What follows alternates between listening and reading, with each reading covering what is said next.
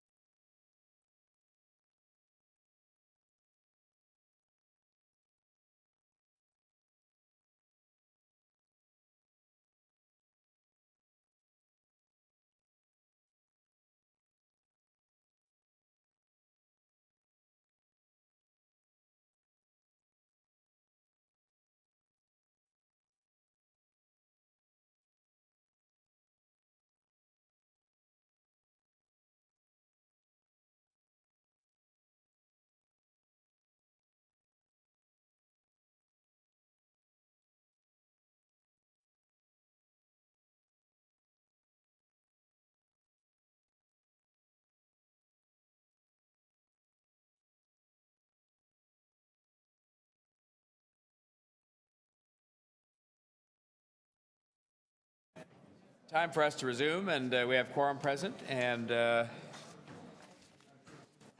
we had listened to, we had, of course, our last deputant that came, but we also had just listened to our first speaker from council, not a member of the committee, and so I'll ask, because I had no list of other speakers at that moment who wanted to speak, who are first starting with those visiting with us.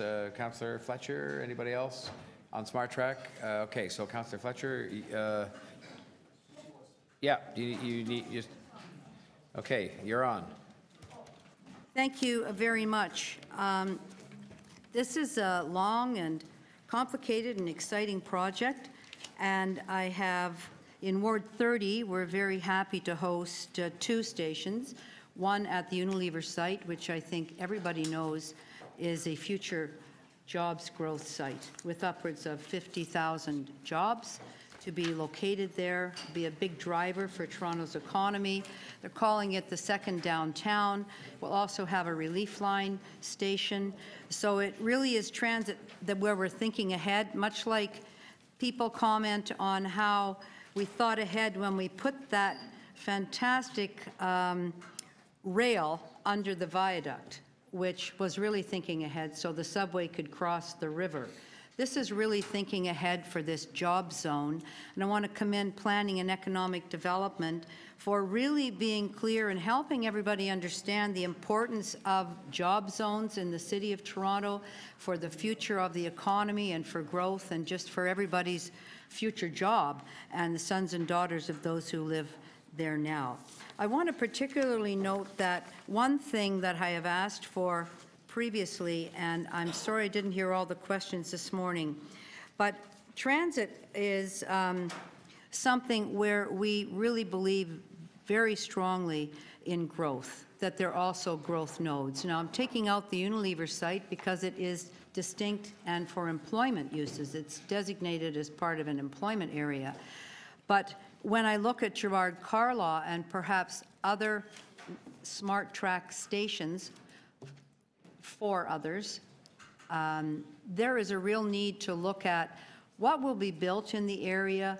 Let's forecast as to the growth, the residential growth, and build in from day one, affordable housing into the mix, so that we're not just looking at how high can you go, how many units can you have, but how many of those will be affordable housing, and they'll be baked into your ability to build.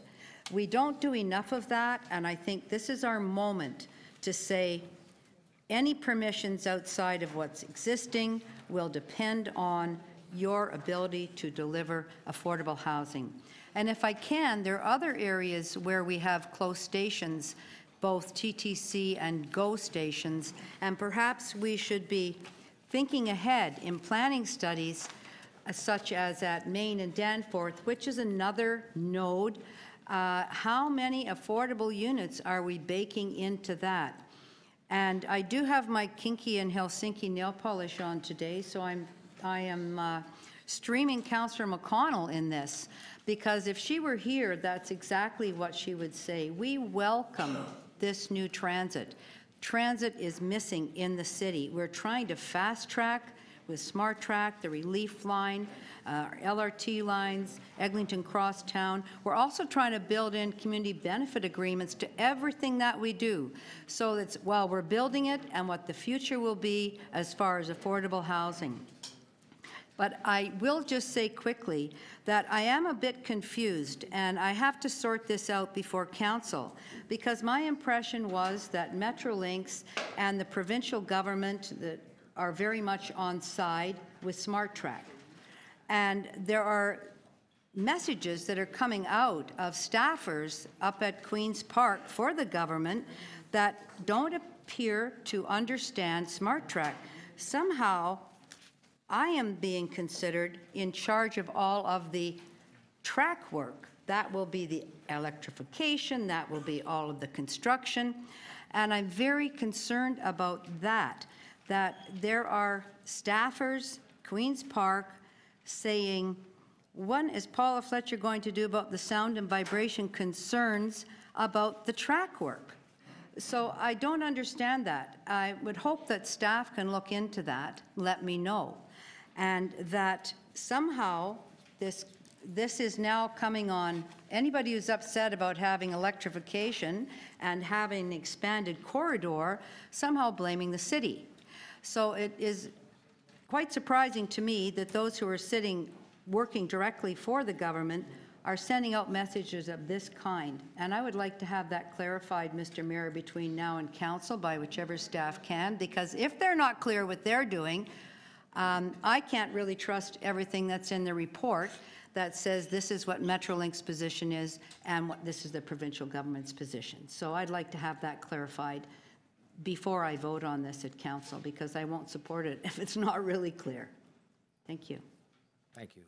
Thank you, Councillor Fletcher. We have Councillor Lee next. Thank you, Mr. Mayor. It is indeed a long journey, as my colleague, Councillor Fletcher, was saying. Back in 2012, we did convene a session here at City Hall to talk about, at that time, we didn't call it Smart Track, we call it U-Train. And yes, and we had Regional Councillor Jim Jones come down here as well. And we are talking about complete transit, not just Smart Track, but Smart Track forms a backbone for high-speed transit in the whole region. And basically back in 2006, right after I got elected, we were looking at the transit city and the 7 lines that was proposed of LRTs. And I said, that's great that we are building transit. But what I saw was basically for local transit. For longer distances, it saved no time. So we needed, and also we had capacity problems on DTC, especially along the Yonge line. And also right at Bloor and Yonge interchange became a really traffic jam. So at that time, I attended Metrolink's consultation about building out the GHOST system. And at that time, I had really identified that the best way of having the north-south corridor to relieve the congestion on the Yonge and University lines is to have other north-south transit corridors. And I had advocated strongly to move forward the improvements on the GO line to Stillville as well as all the way to Kitchener, and had been advocating for it ever since.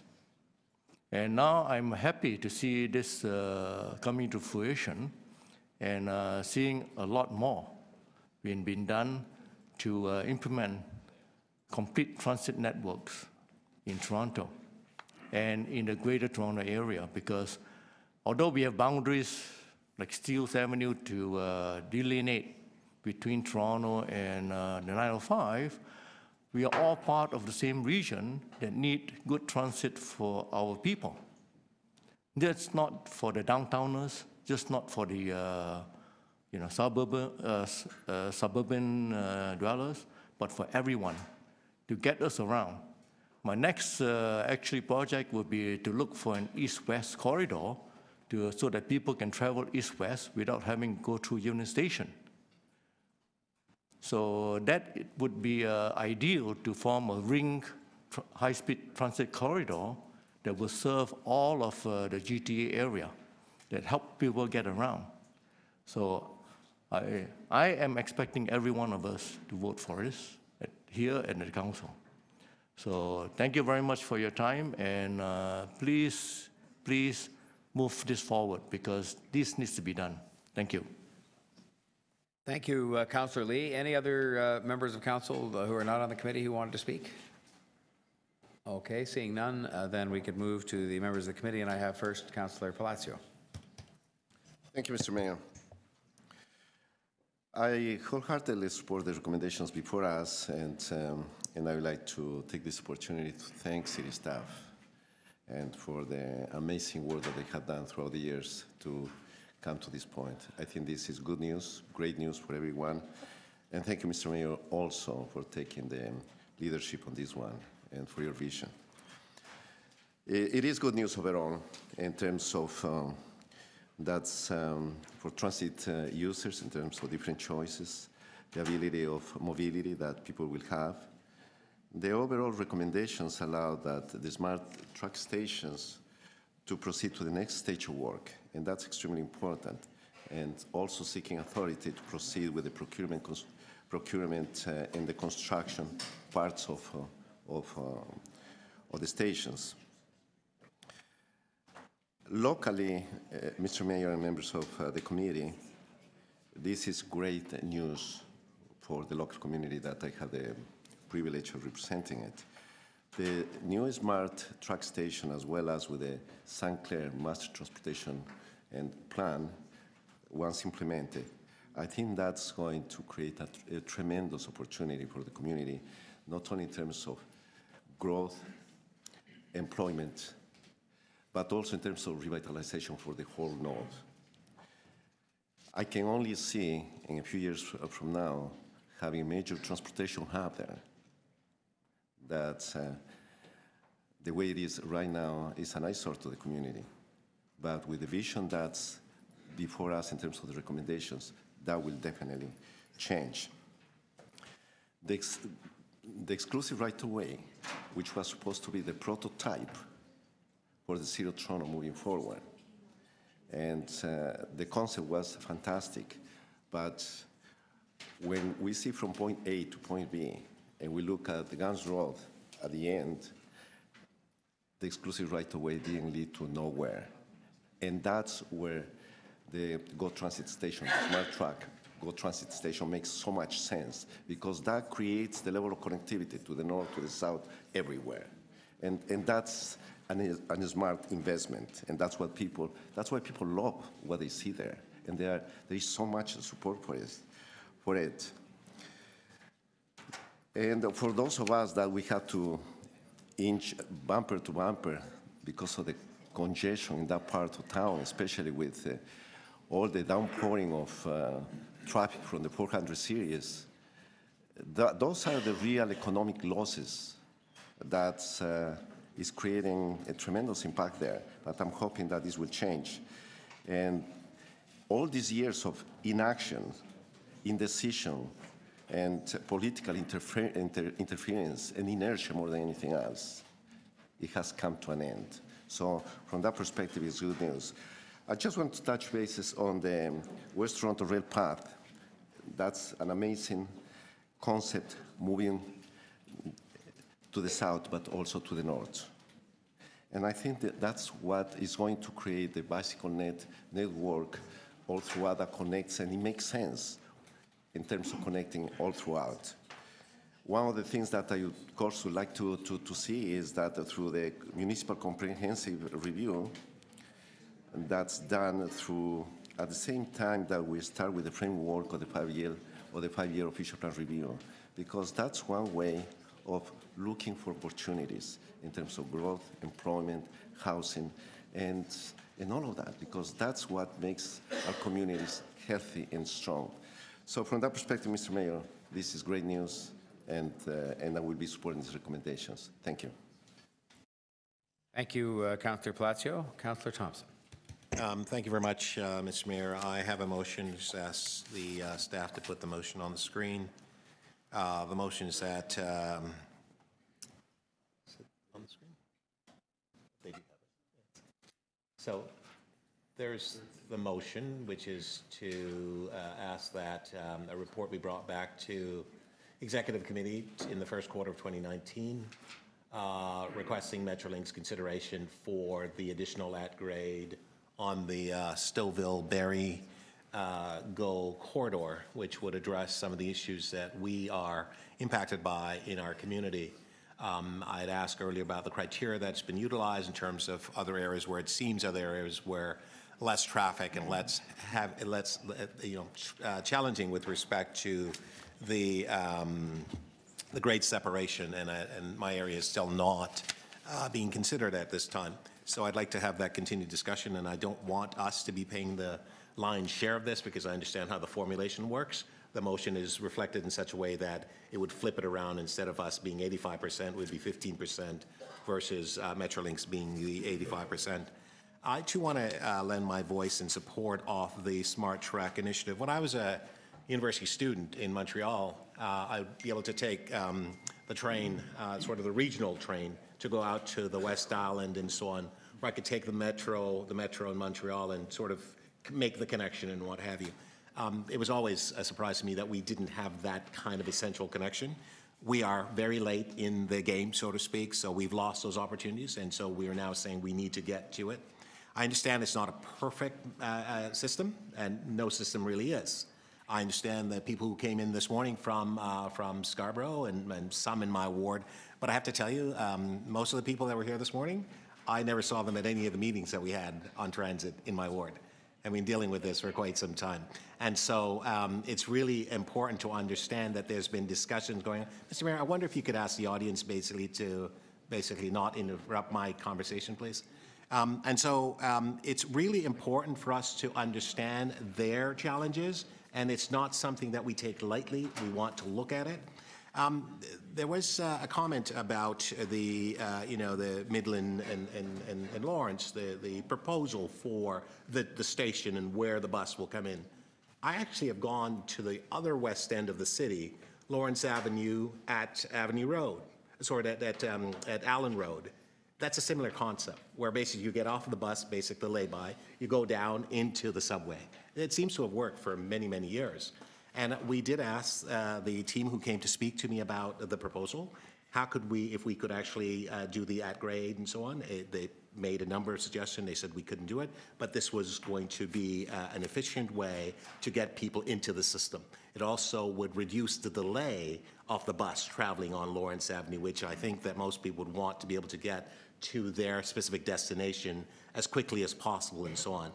We are also going to see additional development in the area that is now being proposed. Without that SmartTrack stop in that area, those additional 4,000 units that are going to come on stream would be deprived of the ability to be able to have transit in this particular area.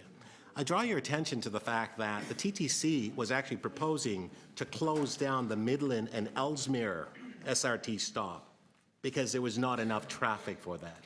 But I note that people came in here today and said, well, you know, we need all of these locations. They were considering the removal of it.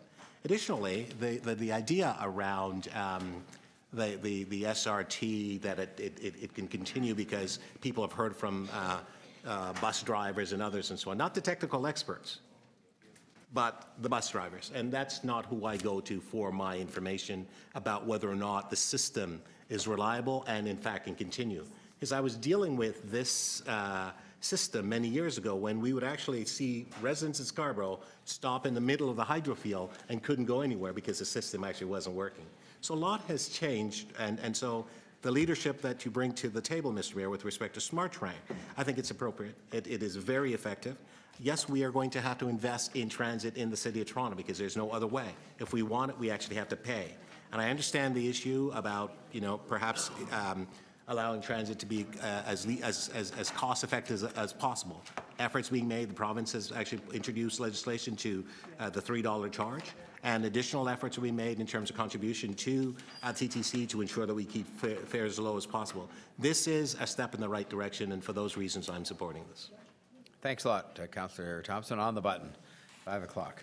And 5 minutes, I mean. Thank you very much. Now, I hadn't other speakers as yet, but who else would wish to speak? Councillor Lee? Okay, go ahead, Councillor. Thank you, Mayor Tory.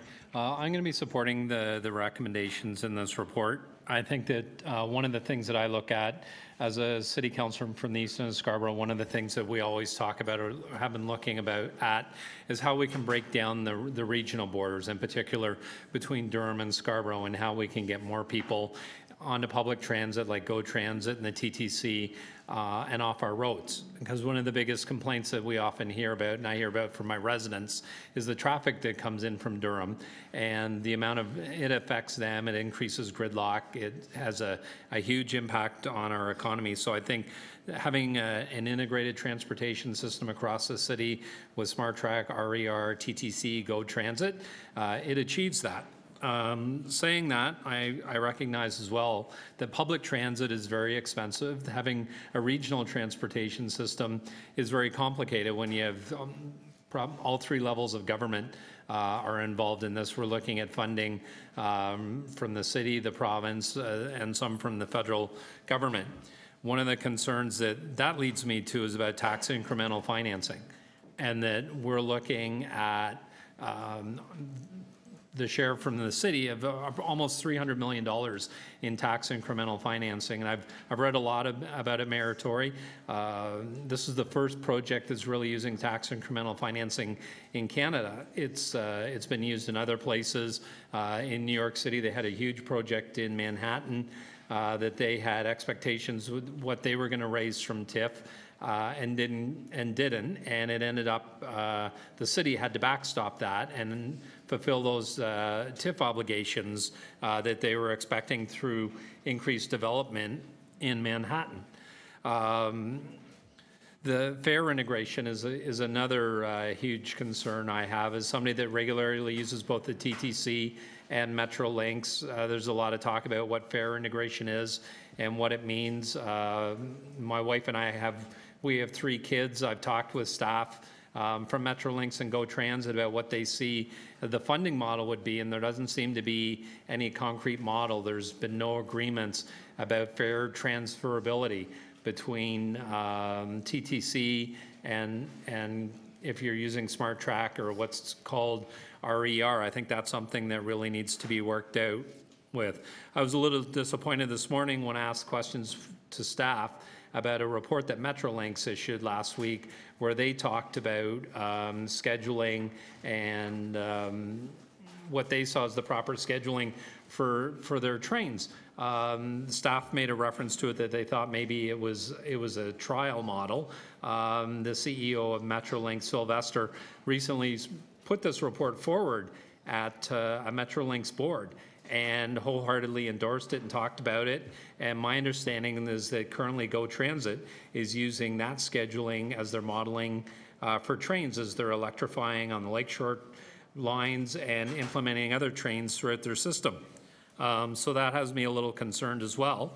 It also ties into the residents that were here this morning from the Scarborough Transit Action, and their talk about scheduling on Smart Track, that currently they can get on a train at the Lawrence Avenue LRT every 4 minutes, and how that they'd be impacted if they had to go over and use a Smart Track station at Lawrence. So I think those are some of the concerns. I hope that they're going to be addressed in a wholehearted manner in future reports on this.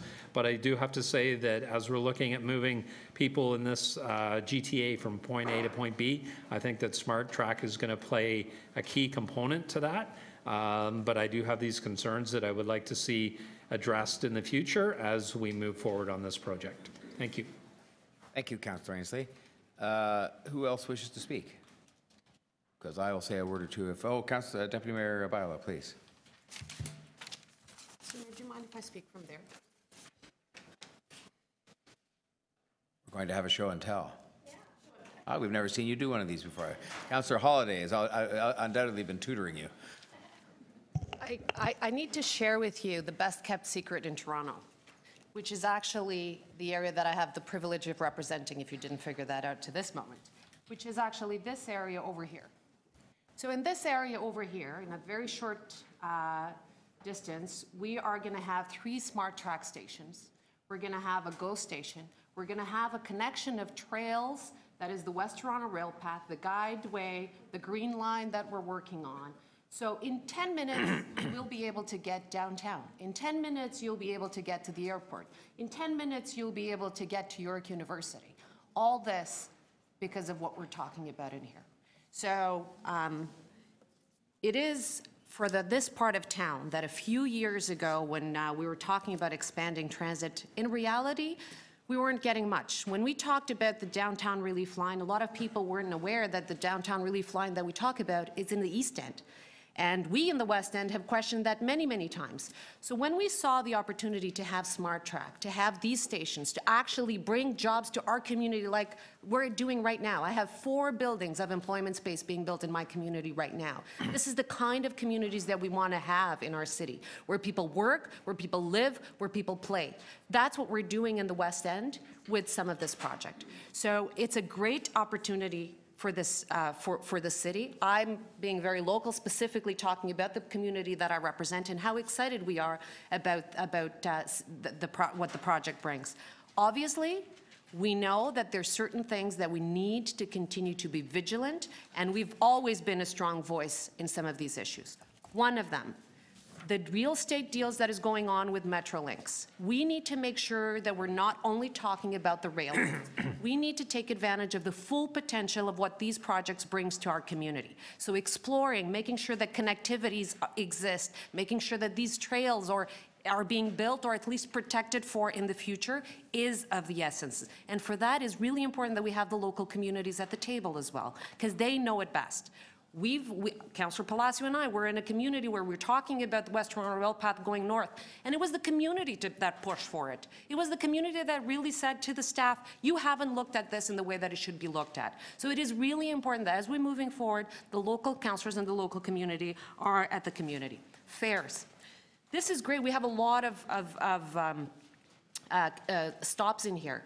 But there's going to be that little distance, that bus ride that people are going to have to take to their homes. And the intention, the way that this is going to work the best is if this becomes a true option for everybody, so that they can choose if they can get on the subway or can get on one of these stations, if they can get on the bus or if they can get, you know, on a streetcar.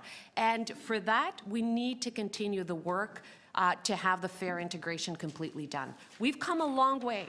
I mean, Councillor Ainsley was telling me that he used to pay $6 to get one way on a train ride. He's now down to $3. We've come a long way to make this a benefit, these rail lines that we've seen in our communities, that we've experienced in these communities, to make good use for it in here. So, and at last, the planning around these stations. We have to lead this change. We have to ensure that the planning is done properly. We need to ensure that the investment that we're doing in transit is going to be captured, and ensuring that as we're planning, as we're working these zones, that we protect for some affordability in the housing, that we make sure that jobs are being created, and we make sure that we have complete communities as a result of our investment. And that is why I will support the recommendations. Thanks, Deputy Mayor Barlow. Councillor McMahon. Thank you very much.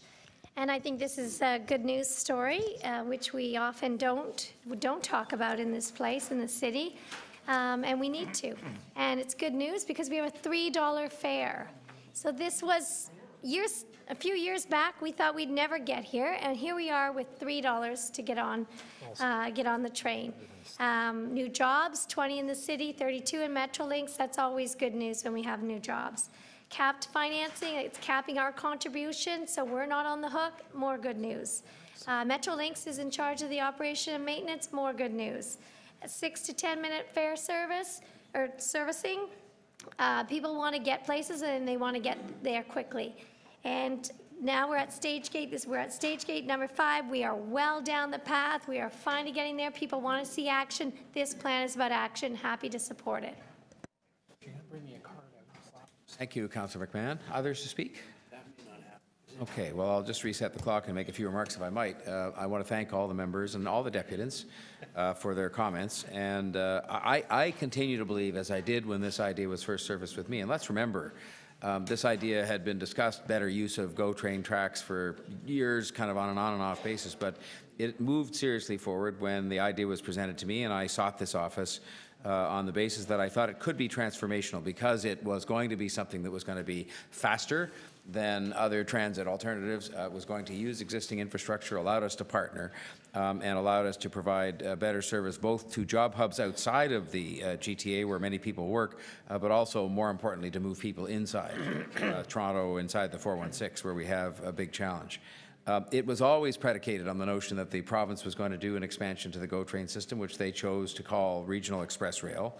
And we've ended up, and again, there's great controversy made about this, great issue made about the fact that there are 6 stations. In fact, if you add in the GO train stations that are going to form part of the network, it's a much more extensive network than that. But the bottom line is, we will have 6 new transit stations inside the City of Toronto.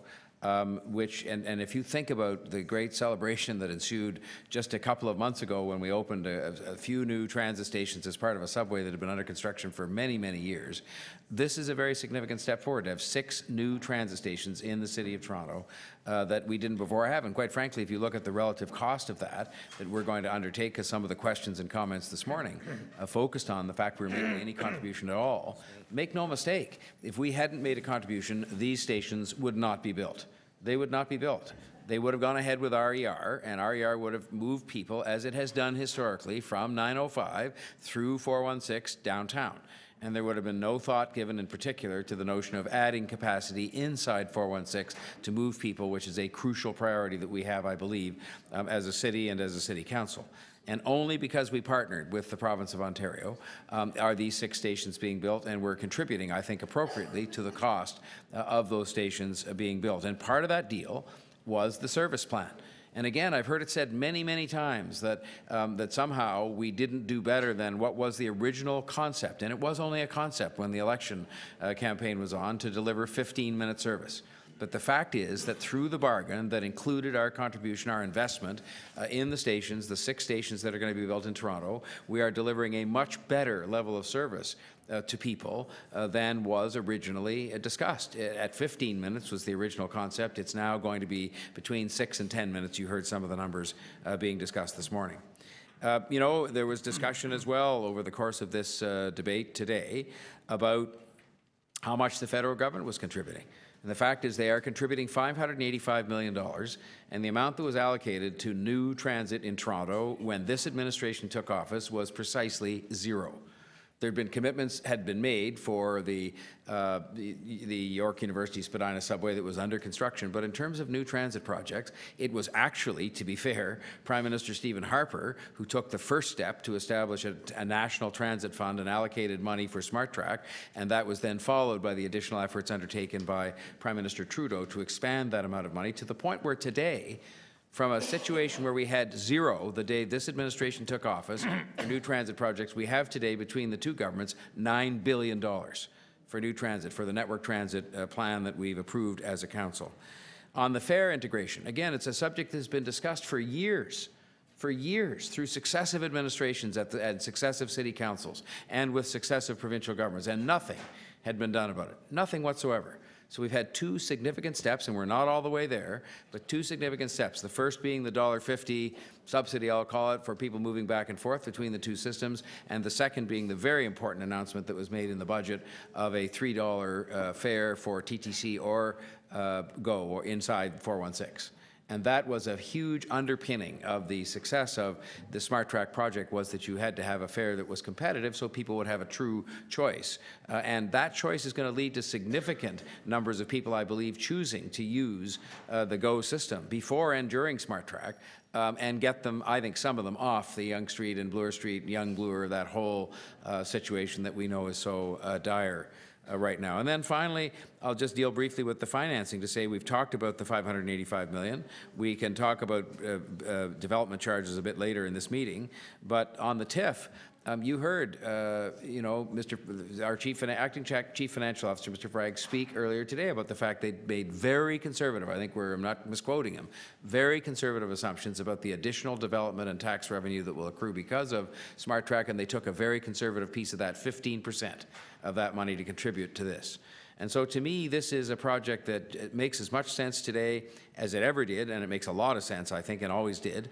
And that I think the fact that it has changed, I've never seen a big project that I've worked on in my entire business or professional career that didn't change significantly from the first day it was conceived to the last day on which it was executed. That's the way it goes. And the bottom line is we're going to have transit people are going to be riding on. I believe the number is 33 million rides. When this is open, and I think that's going to make a very significant contribution to the well-being of the city and getting people out of their cars and reducing congestion. So I hope that members will support this, and I'm looking forward to the debate at City Council as well. Is there anybody else, just before we move to dealing with the amendments and the matter? Councillor Palacio? Thank you, Mr. Mayor. I would like to ask for a recorded vote. Recorded vote. All right. And we're going to deal first, I think we only have one amendment that we have a motion moved by Councillor Thompson, so we'll put that up. I guess, would you like a recorded vote on that as well, or just on the item? The amendment can be done in a voice vote, Councillor Palacio says. So we have Councillor Thompson's motion here on grade separations. All those in favor?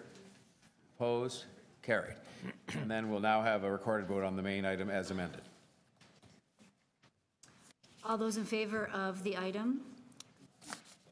Councillor Ainslie, Councillor Balau, Councillor Burnside, Councillor Crawford, Councillor DeGiorgio, Councillor McMahon, Deputy Mayor Minnan-Wong, Mayor Tory, Councillor Palacio, and Councillor Thompson.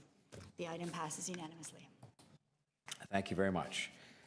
Okay, so we had said we would move to time the Woodbine item for the first item after lunch, and as soon as SmartTrack was finished, and that's where we are right now. SmartTrack is finished for today, that item, and we can move on to the expanded gaming at Woodbine Racetrack. Oh, and just before we do that, Councillor Crawford, I believe you had a motion to add an item of new business, which we can deal with. So there's a motion to add an item that would become, I don't have a number on it here, but it's become maybe EX19, 3319, and its solid waste 2018 capital budget and 2019 to 2027 capital plan adjustments. And it's out on the pink paper. Maybe people want to just have a look at it if they haven't already. Just very quickly, Mr. Mayor, we had to cancel the budget meeting this Thursday due to quorum, and this has to get through before council, so we wanted to make sure that it got through. There's no impact financially. All right. But that's the reason it's... So maybe what we'll do is let you have a read of this just while we're dealing with Woodbine, and then we can call the question on this a little later on. So that brings us to Woodbine, and we have some deputations. We have about 13, and we'll revert to the 3 minutes for deputation and 3 minutes for questioning of deputants, and we'll call them here unless otherwise requested in the order that they appear on the sheet. So the first three, just so people can be ready, are Rosemary Powell from Toronto Community Benefits Network, John Cartwright from Toronto New York Region Labour Council, and Joanne Brown from Unite Here Local 79. So, Ms. Powell, if I beg your pardon? 75. Oh, it says 79 on here. 79 is the City Union. 75 is the Unite Here. Sorry about that. Okay. So, Rosemary Powell, please. Is Ms. Powell here?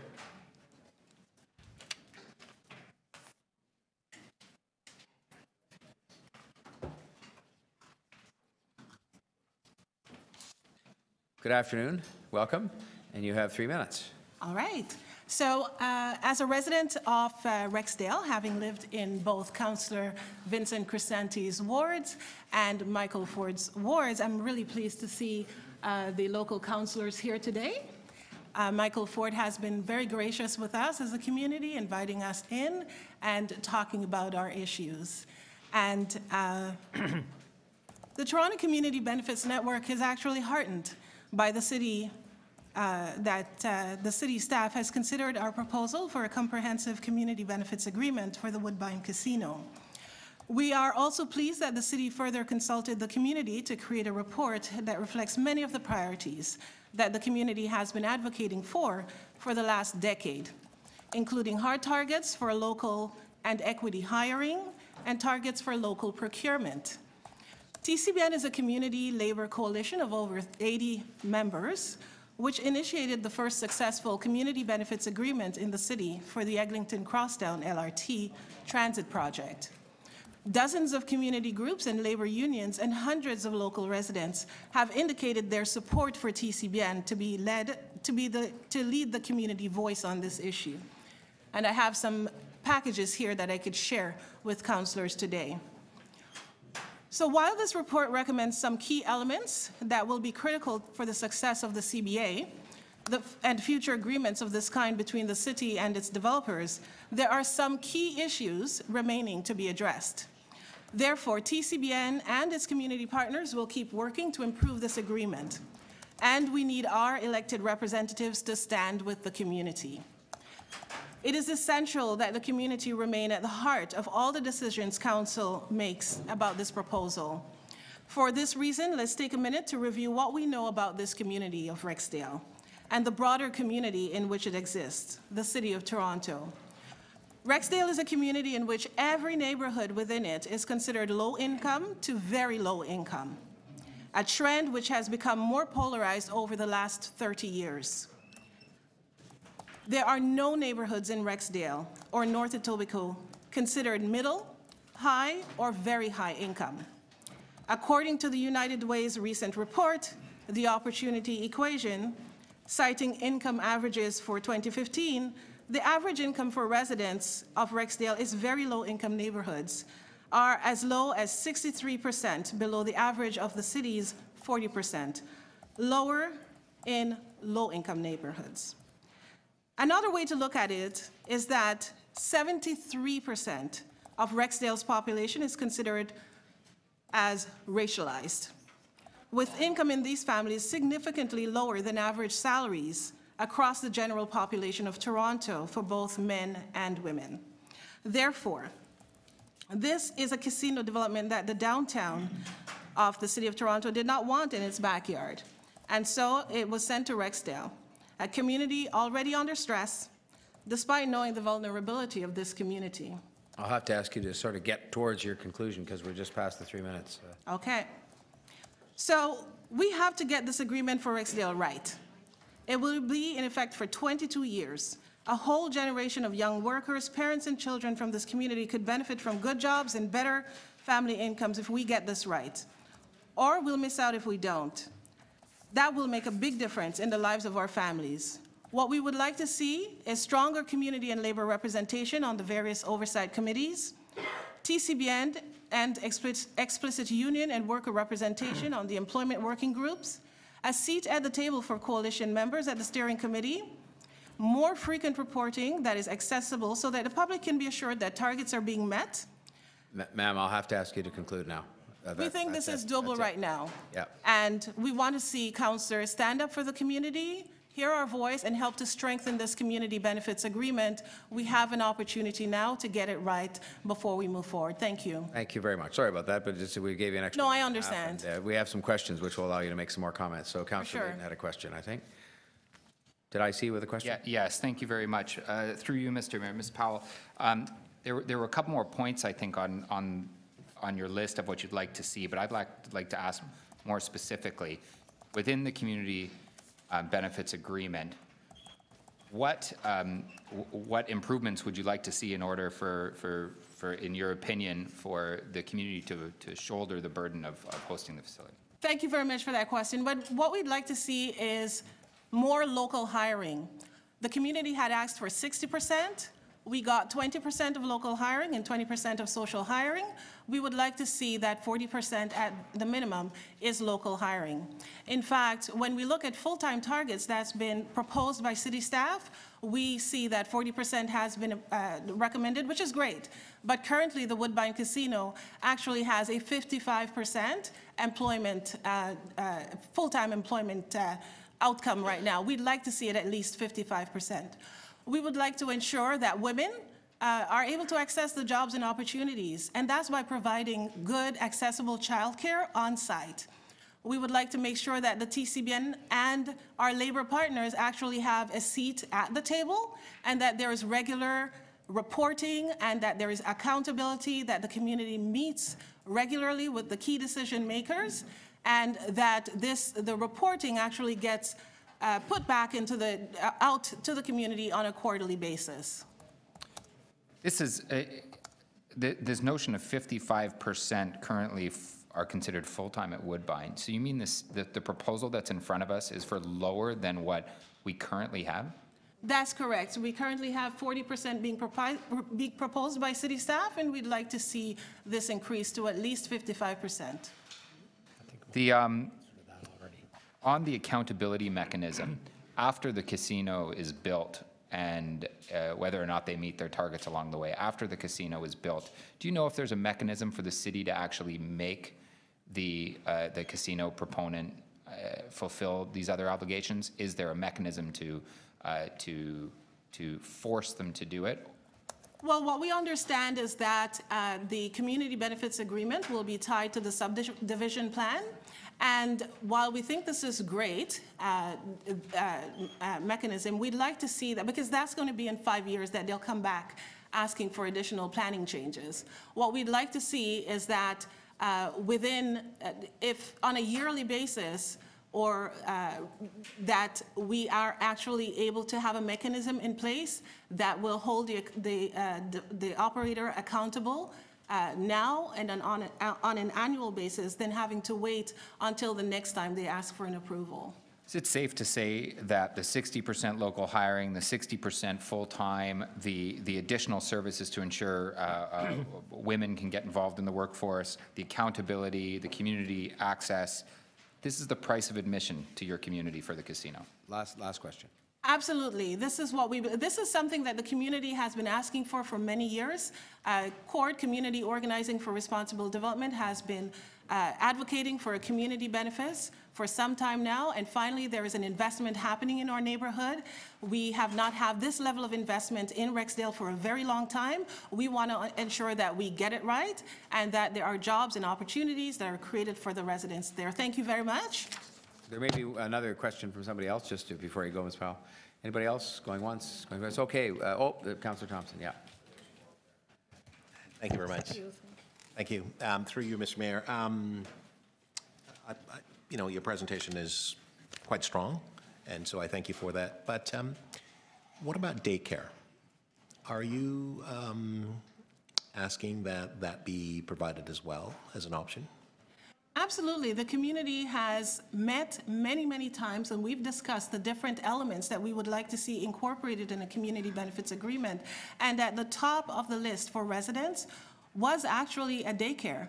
We wanted to make sure that we provide for all the residents in Rexdale, especially women who are oftentimes the breadwinner for families. We want them to be able to go out and to have access to the jobs and opportunities. But within this 24-hour operation environment, folks need to be able to have access to daycare in the morning, in the afternoon, at night. But it's done elsewhere. This is not unique. No, this is absolutely not unique. Right. So just looking through the documentations, reading through, in the construction piece, it talks about reasonable efforts being made in order to ensure that there is the contractors are able to hire the trades and so on. What is your sense of reasonable efforts? What is that to you? How does that sort of play to the community? Because anyone can rationalize reasonableness. What is the definition of reasonableness? Would you prefer to see an actual target number in place versus the concept of reasonableness? Well, because that's really subjective. Thank you so much for that very important question, because equity hiring, it's very hard. Right. It's hard work, and there's a process that has to be in place. I am from the employment sector myself, and I know that you have to be able to prepare people. You have to do training and recruitment, look at it from an equity lens. You got to do, wide marketing, and you have to do things that are different from what the company already has been doing, because obviously it hasn't been working. So saying that you will have the, reasonable efforts, that's not enough. We really need to put in the systems and resources necessary to actually make this happen. And so that's why we'd like to see that actually struck from the community benefits agreement that is proposed at this point. Right. Now, I believe you said in your remarks you're asking for the Toronto and York Region Labour Council to be involved as part of this process, to be instituted in.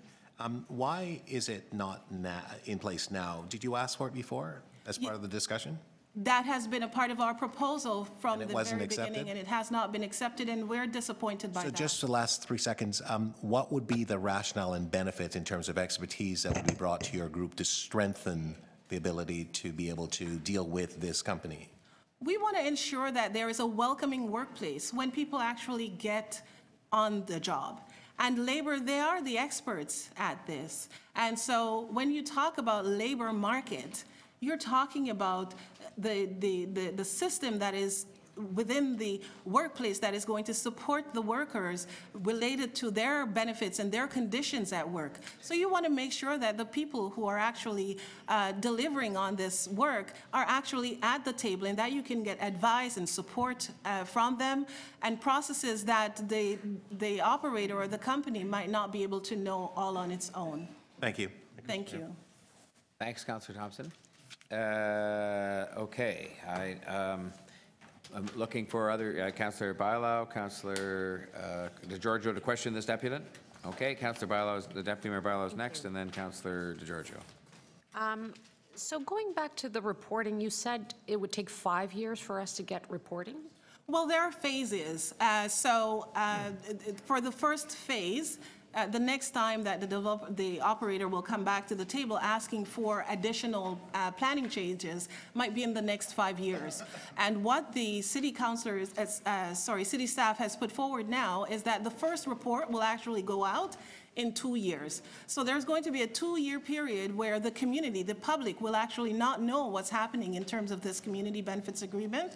And we'd like to ensure that this reporting is going out on a quarterly basis, more consistent, so we could track and monitor and ensure that it's happening. And work with the applicant, wouldn't you say? Because, I mean, at the end of in 2 years, if you're not meeting what we all work together towards, it's kind of late. That's right, it's kind of late, and we don't want any surprises. And that's the way how we work work currently with Metrolinx and the Eglinton Crosstown project. We're actually at the table with How the key often decision do makers. they report? We meet quarterly and as needed. We even have subcommittees that we're able to create as the needs emerge.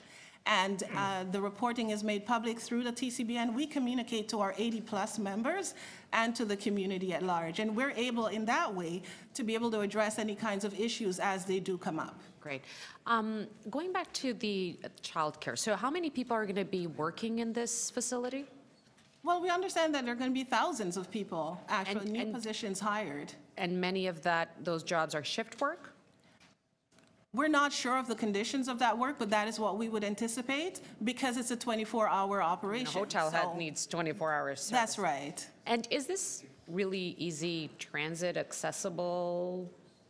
Absolutely, it's not. And actually, accessible transit was one of the demands that the community had put forward in our proposal. It's really bad getting around in Rexdale. So for a woman that needs to get to work at 7 o'clock in the morning, it might be really hard. So to have a childcare facility on site that would help with that. Absolutely. It's part of workforce development. To give the opportunity to that woman, you need to create the conditions and the environment that she can flourish. Is that correct? You are absolutely right. And this has been one of the #1 demands from the community, to have accessible childcare that is free, preferably, or at the very least subsidized.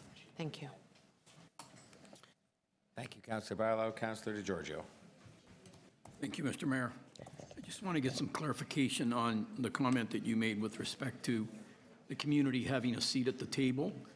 My understanding is that the community benefits agreement is a two-party agreement between the developer and the city, and there has been a tremendous amount of consultation in arriving at the 9 social conditions that form part of the agreement.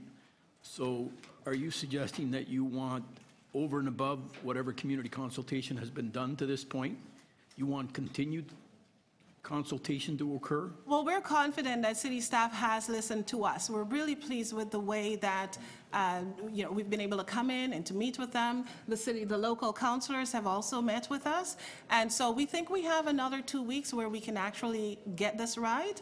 And that's all that we're asking for. Okay. And you made a comment with respect to daycare being made available.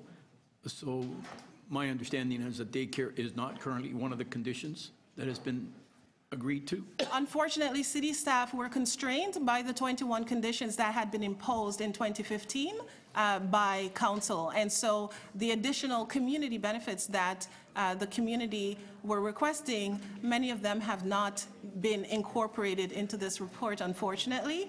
And we'd like to see that improved and strengthened. And we'd like to have city councilors actually take up some initiative on that and to move some motions that would actually get some additional commitments for the community in this agreement. All right, thank you. Thanks, Councillor DeGiorgio. I had one more hand I'm sure I saw up, maybe not for this deputy. Well, thank you then, Ms. Powell, very much for all of your time and all of your answers. Appreciate that. Thank you. Mr. Cartwright is up next from the Toronto and York Region Labour Council. Good afternoon. Good afternoon, Mr. Mayor, councillors. We're here supporting the improving of the community benefits agreement for Woodbine. The Labour Council represents all of the unions that are currently representing members working at the current Woodbine facility and the trades that will be building the new facility. So in our view, this is an opportunity to have a project that provides shared prosperity for an entire generation. It's a 22-year deal. The Globe and Mail says that they expect a 10 to 15% return on investment annually for 22 years. So we think that there's an opportunity using your powers to determine if this is going to be a great project or we're going to have something more like Atlantic City where you have poverty on one side of the street and glittering towers on the other. We're involved because of our deep commitment to social justice, equity, and a high-road economy with good jobs for our diverse communities. The Labour Council and our affiliates have a long history of workforce development. Through our own Labour Education Centre, which has done labour adjustment for hundreds of workplaces, our TradeLinks operation, which does pre-apprenticeship training for people from diverse communities, our own construction unions that have spent millions and millions of dollars of our own members' money in training the next generation, like the carpenters and labourers and ironworkers and electricians who've sent you letters supporting this.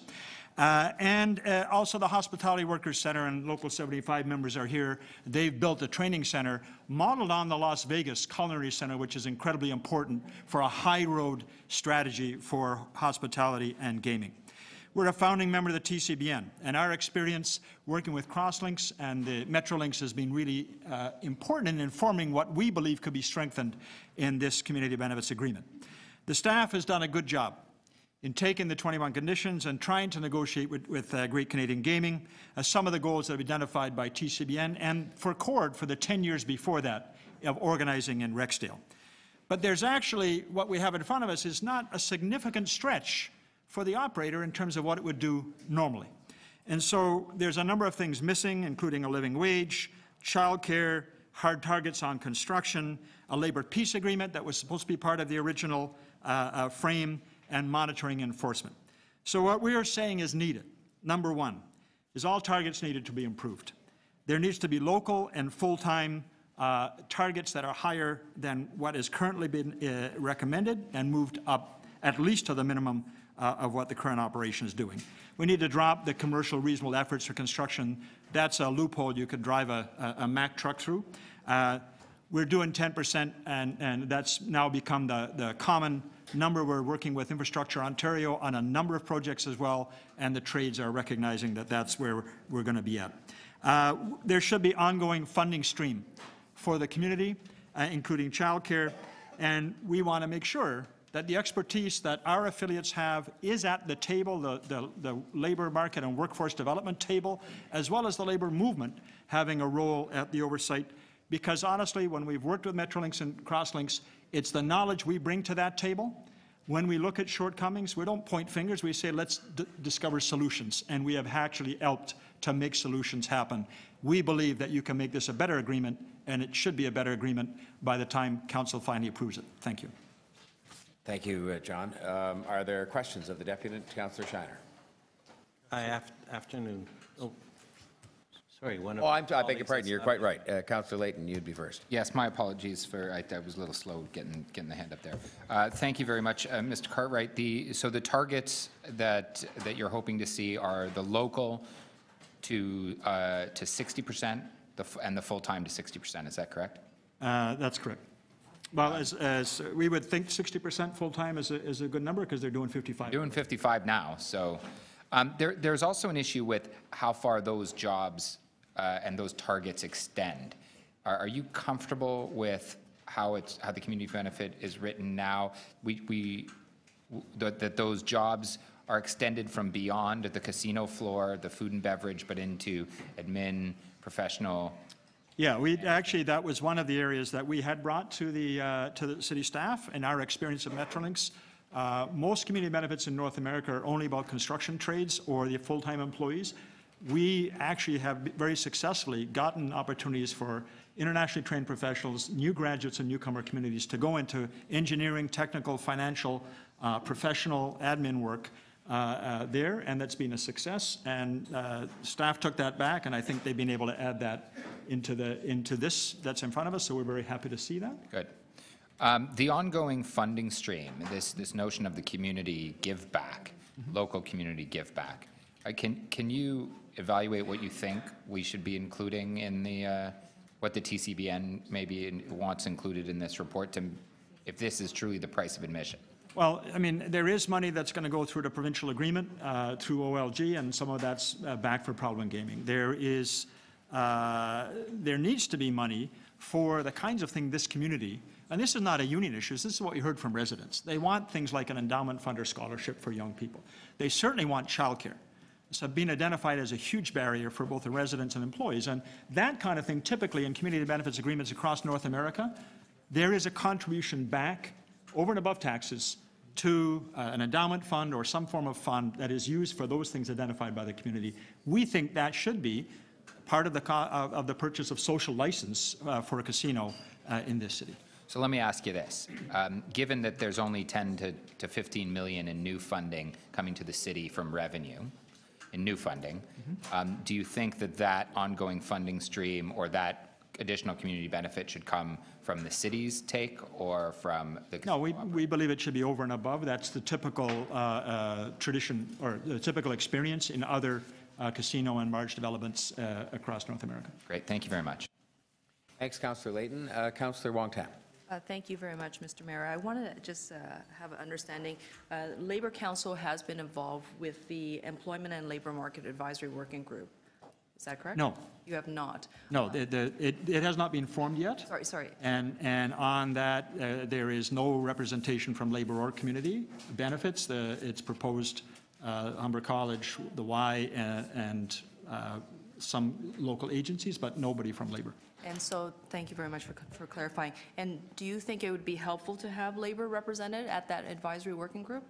Absolutely, because we, as we've talked about with Metrolinx, our experience, we hear back from the reps and the people who are actually on the job sites telling us there seems to be a problem here or this doesn't seem to be working. We can bring that up and we can find solutions. And the long term, for the ongoing operations, all of the unions that are involved in the floor now that see what's actually happening in the skills that are necessary in the work that's being done can feed back and suggest the kind of training that would be necessary and have those conversations with the EO agencies and Toronto Employment Social Services and others, bringing that expertise right to the table. Yeah, okay, thank you very much.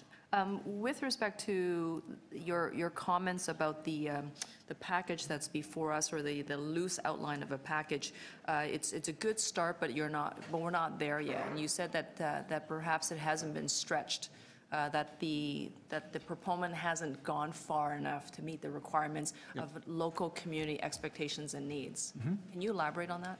Well, I mean, you're going to put a casino in the middle of Rexdale. You're going to hire some degree locally because of the demographics there. Some of those folks are going to be from communities of color. You've got to do that training, and we don't see over and above what might be business as usual, other than tracking it, that there is a big financial investment back in the community, and that's what we think is important. Again, that's not a trade union issue, but this is because for 10 years, particularly Unite Here 75 and others have been working with the community to find out what residents need. There's a lot of challenges in Rexdale, a lot of newcomers, a lot of folks who've found that when their young people are sending out resumes, they've graduated from university and they send 100 resumes and don't get a single answer. That's a reality. We want to change that outcome for those young people.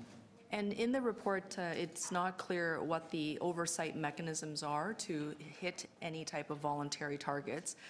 What would oversight look like for you?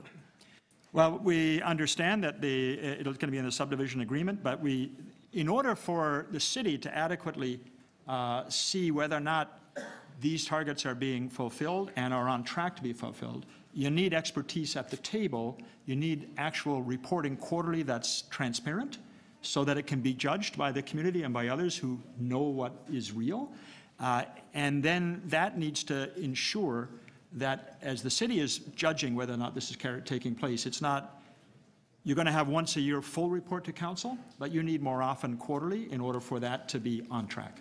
And with respect to other community benefits agreement, thank you. With respect to other community benefits agreement, is it very explicitly clear that there are targets, there is oversight mechanism, and that there's a way of measuring that?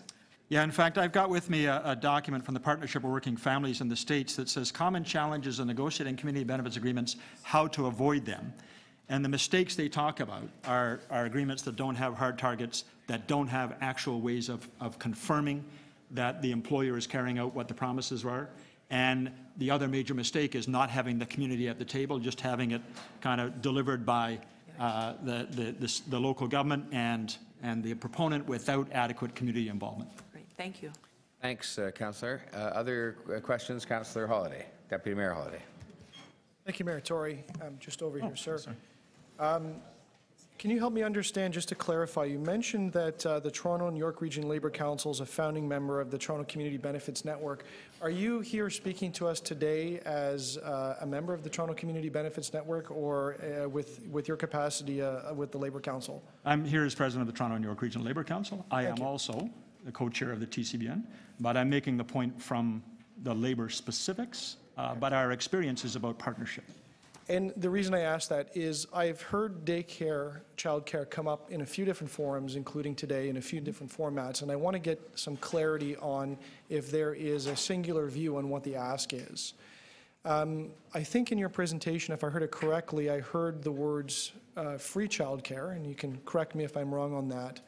But I wanted to get a more detailed view on what your vision is for childcare. Is it something specific for the casino workers? Is it something more specific for the community, which I'd heard before? Is it something that would be open to the community? Is it something that's to be paid for by the employer, or is it simply something open and could benefit the workers? I wonder if you could elaborate with a bit more detail so I understand better. So from the Labour Council perspective, it would be a childcare that is there primarily for employees of the entire operation. And of course, the operation is not just the casino, it's the hotels and the other facilities, as you see in Vegas, right? It's a full service. It would be for those employees because you've got people working shifts. We believe it should be free. It should be a benefit that's provided to those employees, and because the majority of those employees would be from the local community, that will be a direct benefit. So that, we think, is a reasonable request that actually enables the workforce development and young families, because, you know, even with two parents working, childcare costs at this point in time are prohibitive, so it allows young families to be able to come into this workforce. Is there a requirement for it to be on-site? What if it was provided by an operator off-site? I think as long as the question is how easy is it for an employee or a mom to be able to deliver that kid and get to work. So if it's in the vicinity of the casino facility, I think that would be reasonable, but you want to make sure that transit is also a simple option. And is there a view that it's to be directly operated by the casino, or something that's more open as a concept, as a benefit provided by the casino to its workers? Well, there could be a number of options there. When we talk about ongoing funding for, a funding stream, it could be that that funding stream goes to an operator that operates that, but it is supported by money from the Woodbine. Okay. And final question. Do you see any benefit to the community at large? So should a community member not be employed at the casino directly, would there be spaces for those that live in the area? Well, that's a question that I'm not sure how to answer, because I know there's going to be resistance to having a childcare to start with. So I don't want to create something that the employers would say, why am I forced to do all these other things? If local people feel that's the appropriate thing, if the operator is willing to do that, I think people would welcome that. But we want to make sure at least there's childcare for the people that are working there. That's part of a workforce development strategy. Thank you, Mr. Holliday. Other visiting members of council wishing to ask any questions of the deputant? Other members of the committee wishing to ask questions of the deputant? Councillor Shiner. So I'm back, John. Hi.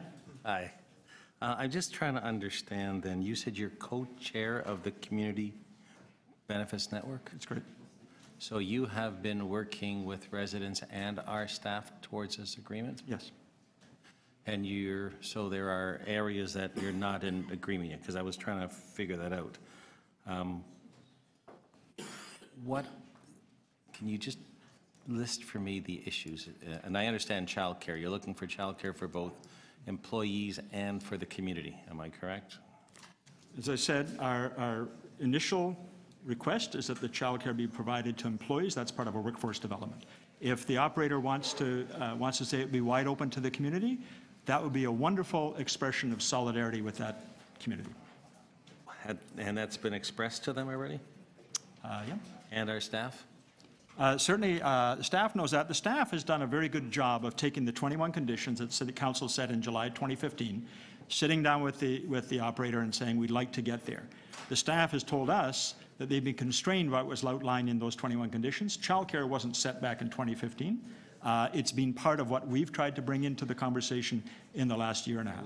I don't think we ever said you can't bring something. I think we said what we'd like you to bring in the 21 conditions. And I guess the proponent is saying we're only required to offer so much because of those 21 conditions, and our perspective is we should be continuously improving this thing so it's the best it could possibly be. And you've been trying to get that. So what else besides the the childcare? We want to improve the targets. And remember, we only have 3 minutes. Yep. I'm at a minute. Improve the targets on full-time jobs, improve the target on local and equity hiring. We want better accountability, reporting that's transparent and frequent so that we get this right and you don't wait for a long time to try and correct something that's not going right. And finally, we want the Labour Council to have a seat at the table at both the Oversight Committee and also the Employment and Market Committee, because that's the expertise we bring to a labour market conversation. And that's been relayed to our staff who have said the casino is saying 21 conditions, you didn't ask for it, you don't get it. Well, and I guess is that where I understand they are negotiating with the operator, and the operator is saying this is what we're willing to do, and we're not willing to do other things. And so the opportunity of City Council is to go back and say, well, actually, those other things would make it better. I would say one last thing. There's also a labor. Well, I'm trying to ask you questions. I'm sorry. I love that you're trying to see other things too, John. But that's what you would like us to add to this agreement, and that's why you're here today. That's correct. And what else did you want to say? There was a labor peace requirement that was put in the original 21 conditions. The casino has said, you've asked us, thank you. The answer is no. We think that should be brought back in. Thank you. Thank you, Councillor Shiner. Any other questions of Mr. Cartwright? Thanks very much for your deputations and your answers. Joanne Brown, Unite Here Local 75.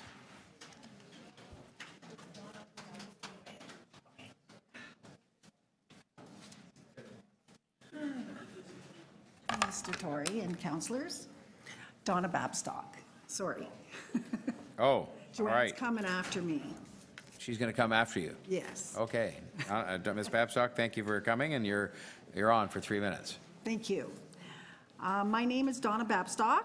I have worked at Woodbine Racetrack for 15 plus years as a server. I am a member of Unite Here Local 75. My union represents 8,000 hospitality workers in the GTA, including workers at the Woodbine Racetrack. Unite Here Local 75 is the hospitality workers union, achieving remarkable standards for workers in our industry, improving the lives of the most vulnerable and precarious workers in our sector, particularly immigrant and racialized peoples. Unite Here Local 75 has been fighting for workers and members of the Rexdale community for many, many years. We've been a key leader in pushing the interest of community members forward through empowering local voices and centering their needs. With these values in mind, Union helped found CORD, Community Organizing for Responsible Development. Our work in the Rexdale community began over 10 years ago when a major expansion was announced for Woodbine Racetrack.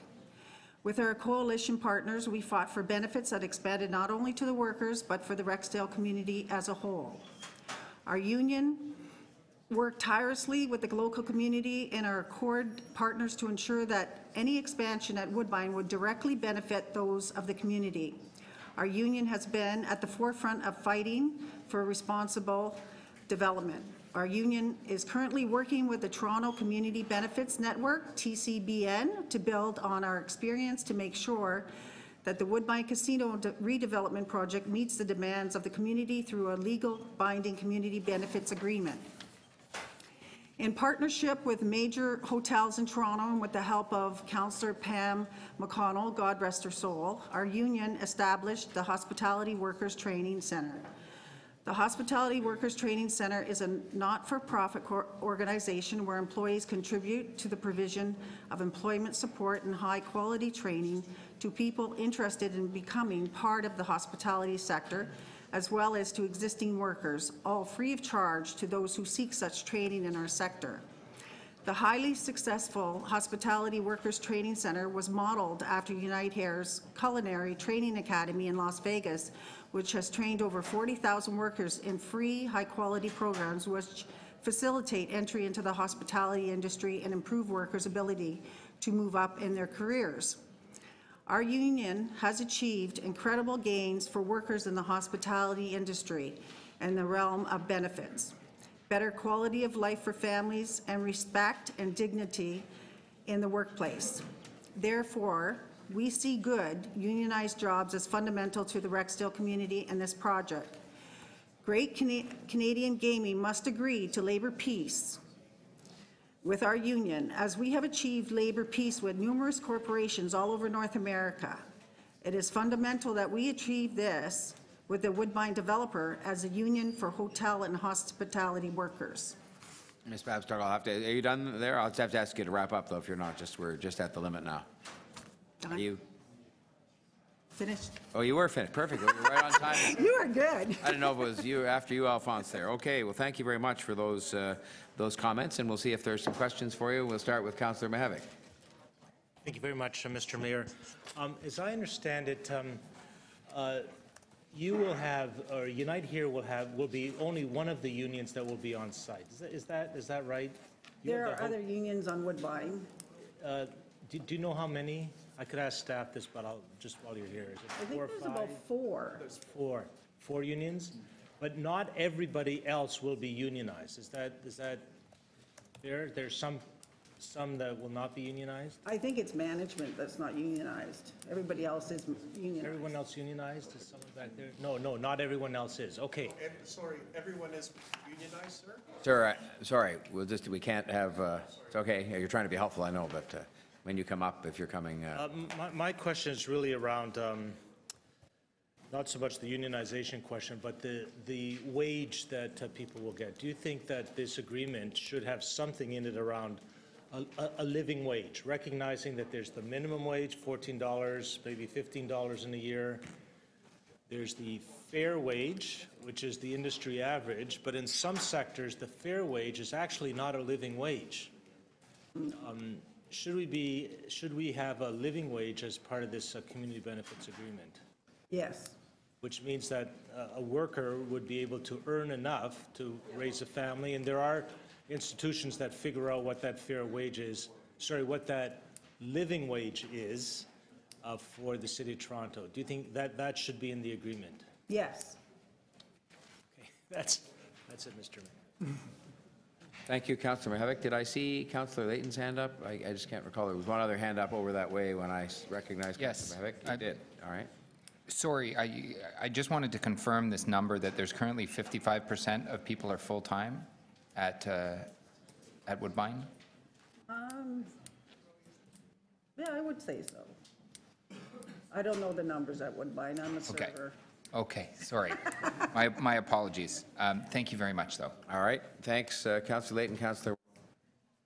Thank you very much. Just like my question to John Cartwright earlier about his union or his organization not being represented on the advisory group, Unite Here has not been invited to be on this employment and labor market advisory group. Is that correct? Yes. Okay. And as far as you know, none of the unions are on this employment labor market advisory group. Is that correct? As far as I know. And do you think it would be possible to achieve labor peace without a conversation with labor? Which is one of the requirements you've just stipulated that you're looking for. The labor peace for Unite Here with hospitality workers and the card check neutrality. Those are at least two things that your union is looking for. Yes. In the community benefits piece. Right? Not to mention the fact that it's something that all unions are generally asking for, and oftentimes by right they have the ability to achieve. Correct? Yes. And so, how much faith do you have in this report right now, considering that staff have said that they're largely satisfied with every single one of these conditions being met, and yet the pieces that you're looking for as one of the 4 unions representing workers there are not even in the report? Yeah. Well, these two are very vital to me. So do you have faith that your issues, the issues that your union is looking for, do you have faith that it will be addressed in the final agreement that everybody else is negotiating? Yes. And how will you see yourself influencing that decision if you haven't been able to influence it to this date? Well, we would like to be part of it. And has there been any invitation to your union to be part of even early discussions? Not that I know of. Okay, thank you very much. Other questions of this deputant? All right, well, thank you very much, Ms. Babstock. We appreciate your time.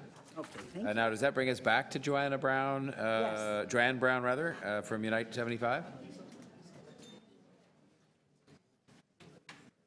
You are Ms. Brown? I am Joanne Brown. Thank you very for much. coming, and you have 3 minutes. Hey, thank you. Yes, my name is Joanne Brown.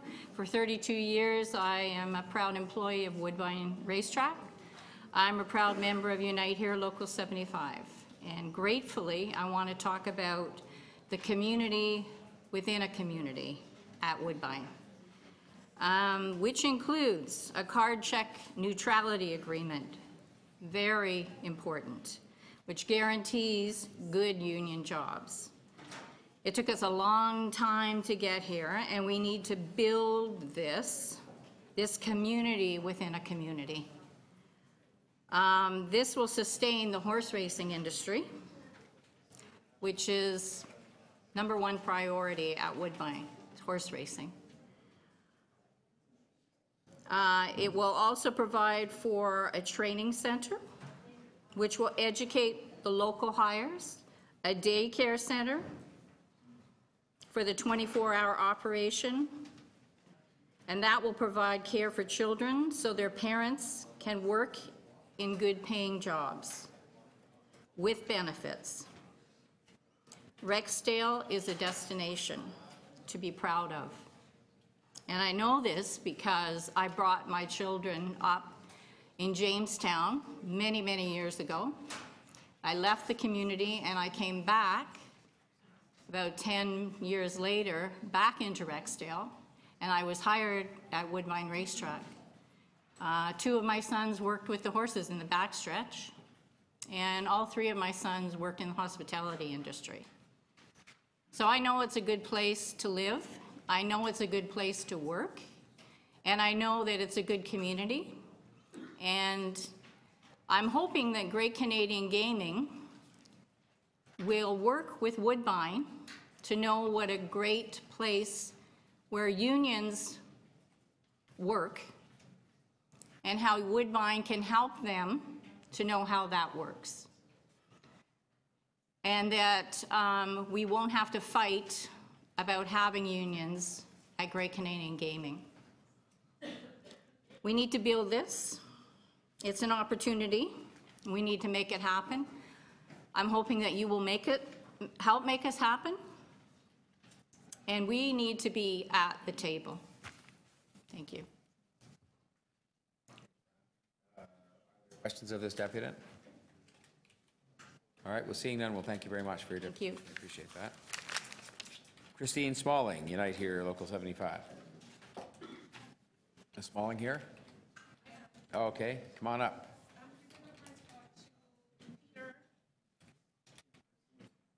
Peter DeGamo. Peter DeGamo, oh, I can't see, he's listed with Acorn. Oh, there you are.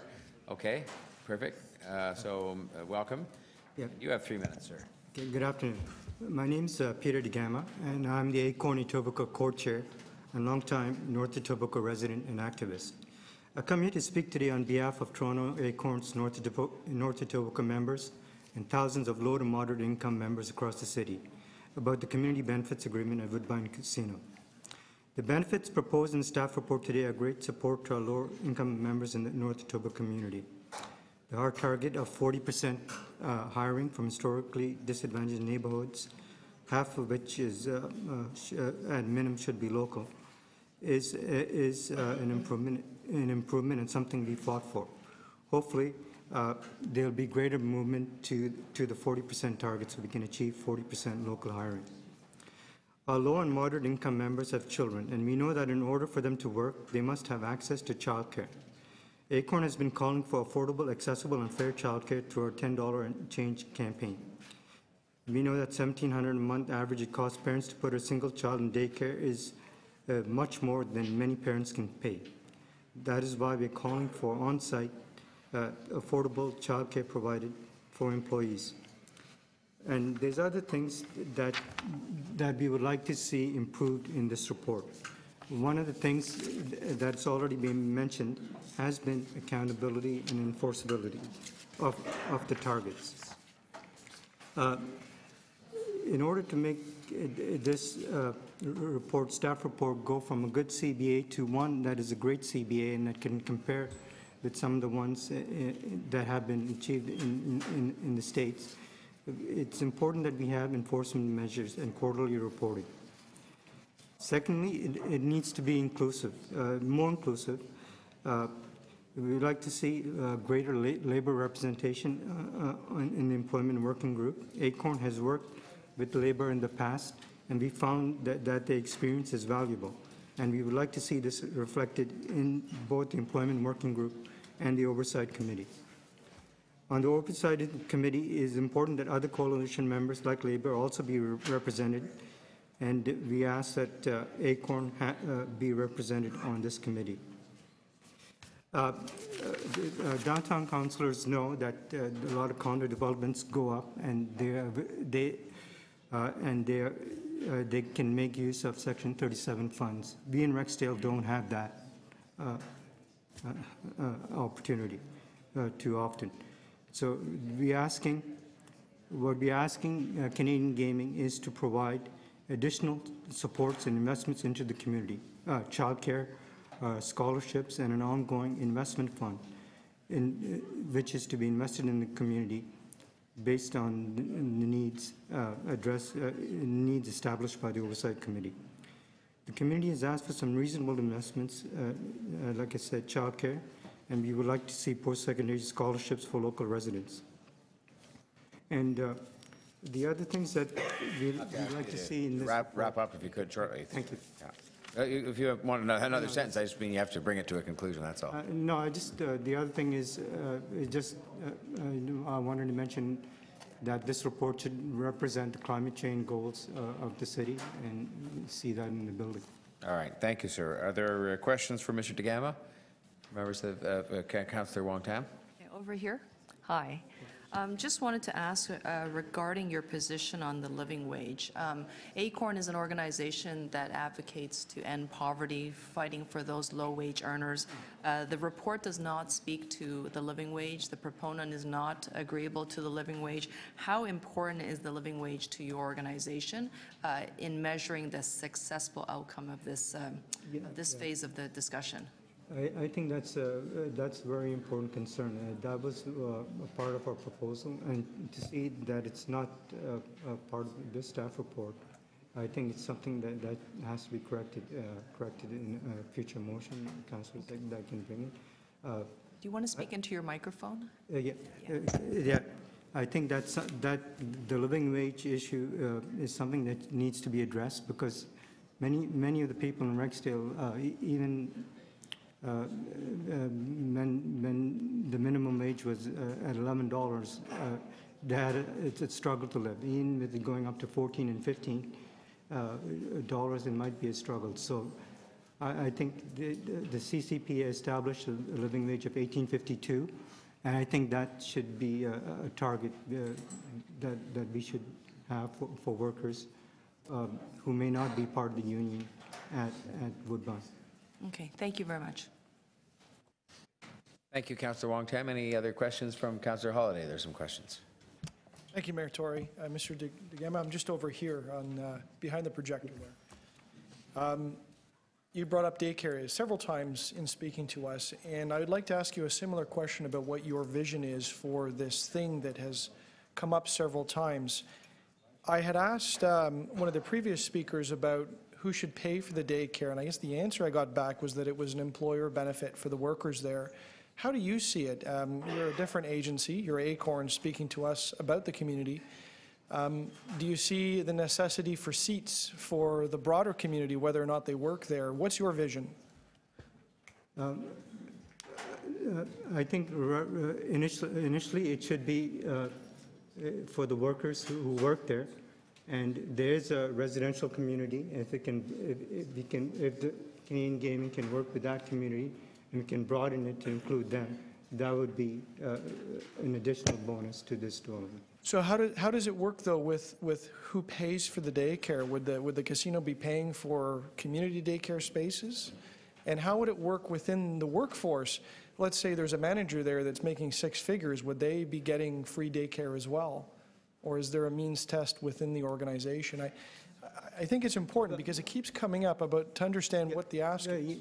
Well, Acorn has been campaigning for $10 daycare, and there's a provincial election, and daycare has become an important issue. So the funding should come from different bodies. Provincial would be asking that space be available at the center, at Woodbine.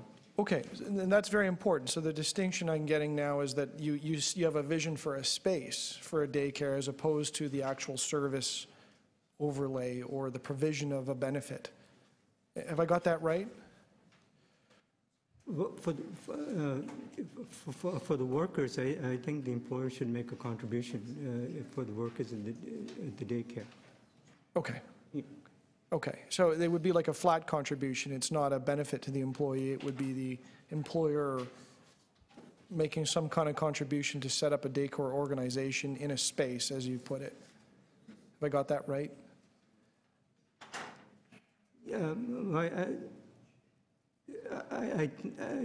When I mean space, I mean it should be space like specialized for daycare. I mean, and not just saying provide, give us the space, and then you. If they establish the daycare, like build the daycare with all the things that go with the daycare, and then. Okay, thank you. Okay. Thank you, Councillor Holyday. Deputy Mayor Holyday, are there others wishing to question this deputy? Councillor Nunziata. Just a clarification on the questions that Councillor Holyday asked. So at Community Council, that question was asked, and you made a deputation. So is it the community space that you're asking for and the daycare space, they're 2 separate spaces, or is it all one space? No. Because space is a different thing. At the planning committee, I think one of the members of staff suggested that daycare space could be provided within the existing phase. That's different from the community space. Community space is things for like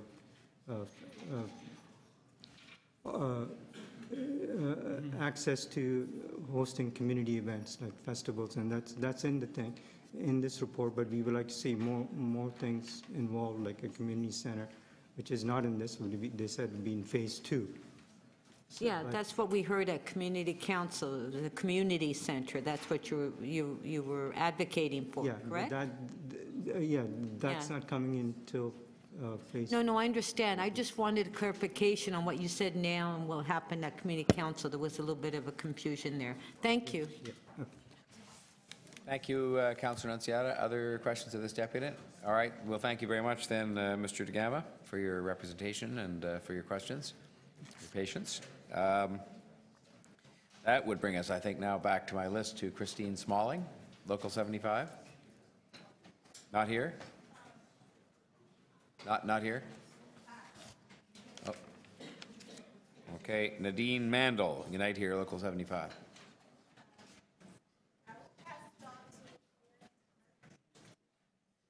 Colette Murphy was next, Executive Director of the Atkinson Foundation. Hello, Ms. Murphy. Good to see you. Thank you for being here. You have 3 minutes. Thank you for having me. Mayor Tory, Executive Council members, good afternoon. I'm one of several Torontonians who have been working with city staff, residents, groups, community organizations, unions, private developers, and other orders of government to put equity at the center of local economic development. Community benefit agreements are a critical tool to help realize this principle. I'm also the executive director of the Atkinson Foundation, your partner in this kind of city building since the 1940s. This report demonstrates that Toronto is becoming a city that expects more from their development process, more for their money, more for their residents, and more of themselves and their partners. Like other thriving North American cities, you expect investments to do double duty, not only create world-class entertainment attractions like Woodbine, but to create wealth and opportunity for people who are persistently excluded and marginalized. A strong community benefits agreement associated with the Woodbine expansion is a critical step on this path. The agreement's impact will be felt for a generation, most acutely in North Etobicoke. To ensure we can extract the most benefit possible for residents who urgently need access to economic and social opportunities, we recommend improvements in 2 key areas: employment and labor market plans and supports. We applaud the city for setting robust, hard targets with local and equity hiring and construction and employment operations, as well as targets for FTEs.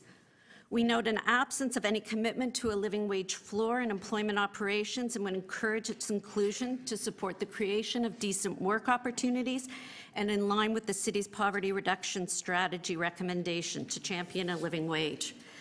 We would encourage raising the minimum number of new hires through local and social hiring from 40 to 60% and include associate workforce wraparound supports like childcare.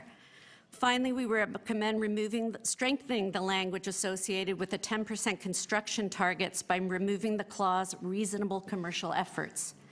Secondly, related to accountability and oversight, research and experience demonstrates that key to the success of any community benefits agreement is transparent, regular monitoring.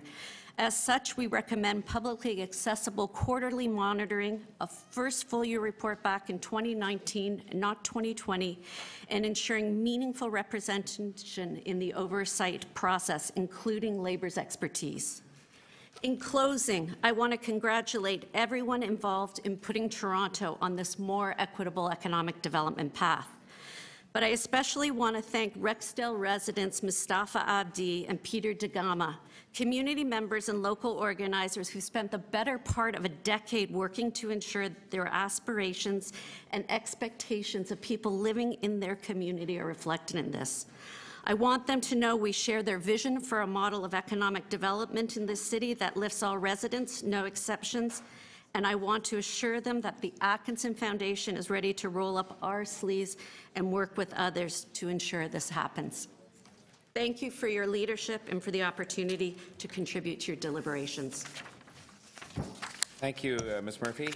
We had a question, I think, from Councillor Wong Tam. Okay. Thank you very much for your deputation. Just to clarify, you have been involved with the process of trying to assist the proponent of meeting the 21 recommendations. Is that correct? We have been working with the city and TCBN in their efforts, and more largely in the community benefit space. And the piece that seems to keep coming up as a reoccurring omission is, and there's several of them, I'm just going to focus on the living wage component. How important is this community benefit without the living wage? The opportunity here is to create good family-sustaining jobs for people who need opportunities. So having a wage floor that will allow people to participate fully in their communities and cities is critical. So a living wage floor, as a minimum, is a great starting point. And because I haven't been part of those discussions, but you have, it has been brought up, it has been raised several times, I would imagine, in the discussions. I have not been in the discussions room, but I understand as part of the 21 conditions, it was not included and therefore has not been vigorously discussed. And so as it sits today, your remarks tells us that we have some work to do still. And if we don't hit the benchmarks that you've identified, which includes the living wage, removing the reasonable commercial efforts with respect to targets for full-time employment, and I think there was another piece in there about regular reporting and monitoring. If it doesn't hit those 3 pieces for you, would you deem the agreement as something that the city should sign, that's enough for City Council to endorse the proposal? The city is committed to building a community benefits policy framework. This is going to be one of your first pieces out the gate, and we want to ensure that the floor of this kind of work is as strong as possible and that equity is baked in, not sprinkled on. And so I think that our colleagues on staff has worked very hard to get us to this point. I would encourage you to push harder to make sure that out the gate, this is a 2-decade-plus agreement.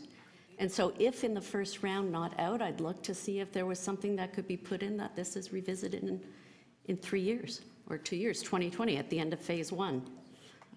But I would not be happy to see 22 years from now we get to have a discussion about living wage.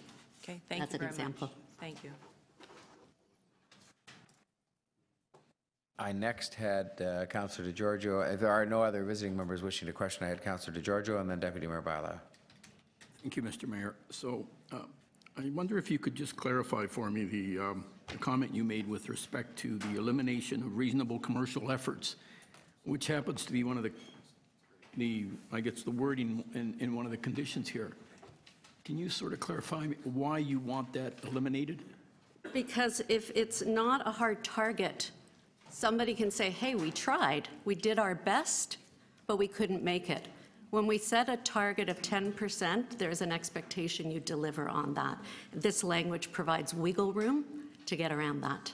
Okay, but it also has a certain amount of flexibility from a contractor's point of view, because if I am a main contractor and hiring subcontractors, and I put in a condition that they have to hire 10% from the local community, obviously there will be some subcontractors that will comply with the reference that I put out there, and some that will not.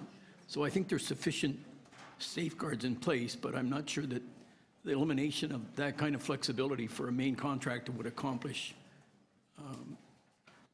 What history tells us, and from our studies as a foundation that's looked at it in other jurisdictions, when we leave those kinds of big off-ramps, then we create an ability for us to make best intention but not deliver. I think right now the city is doing an extraordinary job building something called Construction Connections that's working to put supply, residents who need opportunities and are interested in the construction sector, with contractors and subcontractors who have those opportunities. Do you agree with me that whether the service provider complies with that condition is a judgment call that the city will make, because they're really a party to the agreement? That's right. They are the signatory, as I understand it, to the agreement. I guess what I'm saying is I believe that the city would hold the provider to that particular condition, and it's not a hard condition to satisfy in my view.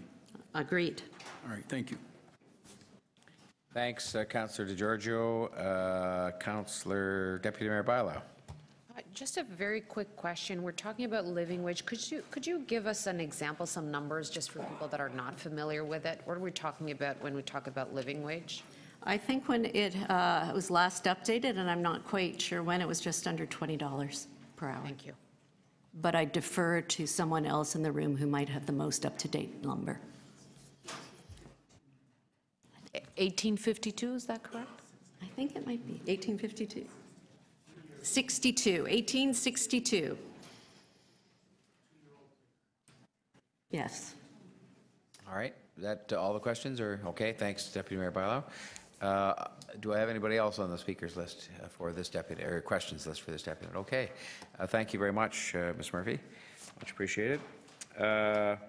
Now then, are Ms. Smalling and Ms. Mandel both passing or waiting another time? Or I just want to make clear I don't want to pass you over, but you're okay. Thank you very much. That brings us to Theo Lagakos, President, Public Servants Alliance of Canada, Local 533. Thank you, Mr. Mayor. Thank you. Thank you, councillors. Just start. Last summer, Woodbine employees like myself were locked out at the OLG because we raised a variety of concerns, including job security and the fact that we lost our provincial pension plan. Before the lockout, our part-time employees were able to get at least 3 shifts per week, which meant that they could keep their benefits. Since the lockout has ended, the average part-time employee now only gets 2 shifts a week, and at that rate, their ability to keep their benefits over the next year will diminish. My personal concern and the concern of the local is that Great Canadian keeps its full-time, part-time ratio and does not keep moving towards reducing staffing levels as is the current practice. This union is also not in favor of Casino Woodbine's decision to bring in outside workers doing bargaining unit work, which is the case right now. This local is deeply concerned about the way in which promotions are implemented, which creates hordes of people packing the facility to the point at which the main entrance had to be closed. I've raised this concern with management, but I do not believe they take us seriously in regards to safety, and I urge the city to investigate the congestion on the gaming floor, particularly during promotions like on Thursday evenings. My understanding is the new company keeps a larger portion of profits by adding a number of slot machines on the gaming floor. So they are indifferent to both the patron and the employees' concerns regarding cramping space, all for making more profits. Also, since Woodbine is no longer a government agency but a private operator, given a 22-year lease by the Wynne government, it appears the casino's priorities have shifted. Making profit is taking precedent over everything else. In fact, the AGCO has deregulated and made many changes concerning casino operations. With less regulation, it is more likely for problems to arise. I've worked at Woodbine for over 8.5 years, and if you ask me if there's anything sadder and more pathetic than an individual addicted to gambling, I would tell you it's a government's addiction to gambling revenues. The health and welfare of our community should take precedence over profits. I understand we can't go backwards and stop gambling, and that the future revenue sources is important to the city and the province. But I also believe that now, more so than ever, we need tougher rules and regulations. Government should not rely on liquor, gambling, and in the future, selling weed to balance its budgets. And also, laws should be the same throughout the board. For example, do you know at Woodbine we still have a smoking section that's less than 9 meters from the building? This union has complained to authorities over years regarding smoking. However, there's some sort of legal loophole that allows this to exist. I use this example to illustrate to you for the need to have laws that are consistent. Before you decide to give the green light, I urge you all to remember your civic duty. Don't just give in to expansion for the sake of expansion's sake. Allow the company that makes, don't allow the money that makes billions to get away with posting part-time jobs that are only 2 days a week. Make sure that a 24-hour casino operates and pays for a 24-hour daycare center, as this community and the current employees are in desperate need of. I'll have to ask you to wrap up just there, one Mr. last, Okay, very quickly. Lastly, our jobs at Casino Woodbine are present and are only guaranteed till January 23rd, 2019, as per the Ontario government's deal of selling the business. The workers and the people of Rexdale deserve better than this reality, and we ask City Council to assist us in making full-time jobs not disappear. Thank you. Thank you, sir, very much. Are there questions of this deputant? Councillor Layton. Yes, thank you very much. Hello, I didn't recognize you there. Oh, that's all right. I didn't Several years recognize you ago. without your glasses. It was several years ago that we had the pleasure of discussing this very same issue. Yeah. The issue with the full-time and part-time jobs. I read your letter, but then saw you shaking your head at the answer.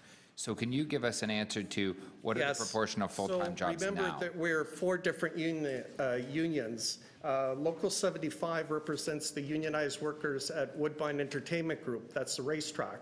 Okay. I represent the 400 employees that work at the casino side that used to be called the OG Slots at Woodbine. There's 55% part-time employment, not full-time employment down at the casino.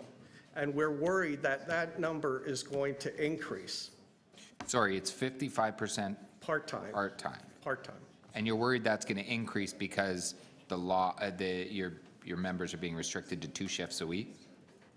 Because exactly what the reality is that ever since we've been privatized, ever since we just agreed to a collective agreement and we tried to get labor peace, the amount of shifts available to people has been being reduced to the part-time staff, all in the sake of making more profit. And the excuse by the private operator is, well, the government wants more profit from us, so this is the way we're going to give more profit, by cutting hours to employees.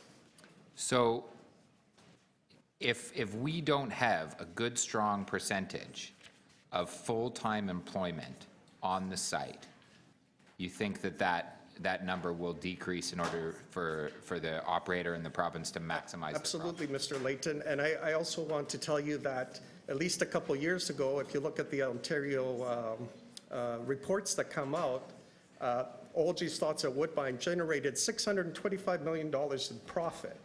So when these private operators are crying that they can't afford daycare, or they can't afford to give people more than 2 shifts per week, something is really, really wrong.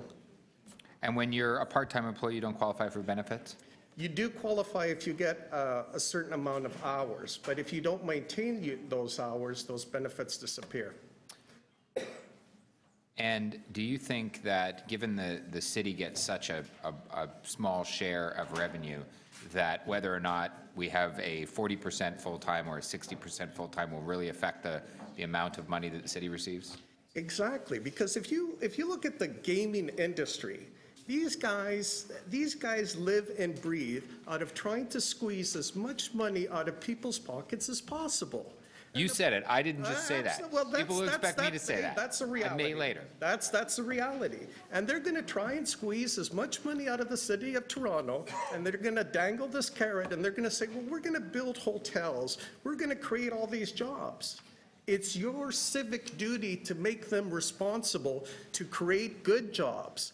Because, you know, having been in the Rexdale for over 30 years, I could tell you that the people there deserve better. And if we're going to get a world-class facility in Rexdale, we deserve better. We don't deserve to be shafted. I couldn't have said it better myself. Thank you very much. You're welcome. Other questions of Councillor Mihevc? Yes, you're saying that right now the position for the people running the gaming machines, sorry. Oh, I'm sorry. I got to put my glasses back on. Is 55% are part-timers and 45% are full-timers? In and about. I mean, it fluctuates. It fluctuates. That number fluctuates. There's nothing in your union contract that says a certain percentage must be full-time, part-time? No, but if you'd like to come with me next time in bargaining, I'd love to have you next to me. Sure, okay. And what do you think is a fair, seeing that it's not in your contract, what do you think is a fair ratio, full-time versus part-time? Well, you know, how should we, because at the end of the day, we need to establish targets. And if I'm not sure whether this is doable, but if there is going to be a target, it has to be a numeric target. Well, I'll answer that by giving you a little reality check of what a regular employee does when they come to me at the union office. They're usually breaking down. They're usually distressed because they don't have a consistent schedule. Their schedule's all over the place. There's no consistency in the schedule. And they don't know whether they're going to keep that two-day part-time job or not give the two-day part-time job. And to have people after people coming into me, breaking down, you know, in this day and age, I say to myself, you know, there's all this wealth in Toronto, apparently, but we don't have enough money to have full-time jobs. You know, everyone has to work 2 jobs, 3 jobs. Everyone that I know in my family, my friends in Rexdale, everyone has to have 2 or 3 jobs. Is that the norm now? You have to have 2 or 3 jobs and try and get some benefits here and try and get some benefits there? Why isn't government helping and supporting workers? Why are they absent in that? Why is there this big void between the haves and the have-nots? So if, to put it numerically then, I think what you're saying is that all the jobs that can be full-time should be full-time so that we can provide, as we say in our poverty reduction strategy, quality jobs and livable incomes. Absolutely. Thank you. Thank you, Councillor Mihevc. Councillor Wong-Tam. Thank you very much, Mr. Mayor. And can I just ask the speaker, With respect to the lockout that took place, can you just state for us again, what year was that lockout? It was this past summer. So it's just this past summer. And what were the issues that caused? So basically what's happened is we were a Crown corporation, and basically 8,000 jobs across the province of Ontario. All the casino operations, which are profitable, by the way, the Wynne government decided not to sell them, not to even privatize them, because that would mean real competition. Instead, what the Premier decided to do was to give a 22-year lease, very similar to the 407 project, because they didn't want to have the headaches, I guess, of running the casino and the operations. As a result of that, what did we get? We got a 1-year guarantee that we'll have our full-time jobs for 1 year. And our pension plan, which was very good, was replaced with not a comparable pension plan because there's no wording in it. The government didn't allow us to have a comparable pension plan. This is the province. So in a lot of ways, we had no other recourse but to fight basically the corporation so that we could have a living wage, so that we could live our lives, so that we don't have to have this crazy schedule, you know, that's all over the place. But I think, unfortunately, because the OLG generates so much revenue and provides so much revenue to the media, none of the media wants to write any real in-depth news stories about what's going on inside the OLG. Can you give us an update on the status of that labor dispute? Well, I mean, we signed the collective agreement. We're back at work, but what I indicated to you is conditions at work have changed. Safety conditions have changed because they're jamming all the slot machines in there to make as much money as possible. The part-time workers are getting less hours, so that's changed as well. People are disgruntled. And with respect to the report that's before us, which is largely premised on the proponents satisfying at least 21 conditions, do you believe it's strong enough as it stands right now? Absolutely not. And so considering that your labor rights have seen an erosion, right. If we don't start from a position of strength, do you think it will only get stronger after we sign the agreement, or will it get weaker afterwards? I think you have to hold big business accountable. And if you don't hold them accountable, they are going to manipulate you every single time. They're going to say to City Council, here, we'll throw $30 million your way. Keep everything quiet. Let everything roll. Let them keep smoking at Woodbine. Who cares what the rules are in the rest of the province? You know, you have to hold them accountable. Don't let them manipulate you. Thank you. You're welcome. Thank you, Councillor Wong-Tam. Other questions of this deputant? Councillor Deputy Mayor Bailão. You mentioned childcare. So yeah. What could be the impact of childcare on the site? So we have a lot of single moms, and a lot of times they'll come to me again. They'll come to the union office, and they're trying to manage things, manage their life, and most of them can't afford any type of childcare in terms of, you know, unless it's someone taking care of their kids within their own community, you know, because it costs so much. If you're making $17 an hour, how can you afford childcare? Even in Rexdale, you can't. And that's most likely the average of many of the people that would Absolutely, absolutely. So then, you know, you hear horror stories. Sometimes someone will say, you know, they'll tell me in confidence, you know, I'll leave my kid at home and work, you know, work the night shift. You know, and you can't do that. But people are desperate. That's what Rexdale is. It's a desperate area of the city. And no offense to Mr. Ford there, but nothing has been done in the last 30 years in Rexdale, my opinion. Some people have questioned, I mean, why would you put, you know, a childcare in there? Do you think there are issues? I mean, these are people that are going to work at the hotels, to work at the casino. Do you see any issue other than facilitating it for the workers to have the childcare? I only represent the workers here, and I'm only talking on behalf of the workers. I'm not representing anyone from the community, even though I lived in the community for 30 years, like I said. But it's a fact of life. You know, people are trying to get into these jobs, and the employers know that workers are desperate.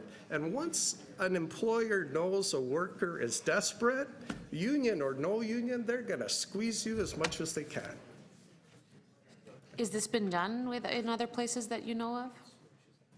In terms of providing daycare, I mean, these are, you know, things that I've read in the media and stuff, but I'm not an expert in it. All I know is that there's a great demand for it. That's all I know. How many people are going to be? So there's 440 people, which are my union, and there's another 150 people that represent security, and then another 30 people that represent surveillance. That's right now, on the site. That's right. So you had about 700 and something. This is at the casino. They're saying they're going to double that number. They're going to add another 300 if they bring in the table games, which is fine. But at the same time... And then the hotel workers. And then the hotel workers and all that, which is fine. But make sure that you're operating the property with best business practices. You know, the OLG sort of failed at that. And I don't see much difference in the new emperor, you know.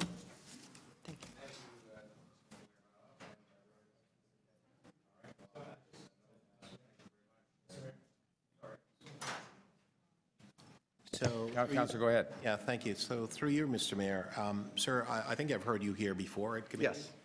And you just said something which I found rather interesting, and I wonder if you could expand on it. You said that in 30 years, nothing has been done in this area. Yeah, So expand on it. So tell me the nothing that has been done. So you're telling me that all the councillors and all the people who worked in the area, and by the way, council did make a decision to actually vote to support a casino at this location. So nothing's ever been done in 30 years? Because I've heard you say things like That's this right, before. that's right. I'll tell Nothing. you that. You don't want me to elaborate on that? Okay, what about school violence in the area? Has that improved in the last 30 years? I don't think so. Well, you know, excuse me, sir. You know, I We don't live look off after of schools. Kipling, We're and I hear the we're not having a debate. We're having a question and answer period. So, just if Councillor Thompson asked a question, and Mr. Lagakos is going to give an answer, and then we'll move forward. All right. So I was just going to answer that. In all the time that I've lived there, police department, fire department, up and down Kipling all the time. A lot of unfortunate events going on in the schools in the area over there. It's very, very sad. Very, very sad. And, you know, I grew up near Lansdowne and DuPont for the first 20 years of my life. And I could tell you, Rexdale compared to Lansdowne and DuPont, Rexdale has not progressed as much as the rest of the city. And that's why everyone here is fighting for a little bit of progress. And we're giving you a reality check on what's happening on the work sites. All right. Thank you both. Okay.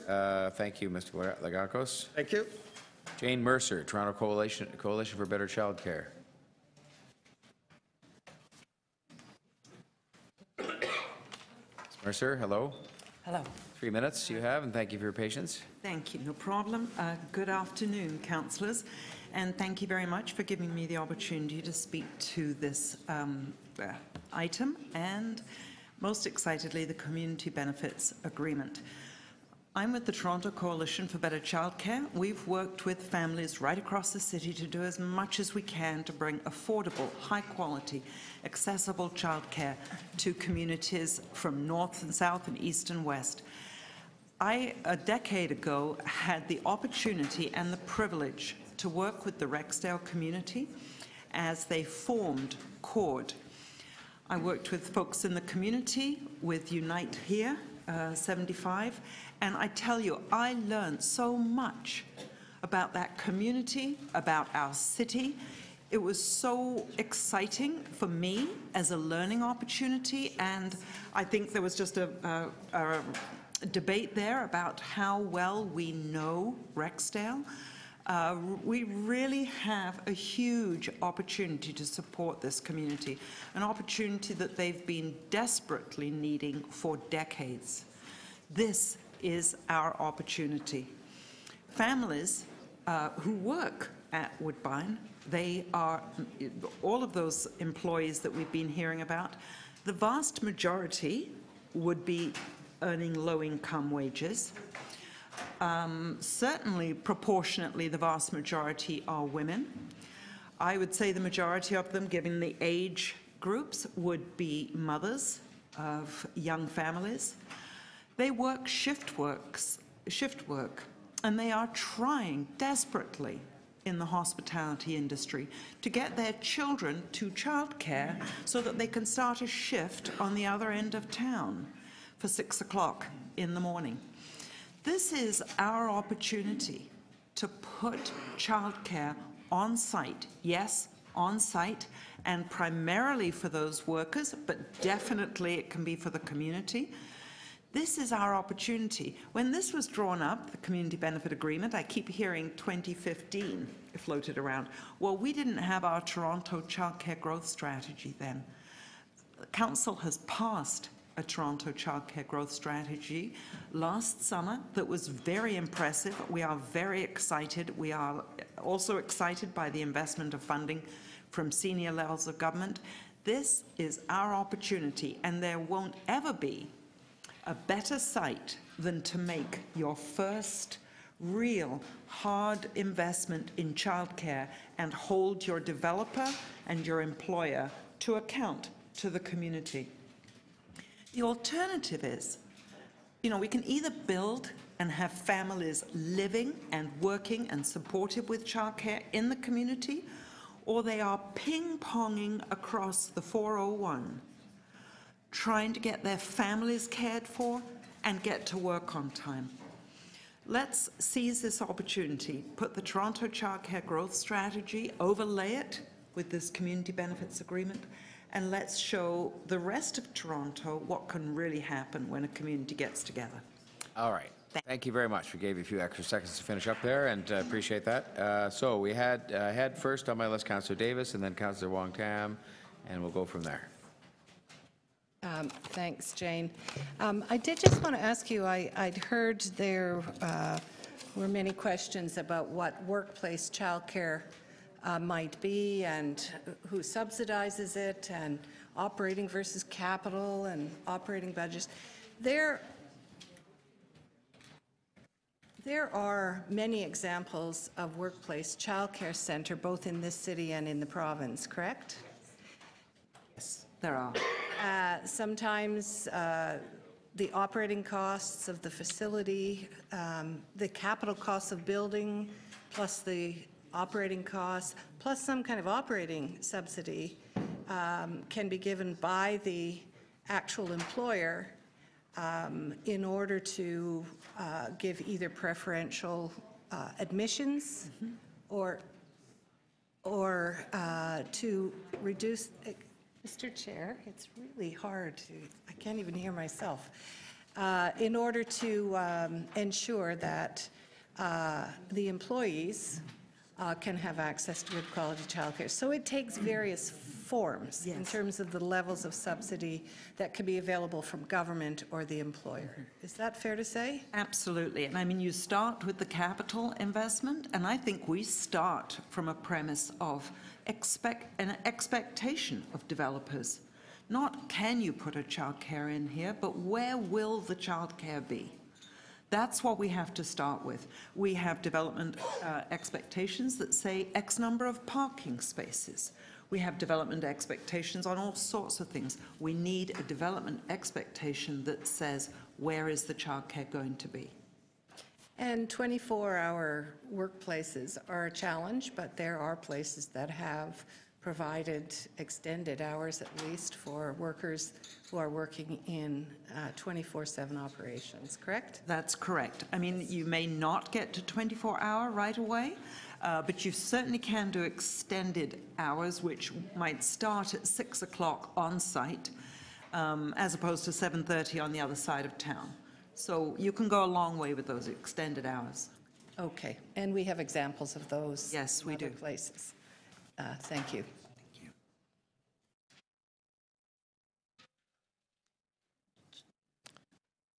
All right. You're finished, Councillor Davis. Thank you very much. Councillor Wong Tam.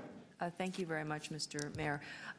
With respect to the requirement for childcare, just about every single speaker that has spoken today has said that childcare was definitely a requirement and needs to be on the included in a community benefits agreement. What's this community benefits agreement worth if it doesn't include childcare at the end of the day? You know, we know it's just getting increasingly difficult to live and work in this city if you do not have access to childcare. I don't know how you're expected to do it on an $18 an hour wage, even 2 jobs, which sadly is what we're pushing families into. You know, even with that wage, there is no way that you can participate in our workforce without childcare if you have a young family. And if you're not participating in our workforce, then you're going off to Whitby or Hamilton or somewhere else to raise your family. We are going to lose a whole generation if we don't pull them back by making sure that our city is not just employment, it's also families' homes. And we have, I was here for the morning, and it was wonderful to hear how Smart Track or our transit system can create real hubs and communities. Well, childcare is just like transit. You cannot work without it. And considering that women are the most of the time are the primary caregivers, without the provision and inclusion of childcare in the community benefits agreement, do you think that we're going to have a workforce there at the new expanded Woodbine that will have women gainfully taking advantage of these new economic opportunities without childcare? Well, I think sadly, and there'll be better experts than I on this, but you could see it tipping that if you don't provide the opportunity for really good jobs, not precarious jobs, but good jobs with childcare, when you provide that, people can grow in those jobs and develop in those jobs. Without that kind of support, you're going to find a very precarious workforce that will come in when it's desperate. Sorry, my question was that if childcare is not provided, if it's not included in the CBA, the final draft of the CBA, knowing that women are the primary caregivers, who is going to get these jobs, these new great jobs at Woodbine? Well, it won't be women that will stay. It will be people that are exploited because they're desperate, and then they will move on. I don't know who's going to get those jobs. I suppose young people without kids. It will not build a strong workforce, and it will not build a happy or stable workforce or community. Thank you.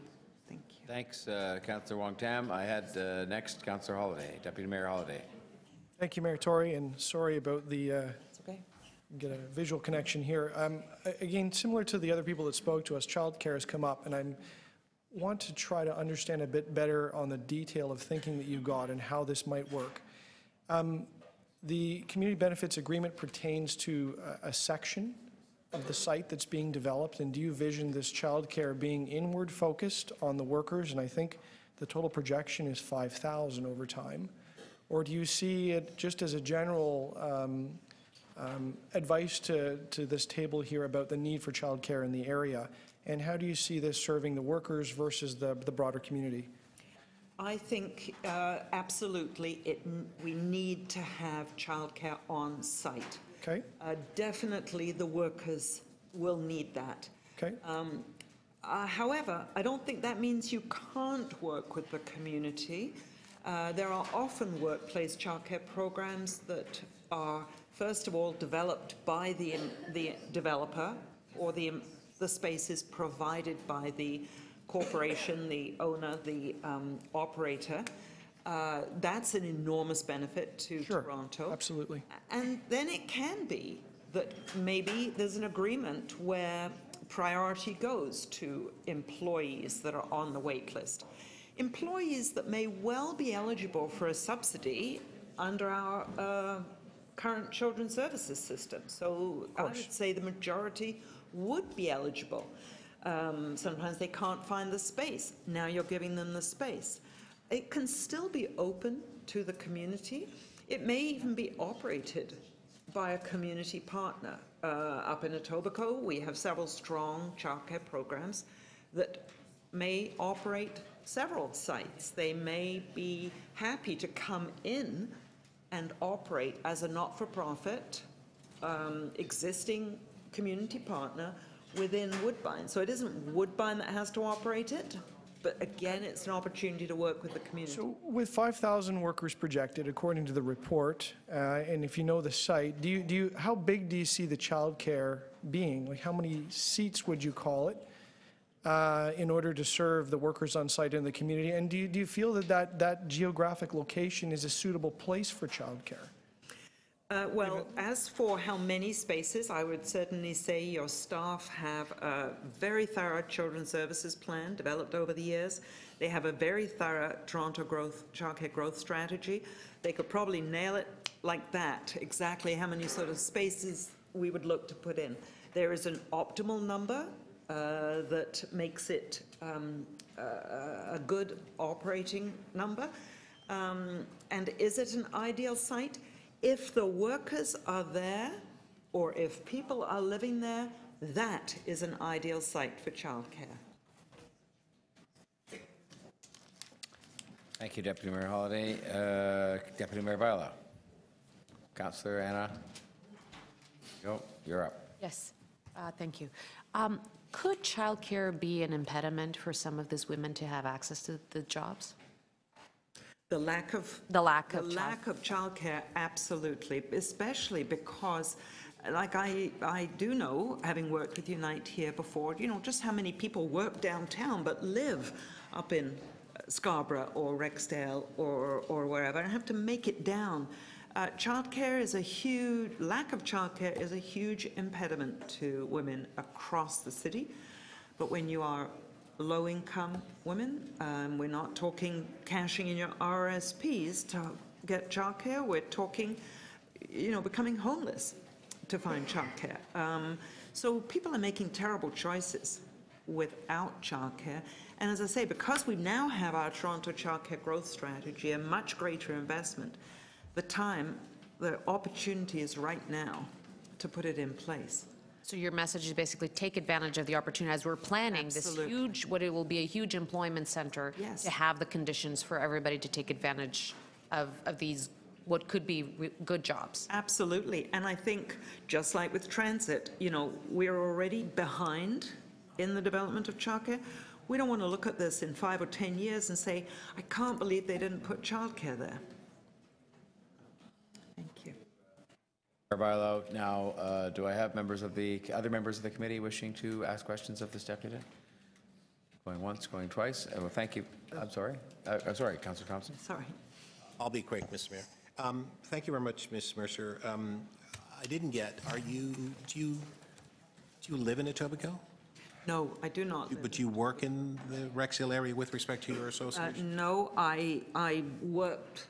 In that degree, in that capacity, yes, I worked on behalf of the Toronto Coalition for Childcare. Right, and so could you then speak to childcare services in that area at the moment? Well, yes, they're pretty lean. Yes. Etobicoke, like Scarborough, is quite spread out. Right. So, of course, if there's a neighbourhood childcare, but it's still 3 buses and 45 minutes to get to it.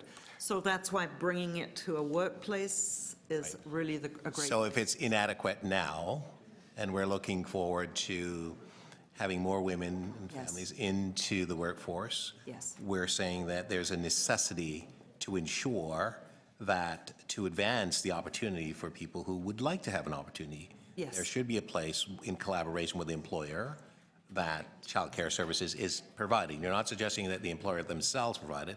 There are other agencies who they can work with and in conjunction with the city in order to make that available. Absolutely. So I think it is certainly the capital costs, and certainly let's get it in on the ground floor, literally. But then we're working with the city to make sure the subsidies are there for families and the community. It's all got to come together at the same time. Okay. Thank you. Thank you, Mr. Mayor. Thanks, Councillor Thompson. Other questions of the deputant? Okay. Well, thank you very much for your very thoughtful answers, and we appreciate your time. So that brings us on the list to Pedro Barata from the United Way, Senior Vice President of the United Way. There he is.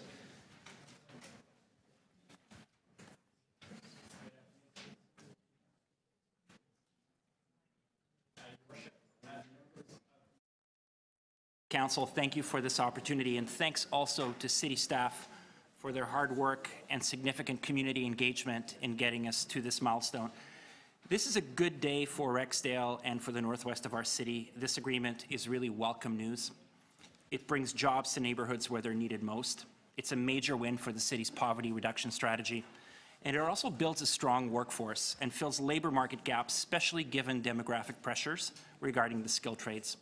We welcome the inclusion of employment targets that connect disadvantaged populations with job opportunities in construction, in social procurement, on good full-time jobs around operations, and through access to community space. We know that setting targets works, not only because it sets a standard for accountability, but also because it gets everyone on the same page about how we need to work together to meet that target. On the Eglinton Crosstown, setting a standard has helped to create 150 good jobs, career kind of jobs, and more than $150,000 for social procurement. And that's in year one alone. And after a lot of work by many organizations, United Way included, we are now on the cusp of doing something amazing on the Crosstown, and we can do that here too. One important innovation that's happened out of the Crosstown that we can apply here is to break silos and to align employment programs that help the city, province, community, trade centers work better together. Fewer programs operating as ships in the night, greater clarity and efficiency when it comes to connecting people to resources. And so working with the city, with labor, with the province, we have created a new one-stop shop client-centered construction pathway that's called Construction Connections. It's helping young people navigate from whatever situation they find themselves in to real careers. And so we hope that in this report, you'll consider naming Construction Connections as a successful initiative worth building on regarding Woodbine. We also ask you to consider that labor be included in the Oversight Committee and the Employment and Labor Market Advisory. Labor are essential partners, or have been essential partners, in making Crosstown work, and we need their knowledge and access at the table here too. We also know from both the Crosstown and programs like PAY,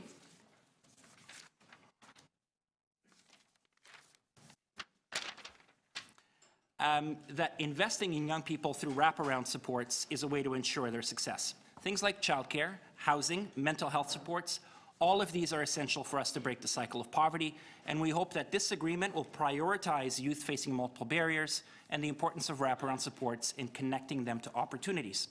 As we implement provisions around social procurement, I also want to point out that the Toronto Enterprise Fund, a partnership between United Way, the City of Toronto, the federal government, and the province, is building supply of social enterprises and acts as a one-stop shop for employers and contractors. And to wrap up, I hope that as we break new ground on this project, we can really contribute to new thinking and new ways of working. We're very pleased as United Way to be part of the Community Oversight Committee, and to ensure that it is a success, we believe that quarterly reporting, a clear measurement and evaluation framework, and regular dialogue with community is essential. We're pleased to join with other partners such as TCBN and the City of Toronto to contribute in many tangible ways to make this visionary agreement work for our economy, for our workforce, for young people, and for strong communities. Thank you for your time. Councillor Mihevc and then Councillor Layton. I think I saw your hand, didn't I? And okay, we'll go from there. Councillor Mihevc. Thank you very much, Mr. Barata. You're with the United Way Toronto, New York region. One might be surprised seeing you here focusing on Woodbine. Why is it that the United Way has an interest in this piece of work? It's a traditional social service provider and... So we are actually United Way Greater Toronto, and as of April 1st, we have joined forces with Toronto, York, and Peel region. Yes. And what we see, especially based on the latest research from the census around income inequality, is that need does not see geographic boundaries. And we're seeing that, for example, the difference between North Scarborough and Markham, or the difference between Rexdale, and Brampton is not that different in terms of poverty, in terms of need, and in terms of what we're facing in terms of precarious employment. Our main job as United Way is to help ensure that we have community services at the local level that are meeting the immediate needs of residents. But we also have to realize that we can't just be happy with a revolving door of charity model when we're facing growing precarity in our labor market and a real crunch around affordable housing. And we also know that the solutions for the problems that we're facing now are not easy ones. They're not solutions that are going to be just about the private sector, just about the community, just about government. They have to be about new ways of working together and leveraging each other's resources, and just being willing to take risks and being willing to innovate. Community benefits, as we've seen on the Crosstown, and now as we have an opportunity to see here on Woodbine, are exactly those petri dishes where we're going to drive innovation, where we are going to bring every resource to the table, where we are going to break down silos and make sure that we're meeting the needs of clients when and where they need them, both in terms of social services, but in terms of careers as well. In our work at United Way, we have done tremendous work with the city in building new community hubs, in creating resident leadership, in bringing services where they're needed most. And as we go back and speak with residents, we hear that all of these things are really important and we need to continue to build on them and do more. But that people are also hungry for jobs and opportunities, and this is a concrete way in which we can really build a better future for everyone. Thank you. Councillor, where had I written down? Oh, there we are. No, I haven't. I haven't written it down. I had another, Councillor Wong Tam. I had another hand, and over here, Councillor Layton and Councillor Thompson. Okay. So Wong Tam, Councillor Wong Tam, Councillor Layton, and Councillor Thompson. Okay. Thank you very much, Mr. Mayor. With respect to the slide presentation that you've just shown us, you've obviously identified that there are some gaps in the staff report with respect to the CBA as being proposed right now. Out of the five key areas, what is the one that is the most important to you, if you can even choose one?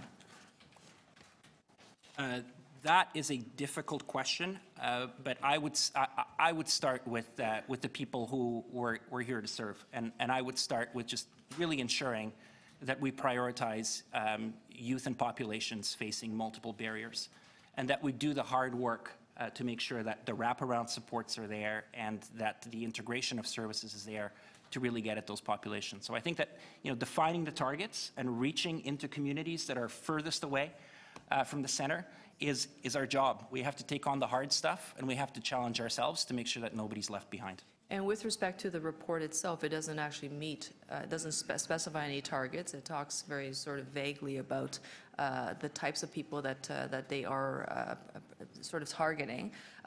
Would you welcome a motion that gets a little bit deeper and starts asking about youth and equity-seeking groups, primarily youth?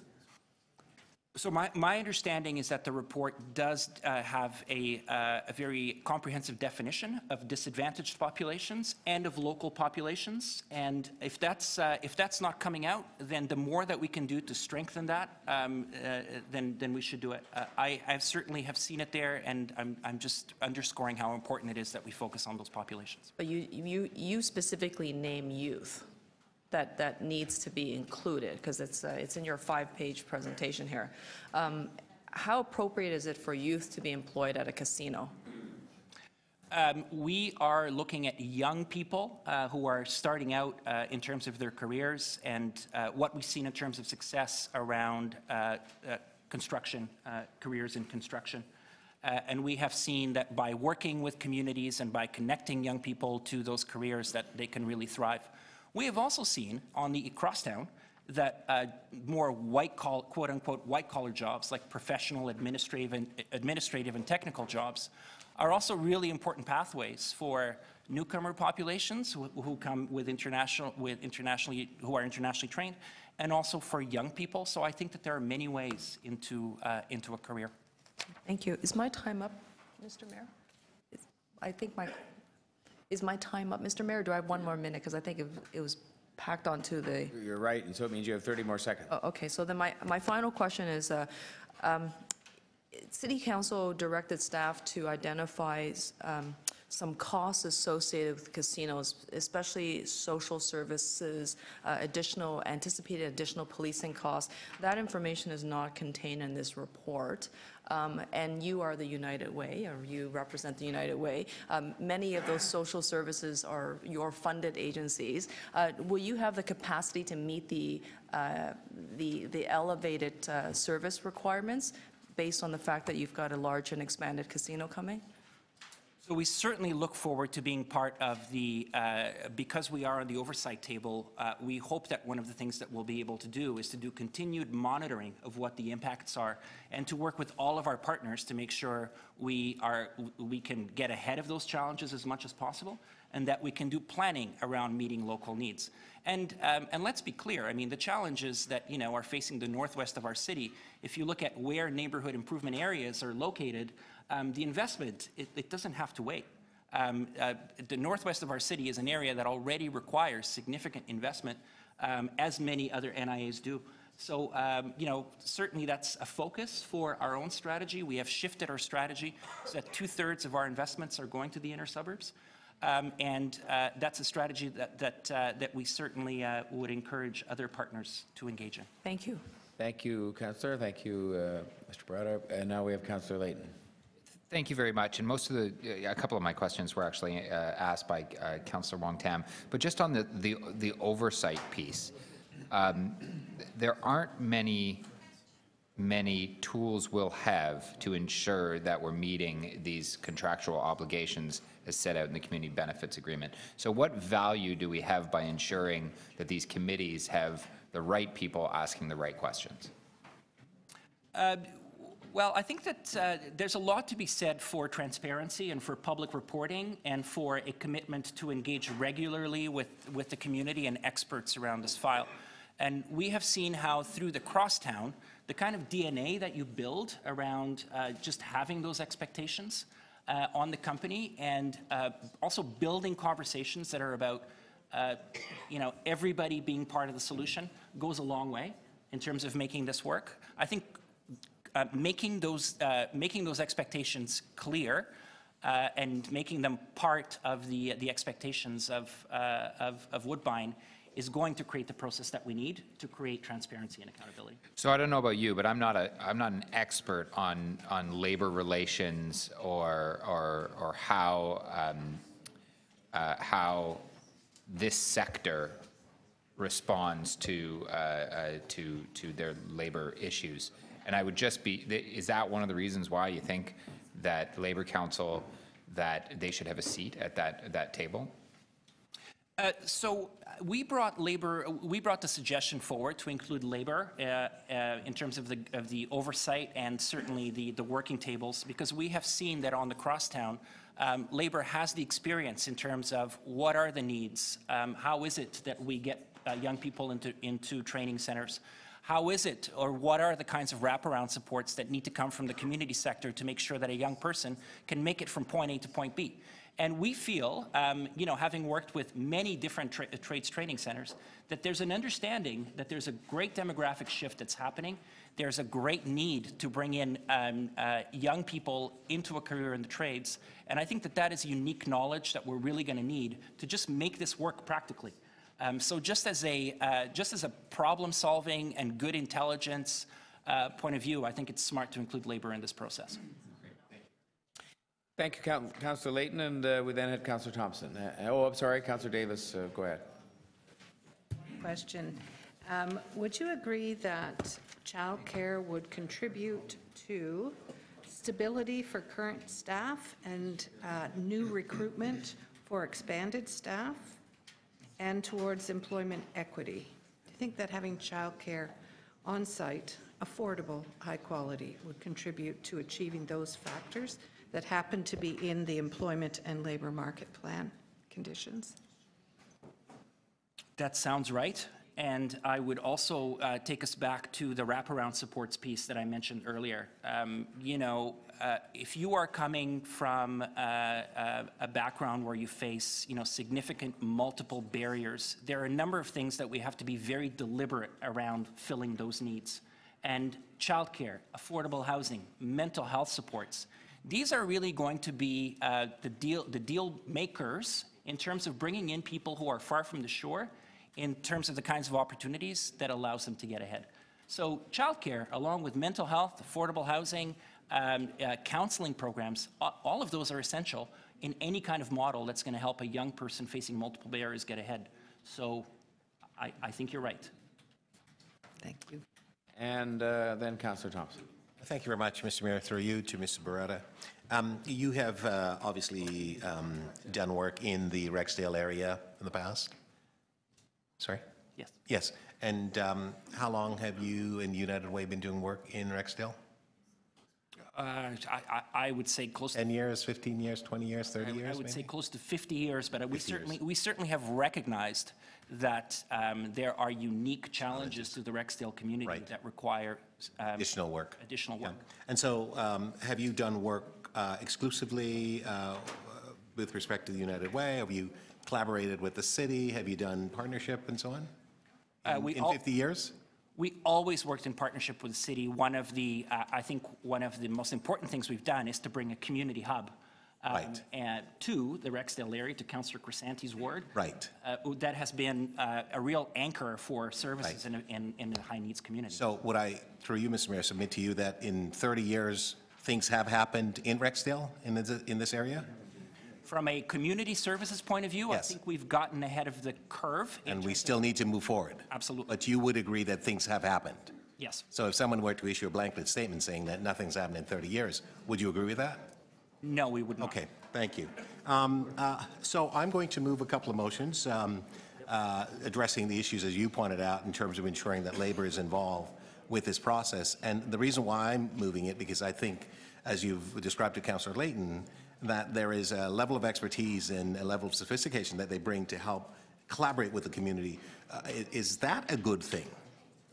Absolutely. We have seen that on the crosstown. It's absolutely essential if we're going to move forward. Thank you very much. Thank you, Mr. Mayor.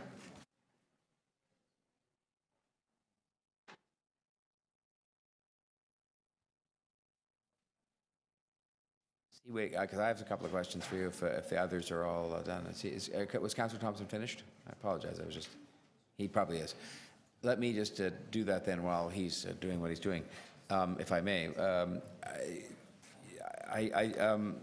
You've talked with Councillor Thompson just now about labor representation on the community benefits side of things, and you talked about the desirability of it, and I accept all of that. What form has the labor representation taken on Crosstown? In other words, there's been, as I hear it, there have been various people today saying we should be represented there, and I wasn't entirely sure when it was all said and done whether it was all of them or some of them or one of them. But could you tell me what you said something had worked, or it had worked on Crosstown? Who's at the table, or who's at how many tables? That's a great question, Your Worship, and there's layers to this. So at the highest level, which is around who has signed the agreement between Metrolinx and Crosslinx, the Toronto Community Benefits Network, with Labour as a very important co-chair, has been one of the signatories to that agreement. When you go down to the accountability and implementation table, you see that Toronto York Region and Labour Council is the representative for Labour, along with United Way and others, sitting down with Crosslinx and Metrolinx to make sure that we are meeting our targets and working together. You get further down to Construction Connections and some of the on-the-ground crunchy work of actually making the Construction Connections pathway work. And you get a combination of Toronto York Region Labour Council, as well as trades training centres. So LIUNA 183, LIUNA 506, the Carpenters Union, the Iron Workers Union. There are multiple locals that all have training centers that are part of the conversation and are around the table around implementation. Because I think that they recognize that there's shared value here. We cannot afford to have a construction industry that is going to continue to grow over 10 years. 120,000 prospective new net jobs are required. Those have to come from somewhere. And we have a lot of young people who right now in communities with 40% youth unemployment. And we have to connect the dots better. And I think Labour is an absolute essential partner in that. That's helpful. Secondly, I suspect it isn't a relevant comparison, but I just wanted to ask anyway, has there been any thought of the child care? This is a bit different because it's one workplace. whereas the Crosstown project is spread out all across the city. Is there any, has there been anything done about that, or did it come up, or has it, you know, the child care issue? Because again, it's been a big focus of discussion here this afternoon. Of course, you know, working with the city and the province, United Way runs a program called Career Navigator. And Career Navigator essentially overlays the whole process of recruiting a young person from the community, getting them assessed, getting them into a pre-apprenticeship program, putting them into trades training centers, and overlays person-centered supports, be they mental health, childcare, affordable housing, whatever they are, they're tailored to young people's needs. Childcare is one of those issues that really has to be responsive to the situation that people are in. And we look forward to being part of the oversight and the working tables to identify what is the best intervention for the people who are going to be employed as part of Woodbine. I use the same example as I would with mental health. Say we have a young person who has a mental health challenge. I'd have a really hard time telling you right now if the solution is let's build a hospital near Woodbine, let's build a community agency near Woodbine, or let's bring a worker that's going to be ready somewhere to go and help that young person in Woodbine on mental health issues. We don't know. We need to set up the process ahead of time, understand who we are going to be dealing with in terms of the population, commit to resourcing those needs, and then figure out operationally what the best way is of doing that. And I think that at this moment, it's difficult for me to make an operational decision without having all of the information in front of me. But I know for sure we're going to need childcare supports for the people who are going to be there. Thank you. Okay. Well, sure. One more from Councillor Pasternak. Yeah, there just seems to be a little bit of confusion around the table on why you're here. Now, is it the position of United Way that a casino is an okay tool for economic development? We are here to speak to the community benefits opportunities emerging out of this infrastructure project. So we have worked very hard on the Eglinton Crosstown. We're currently working with communities on the Huron-Ontario line. We are working with York Region to identify potential projects. Well, that's all fine. I mean, I can tell you there's a big difference between a transit project and the spin-offs from that, and a casino is quite different. So I'm surprised United Way is here talking about the benefits, community benefits of a casino. I don't know whether maybe there's been a pivot at United Way, or they've thought anew. Well, Councillor, this was a decision by Council, and it's a decision that's moving forward. We see a community that has high needs and a community that's hungry for economic opportunities. So, you know, if the community is asking to have a community benefits agreement, and we are in a position to work with the community to make that happen, then that's what we will do.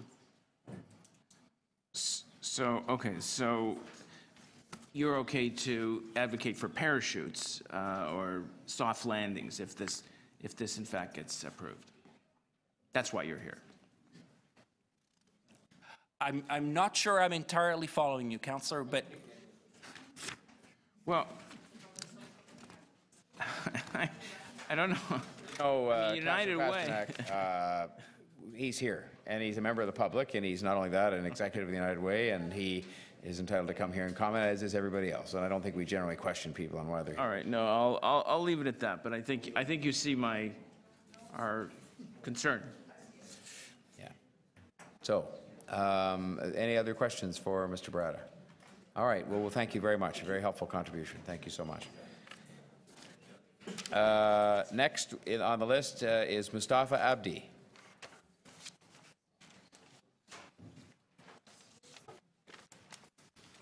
Good day, sir. Good afternoon. Thank you for your patience, and you have 3 minutes, and then I'm sure there may be a question or two. Thank you. So good afternoon. My name is Mustafa Abdi. I am a resident of North Etobicoke for the last 25 years and have been working within the community for the last 10 years.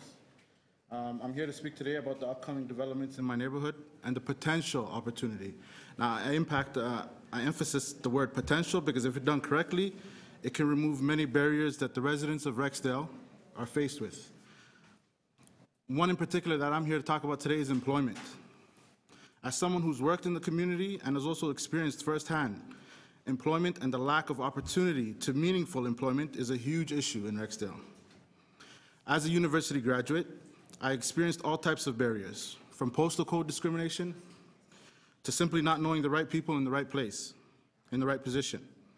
I had a difficult time finding full-time employment and ended up going to Alberta to start my career in the trades.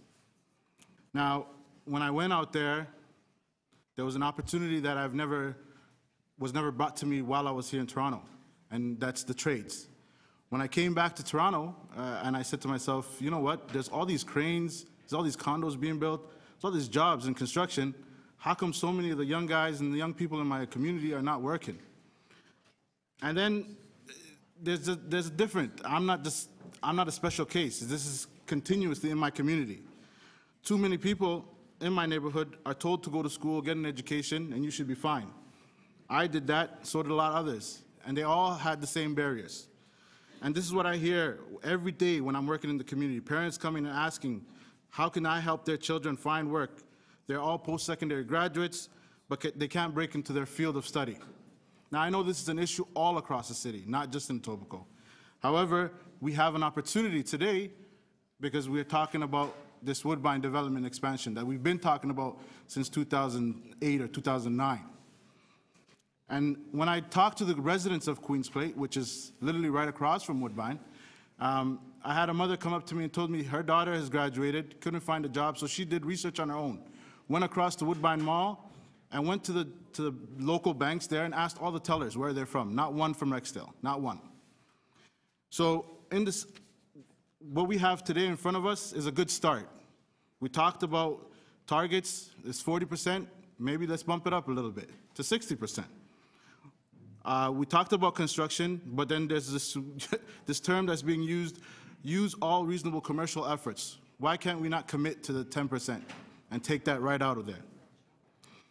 The one thing that I don't see in here is the professional, administrative, and technical jobs. Why can't we have a target for those?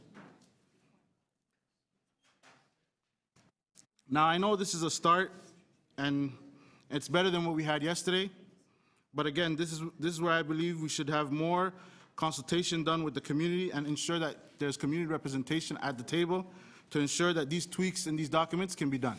Thank you. Thank you very much, sir. So we have some questions for you, starting with Councillor Layton. Thank you very much, Mr. Abdi. Thank you for coming here today. Just to make it clear, you're coming from the community down to direct City Council or request City Council that in order for the community to accept this proposal, we need to see real changes to this community benefit agreement so that we see 60% local employment? So yes, so to be completely honest, when I talk to the community members, no one is really interested in seeing a casino being built. There's a lot of negative stuff that come with a casino. So we have to ensure that the benefit outweighs the negative impacts. 60% sounds a good benefit to me. It's a start.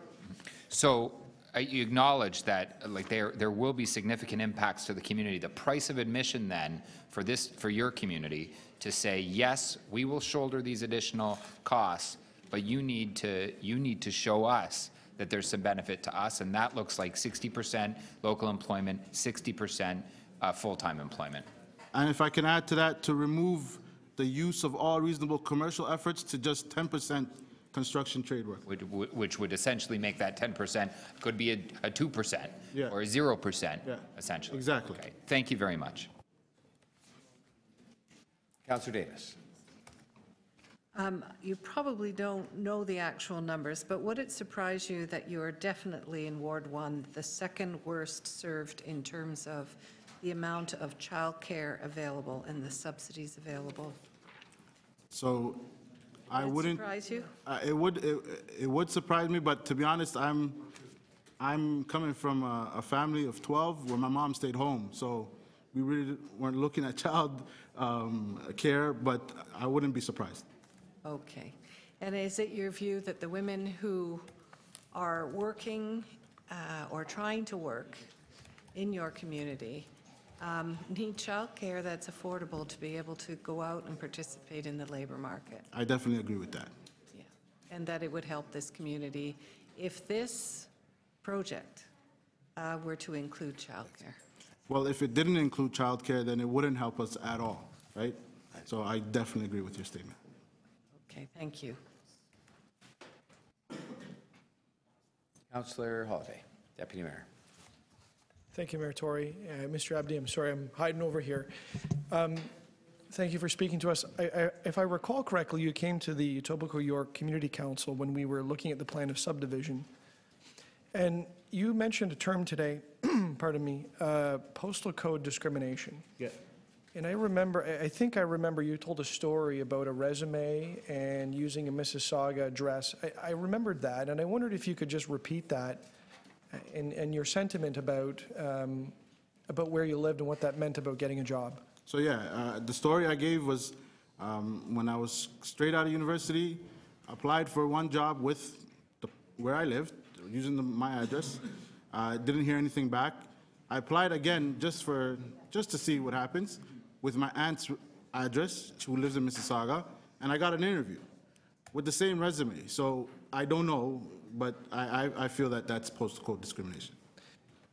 The one thought I have, though, is would you say that this is limited to the neighborhood you live in, or there might be other parts of the city that suffer the same sentiment, that because of where they live or their street name, employers are looking over their resumes? I definitely would agree to that. It's not just North Etobicoke, but because we're talking about the development in North Etobicoke, I'm talking about my experiences directly. Thank you. Thanks, Deputy Mayor Holyday. Councillor Wong Tam. Thank you very much, Mr. Mayor. Mustafa, you mentioned that if the CBA did not include childcare, it's not going to help the local community. Is that correct? Yes. And the CBA also does not necessarily endorse a living wage. Without a living wage, does the CBA help the local community? No, I also believe that the living wage should be included in there. When I was mentioning those few points, it's because I know I only had 3 minutes, Okay. so I just tried to put in as much as I could. Then let me ask you a few more questions. If the CBA right now does not mention labor peace or hard check neutrality, will it help the local community in terms of securing good unionized jobs? Well, if there's no one representing the workers, then as history shows, then it won't be good jobs. And if the CBA does not give us very clear full-time targets on hitting the 60%, is it going to help the local community? I believe all targets should be specified clearly. Okay. And if the CBA does not have a clear, regular, public and transparent accounting, will it help the local community? Well, that's a big piece, because if we talk about all this and put it on paper, but there's no accountability, then it's not going to go anywhere. So right now, it does not include any of those particular items. So like I said, it's a good start, but there's a lot of things that could be fixed. And do you think that we'll be able to fix it between now and the time that council needs to report back to council in July? I'm hopeful that they will. Taking that what's been said today, if they take back the recommendations, then I'm hopeful that they will. And what would it take for all those criterias to make it into the CBA? What would it take? I don't understand what you mean by Would it take labor, community, Well, yes, city everybody would- staff, and the proponents working together, getting it done There would to be, meet the deadline? yes, I believe there needs to be more space for labor and community at the table in order to meet that deadline. Right now, labor's not at the table. Yes, so they need to be at the table. Okay, thank you very much. Thank you, Councillor Wong Tam. Other members wishing to, Councillor Crisanti? No, thank you, Mr. Mayor, and thank you, Mustafa, for coming in. So you said earlier that, well, first of all, are you in favor of this development? I am in favor if it's done correctly, yes. Okay. And you're in favor of it because of the jobs, potential jobs that could be created here? Because of the potential opportunities that will bring directly to my neighborhood and the surrounding neighborhoods. Okay. And you recognize that you know, you need the right circumstances in order to attract development.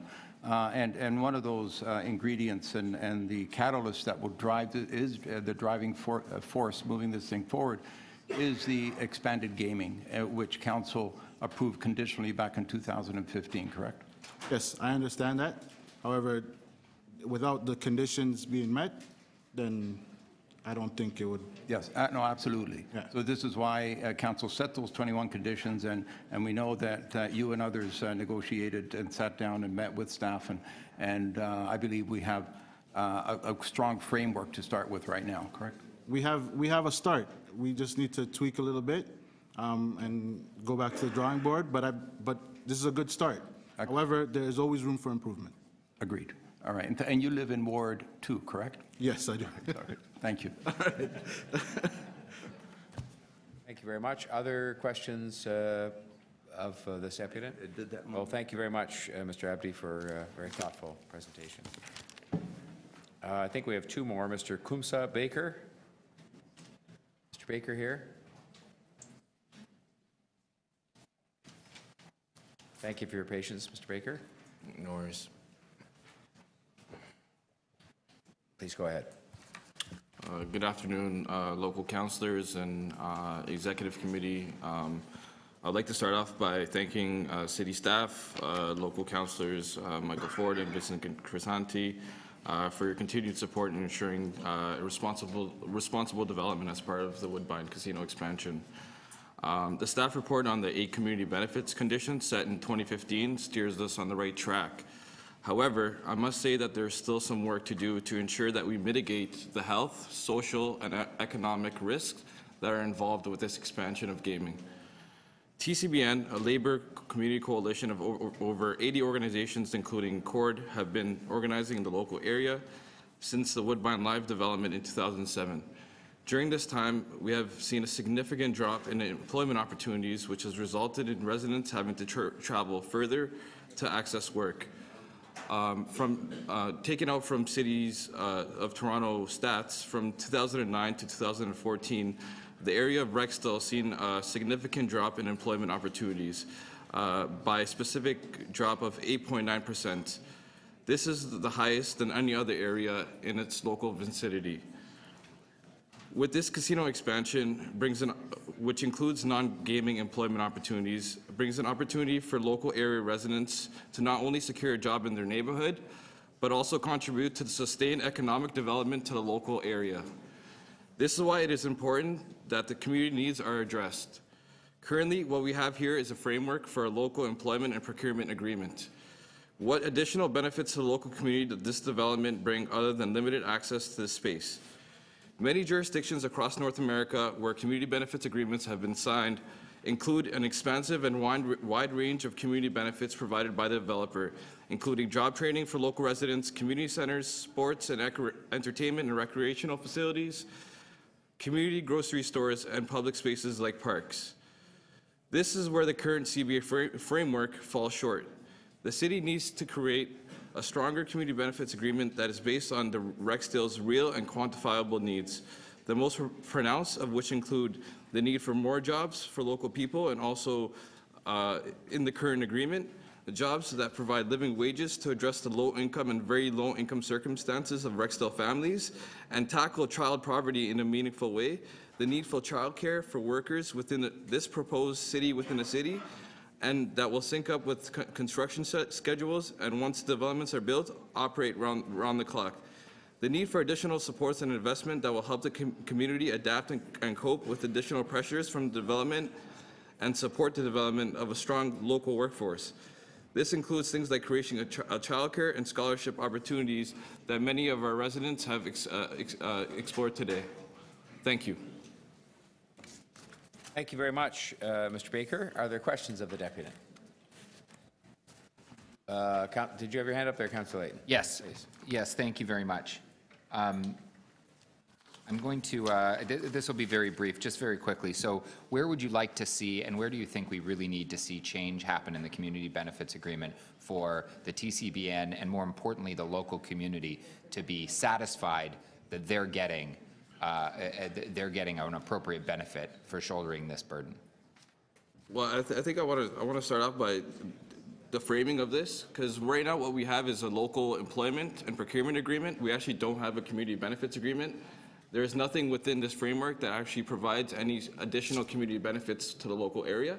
So I think we need to start with that. But in terms of what we need to include to ensure that this is actual community benefits agreement, would be a living wage. So not only are we focused on hard targets for the jobs, but what are the quality of jobs that are there? So we're actually want a living wage. We want to ensure that the community is also at the table, not only overseeing the committee, but also at the employment and labor market table. We have 4 in-house unions that currently represent workers at the site. How is it that these 4 unions don't have any representation around the employment and labor market plan? So that would be another thing that would be additional. Another thing to also include as part of a community benefits agreement would be supports and investment that go directly from the developer into the local community to mitigate the risks around social, mental, and economic risks that many health reports provide. Okay. Thank you. Thanks, Councillor Layton. And any other questions of Mr. Baker? Otherwise, I'll thank you very much again, sir. Thank you. Thank you. That is the last deputation. So that would then bring us to questions of staff. And I'll start with members that are not on the committee but are visiting with us today who have questions of staff. Councillor Layton. Yes, thank you very much. These questions are directed to the Medical Officer of Health. In 2013, the Medical Officer of Health report warned that a casino could cause an increase in problem gambling. Is this consistent with your findings? Through the chair, the 2012 review that you asked us to provide indicated that proximity to gambling is associated with problem gambling. So we would see an increase in problem gambling in the areas around a casino. So our report anticipated that you would see increased problem gambling in proximity, so accessibility and availability, yes. In 2012, the Medical Officer of Health reported that an Ontario study of regional variations in access to gambling reported that problem gambling is modestly but significantly associated with proximity to casino and racetracks with slot facilities. Has this, as your current thinking, that's maintained? So we did an additional review in 2015 and reported on that the same finding, that proximity does increase problem gambling. And our position is that in both cases, we didn't recommend expansion. Yeah. The same report said that people who experience higher rates, people who report it as having a problem with gambling, experience higher rates of health problems, financial problems, and an increased consideration of suicide. Is that correct?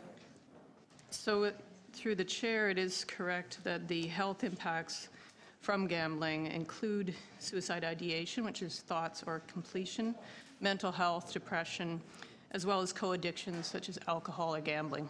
And how much more common was that, those considerations of suicide in people with problem gamblers? So the issue is that the baseline varies depending on studies and locations. In some cases, you're looking at a new facility, so the baseline is 0. In some cases, you're looking at expansion.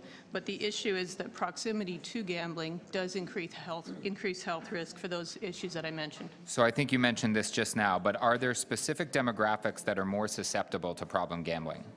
So the literature in both of the studies that we looked at showed that low-income males and certain racial groups are at greater risk. And in 2012, the MOH recommended some conditions to be placed on the casino. Are those conditions within the current recommendations that the city's moving forward with? So given the council decision to move forward with expansion, our role became one of providing advice on mitigation measures. So those mitigation measures were provided. Some of them, not all, are within the conditions that are in the report before you. So can you tell us which conditions are not? 24 hours operation is one of the main ones.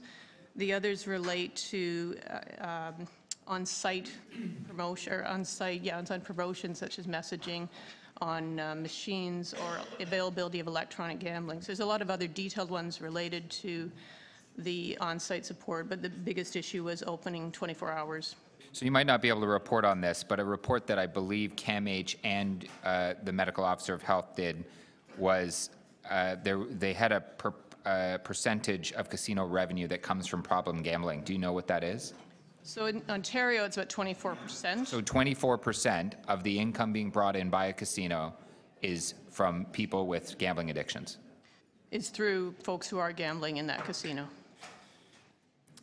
So your recommendation is not, is that the city not change its position and in fact maintain it with no expansion at Woodbine? So our 2012 and 2015 reports both had the same position, which is because of the increased health risk by proximity to gambling, that we didn't support the decision. However, when council made its decision to go forward with expansion, our role changed to one of providing a list of measures that would help mitigate the health risk. Fair enough. So we had this, and this, I have no more questions for the medical officer of health. I guess this would be for the acting city manager. There was a request in the 2015 council decision that looked to try to get some idea of what the costs associated with the casino would be to the city. Additional policing, additional social service costs, so that we could address them in the agreement with the operator.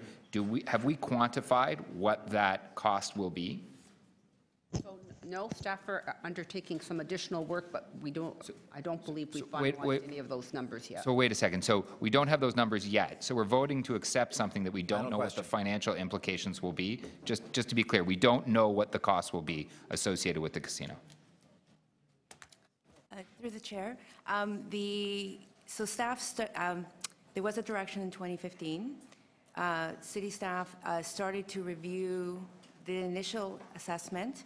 In 2015, there were no additional incremental costs identified, and right now it's staff's opinion that we need some further numbers and a concrete understanding of the full build-out before we can come back with those incremental costs. Thank you. Thank you. We have, just so I know who else wants to be on the list, Councillor Ford, Councillor Crisanti, Councillor Davis, and Councillor Wong Tam. So next is, and Councillor Holyday. So Deputy Mayor Holyday. So we've now got Councillor Ford. Thank you very much, Mr. Mayor, and through you to the appropriate staff member.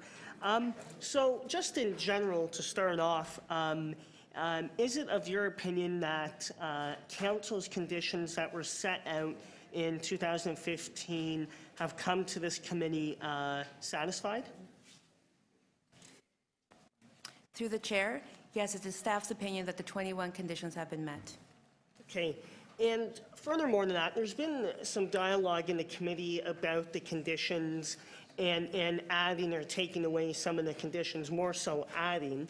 On page 13 of your report, about halfway down under City Council consideration of the 21 conditions, you say that,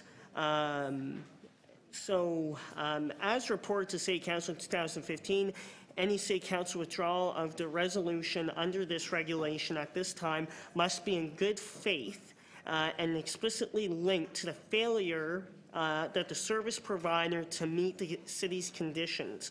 Additional conditions cannot be added at this time. So if there were stuff changed to the agreement, how would that affect us moving forward? Well, as the report indicates, in 2015, there was a description of the process that council was embarking on. And by virtue of the provincial regulation, we have an opportunity, council had an opportunity to consent at the start of the process. What we worked out was a process where council consented with conditions. And at that time, council was advised that when staff reported back with respect to the end of the process and the conversations with the proponent, council would not be free at that time to add further conditions.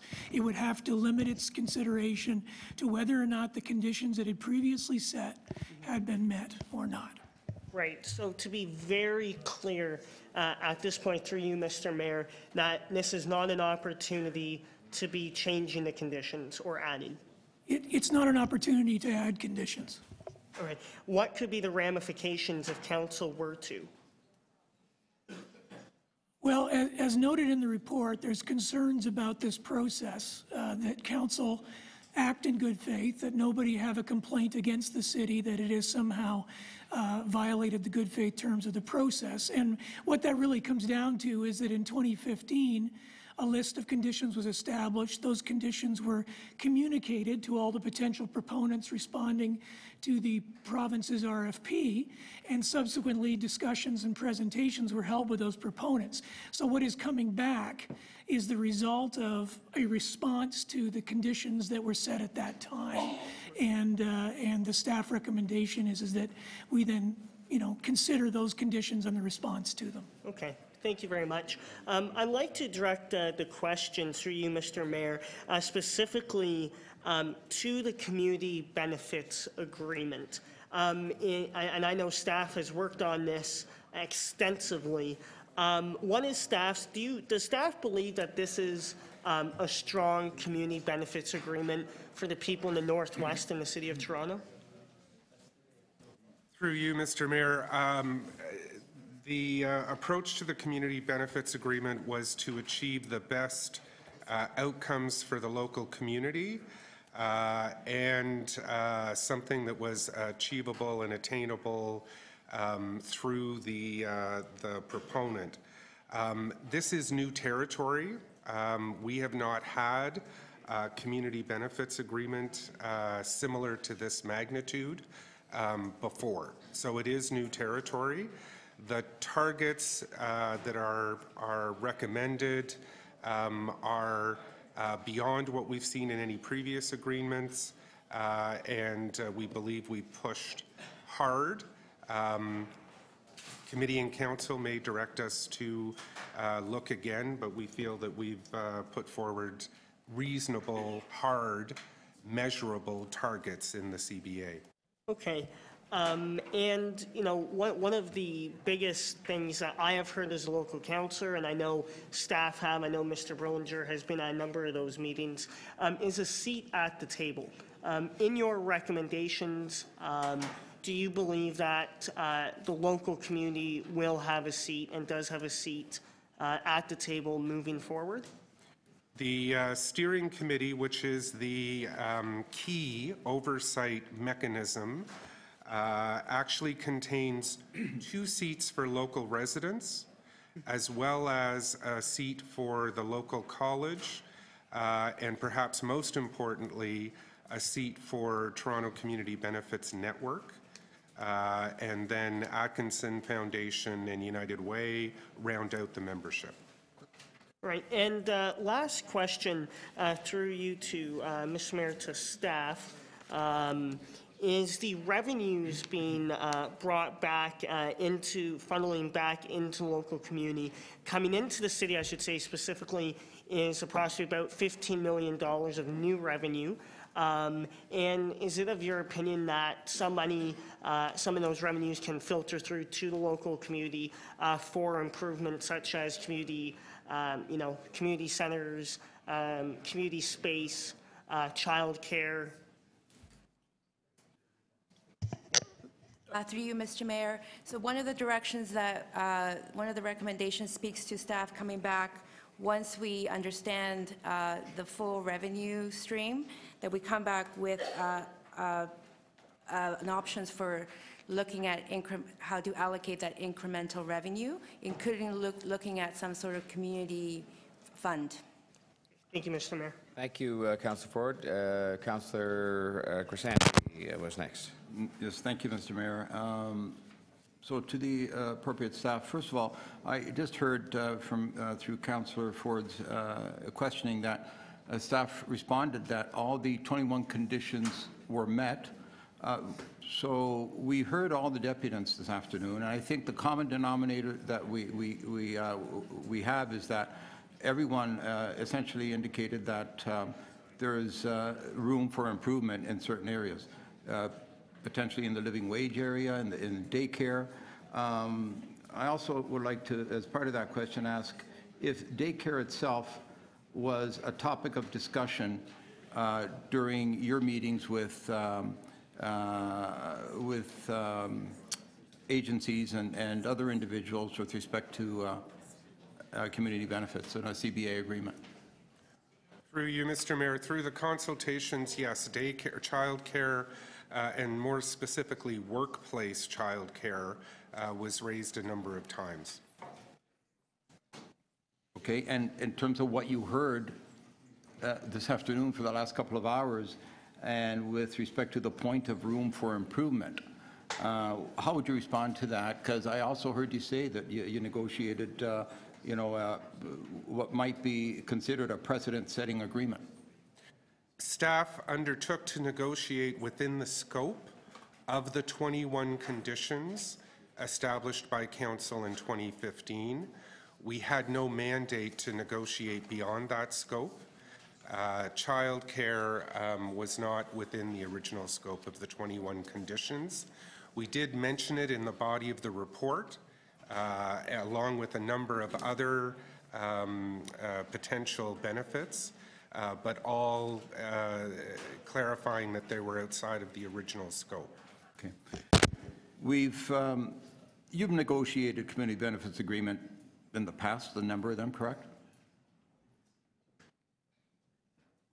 I don't believe so. This is the first public community benefits agreement being brought to this council, because it was council who established the requirement for this community benefit agreement coming forward.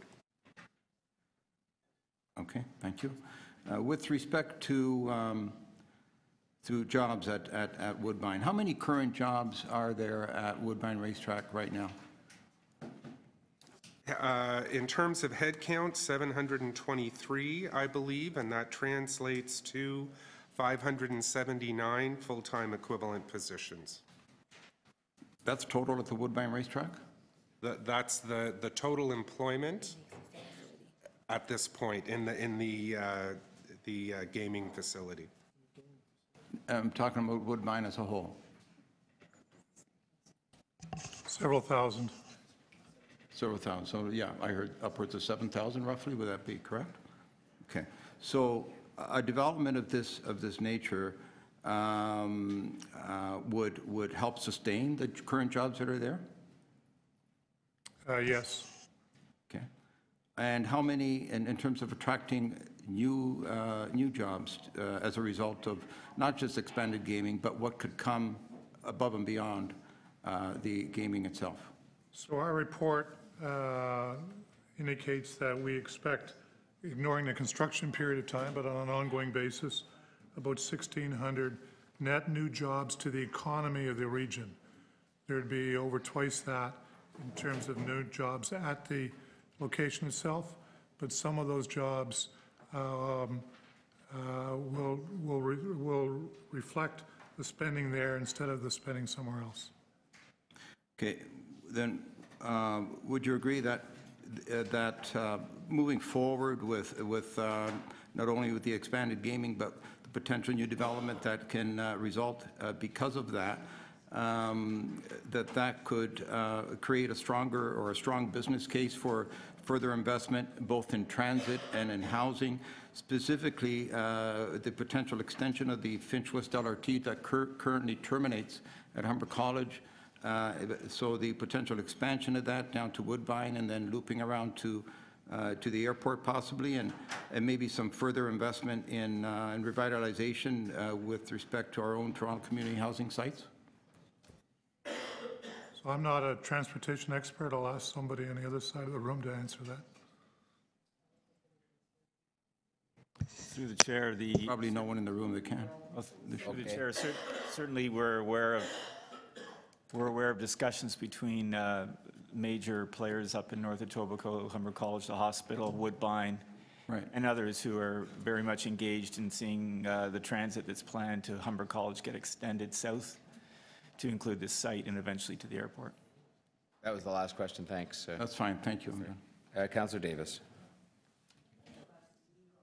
Isn't it the case that actually this corporation will decide whether or not the conditions have been met when council approves it? Yeah, that's the role of council at this point, is to look at the responses to the conditions and determine whether they've been met.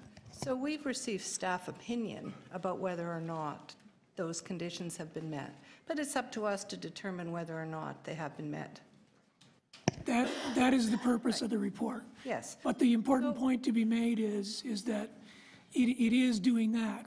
evaluating the response to the condition. The concern is not imposing new conditions. I understand that. So I see a term sheet here that under attachment 1 and the employment and labor market plan, which discusses conditions 14 and 15. And it says the purpose of the employment and labor market plan that they have to satisfy us about has 3 streams: stability of current staff, expanding employment or new recruitment, and employment equity. And I don't know whether I would ask the city manager, I could ask Toronto Employment and Social Services, probably anyone, Mr. Brillinger. Don't you believe that access to childcare has always been and will continue to be fundamental to maintaining stability of current staff and recruiting new staff and access to the labor market? Has that not always been fundamental to achieving those things? Through the chair, there are many considerations that are fundamental to achieving those things, including childcare. Okay, thank you. That doesn't put them in scope under the 21 conditions. Oh, well, I just heard that the scope is something that we will decide. And I guess if I were to ask Toronto Employment and Social Services, isn't the most challenging condition to get people to the labor market that you see is being able to access childcare? One of them, for sure.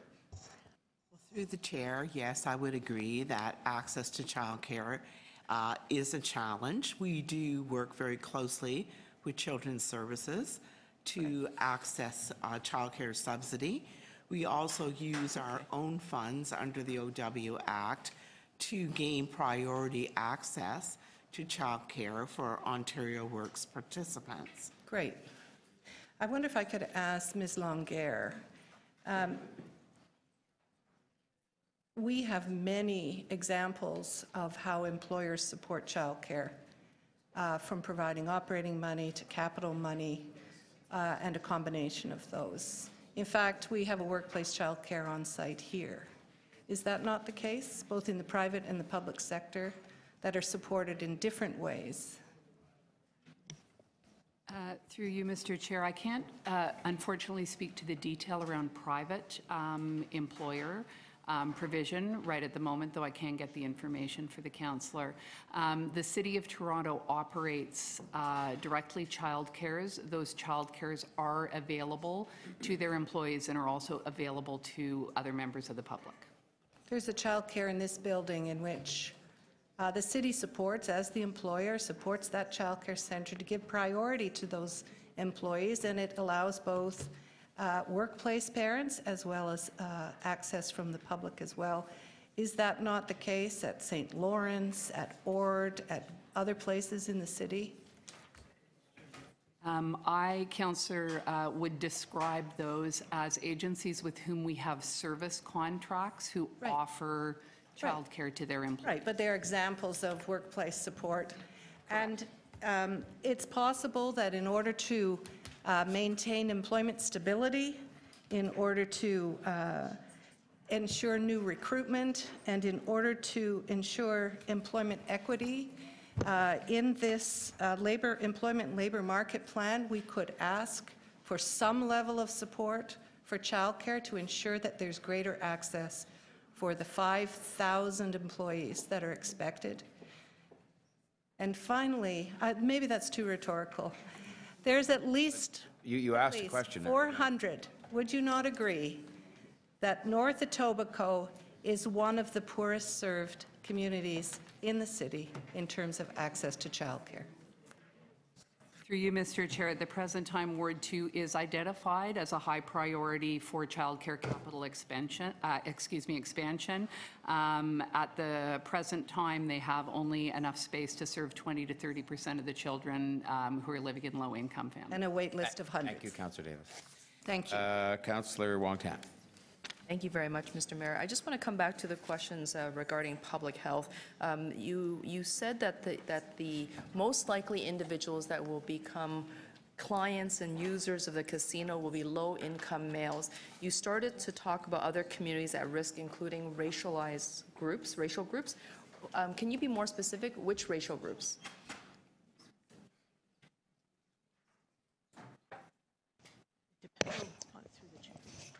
Through the chair, there were comments specifically made that our earlier reports that were done back in 2012 did show an association with a sense that there would be higher use amongst those, we said, lower income young males. With respect to racialized groups, I'm not sure what, I'll turn it over to my colleague here. Sure, there are some studies that show among Indigenous populations higher risk. Sorry, can you just say that again? So among Indigenous populations are showing up in some studies, but overall, the bigger risk was for males, and low income. Okay. Thank you very much. And because we don't have the associated costs that will most likely rise, because we'll have some, if you're going to expand the facility, we'll have some expanded needs for social servicing and policing. We don't have those costs before us today. That work is still to be carried out. But we do have a sense, we already have a sense of what the new revenues will be. Can you give us a guess, an estimate on whether or not these expanded service costs will be met by the expected new revenues? Is there a way that you can take a stab at it now? Or if you can't, just say you just don't have the information, you won't guess. Through the chair, no, we don't have the information. I would, if you're asking for a complete guesstimate, assume that increased revenues would exceed increased costs. We simply don't have the data to provide information on increased costs. Okay. And when you complete that work and that data about the increased cost for the social services and those programs, will you take into consideration the service deficits that are already in existence in that neighborhood? Because it's been brought up several times that the area is already underserved and they need social services and supports today. So through the mayor, that work of understanding what the service deficits are is in fact ongoing, and staff would continue to report out on those service deficits, regardless of a casino development or not. So yes, we will continue to report that. You will continue to report that, but will we see that report before we have the final vote on council? Will we get a sense of whether or not this revenues, the social impacts, are we going to be able to cost recovery? Will it be net neutral? No, we will not have those numbers before the April council meeting. Okay, thank you. And with respect to the targets and the hiring targets, full-time employment, I noticed that in the report it generally speaks to food and service, but are those targets, do they extend to management jobs, professional services, administrative services, or are those full-time targets only for food and beverage opportunities? No, they would be applied throughout the organization. And is there a way to create an expectation that perhaps 50% of those 60% of those full-time jobs will be this category or this category? Through the Employment and Labor Market Working Group, we would look to identify those categories so that we have proper tracking and reporting. And can I just come back to the first comment about the staff being satisfied with the conditions being met, that the process is that if this committee adopts it goes to City Council. If City Council adopts the recommendations that all conditions have been met, then there's no ability to layer on anything else. Is that correct? So if childcare is not there, then it will not be there. We will not be able to insert new conditions. That's right, Councillor. You would not be able to insert a new condition into the CBA. So we can't insert living wage, we cannot insert labor peace agreements, we cannot insert mandatory regular quarterly targets and report outs. Is that correct? That was the last Through the chair, you can't insert a new condition beyond the 21. A couple of the points you just mentioned are modifications of existing in the 21 conditions. Yes, there can be clarification or modifications to something that's already included in the 21 conditions. Okay, thank you very much. Councillor Deputy Mayor Holliday, please. Thank you, Mayor Tory. I think my first question will be to the solicitor. Today we heard some advocacy for things including an employer-paid daycare and increases to the wage to what's called a living wage. And they strike me as awfully centered towards the employees of the casino, whether or not they're from the local area, the employees as a whole. I wondered if the solicitor could comment on the appropriateness of the city entering those types of discussions, given that maybe they belong at a negotiating table or is a discussion between the employer and the union themselves. And they strike me as something different than what we're talking about with respect to a community benefit. Well, this is obviously an unusual circumstance. I mean, you're right in general. We would not insert ourselves into an employment relationship of another party.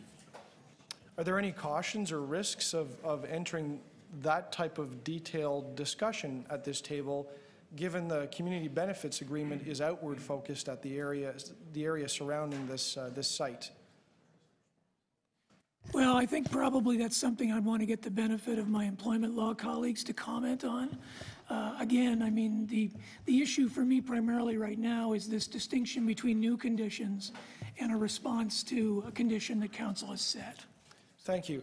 My next question would be, I guess, staff from Children's Services, or if there's someone representing them here. We have not had a lot of benefit of analysis on the notion of a daycare being put on site. I wonder if staff could provide some comment with respect to the suitability of the site. I mean, I know it's under a final approach path of the airport. Just the fact that it's a casino operation, you know, is that compatible with the installation of a child care center? And, you know, how big would it have to be? And does that fit, you know, our plans to serve the community in general, not just this employment site? Through you, Mr. Chair, Council has endorsed a growth and capital strategy which directs where we will be expanding. In terms of how large an on-site childcare would need to be, it would depend very much on the number of employees and the number of hours people are working and which shifts they are working. So I can't comment on that. In relation to the suitability of locating a childcare in a casino, the province of Ontario has very clear legislation and regulation in regards to the licensing of a childcare. And I would be anticipating that they would be licensing their childcare would be required to meet all of those requirements. So that's all I would say at this point in time, not having full details on the design or the setup of the property and the resources there. From what you know, would it be a practical endeavor, or would we best spend our efforts on some other ways to serve this particular concern that was brought up? Through this chair, I think it would be safe to say we'd have to study it further. It really would depend on where they located it within the casino, what protections they had, etc. So it's really I would think it's too early to determine that. We would have to look at it a little more fully. Would you be able to comment on whether or not it offers benefit to the community versus benefit to the employees? Depending on where it's situated, we would have to consult the community. It would definitely provide probably benefits to the employees. You'd have to survey them to understand how many of those employees would take advantage of a daycare located within the working facility. In terms of the community, we'd have to do some analysis and consult with the community if that's the right location for them. without undertaking that work. So before we decide on locating a daycare somewhere, there's a lot of factors that we have to review. We haven't had an opportunity to take all that into account for this particular site. Thank you. I think my final question is for the city manager's office. There's a map in the report that describes what is the local area, and I wondered if you could provide some comment on how you analyzed and created that area. It's a very distinct boundary. I guess people have referred to it as Rexdale, and there's probably a lot of different versions of that, but we do have a working map, and if somebody could offer some comment on how that map was created, where the lines fell. There were a number of factors looked at. We also raised the question with the local community. The boundaries reflect the federal riding in that part of town. It also includes a number of neighborhood improvement areas identified by council. Thank you. Thank you, Deputy Mayor Holliday. So, are there any other members of council not on the committee that want to ask questions that happen? I think that pretty well exhausts that list. So, I only have one at the moment, a member of the committee, that's Deputy Mayor Bilo, who wants to ask questions, so we can proceed with that and see who else wants to volunteer. So this is the first Toronto Community Benefits Agreement that we have, but we have agreements in other projects, for example, Lawrence Heights, is that correct?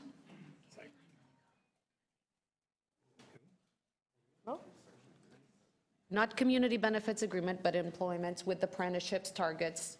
We have other ones. Through the chair, yes. Working with Toronto Community Housing. There's a percentage of employees that have to be employed as apprenticeships. Yes, in fact, they pioneered the employment-related community benefit agreement. And have we heard through this experience that one of the most challenging things to get vulnerable youth involved, especially women, is childcare? Have we heard that from our experience? That has been raised as a primary barrier to accessing those programs. So if that is a barrier, how do we fulfill a condition knowing that we have targets to meet and there's no way to address the biggest challenge to fulfill those targets with our new partner at the table? Through the chair, there are many barriers to accessing employment. Childcare is a key one. For many, housing is also a key barrier. For others, there are other barriers. No employment labor plan. But it is a challenge, right? It is a challenge. It is a significant challenge. So council could take that and ensure that in order to meet the targets that we're setting ourselves right here, we could address that in order to fully fulfill, to ensure that we have some security in fulfilling those targets, correct? That is correct. Okay. It remains outside of the 20. Okay, so to planning. I mean, I have 3 big developments in my area. All of them I requested a daycare. Would it be a good planning practice, given what's happening in this area, with the amount of employment coming and development coming, that we have daycare in this area? From through the mayor, from an overall perspective, yes, there are considerations that are unique to the site. It's been noted, for example, with the NEF noise contour being extreme in this location. There is another portion of the site that's slated for residential development later that is outside of the NEF that could be in the future a more appropriate location for. But there's definitely a conversation that should happen around childcare. Yes. In the planning perspective, to have a good community to serve the residents that are coming in that residential part, and also what we're dealing right here in front of us, to develop and create good employment on the site, this is something that should be done. Both from a living and working point of view, yes. And as even if for some people that are not interpreting this as a condition, given that this is a new relationship that we're having with a good partner, you would just assume that this new partner that we're bringing to the table would actually be willing to develop this project, this community, with something that everybody agrees would be in addition to the community at large, the city and the employees. I can't. You don't need to answer. I can't speculate on their interest in this topic. That's okay. I want to talk about reporting. So one of the things that I hear about these agreements in Regent Park, in Lawrence Heights, and so on, it's also making sure that we are getting the youth that needed the most, and we're getting those numbers. So I heard here that we're not going to get a report for 2 years. So how are we going to make sure that these targets are on the way to being met? Through the chair, I think there's some confusion over who's getting reporting. The report outlines that there would be a staff report to council on an annual basis regarding achievement of targets. There will also be quarterly reports, in some cases monthly reports, through the Employment and Labor Market Working Group. Those reports, that regular quarterly reporting, will flow to the steering committee, so where the community is sitting. So the community will receive those reports on no less than a quarterly basis. Okay. Thank you. Those were my questions. Thank you, Councillor Barlow. Councillor DeGiorgio. Thank you, Mr. Mayor. My understanding, Mr. Lintern, was that when council approved the master plan and overall densities on the site, we actually gave up the opportunity to provide some Section 37 benefits like daycare. Is that correct? Through you, Mr. Mayor, right. So the current zoning and official plan regime was approved by City Council in 2007 as Woodbine Live development, and a large degree of development was provided by Council as an incentive for Woodbine Live to emerge at that point in time. Section 37 was not part of that regime, so there is no opportunity in terms of the current applications that were considered by Community Council and will go to City Council on April 24th for any Section 37. That is correct.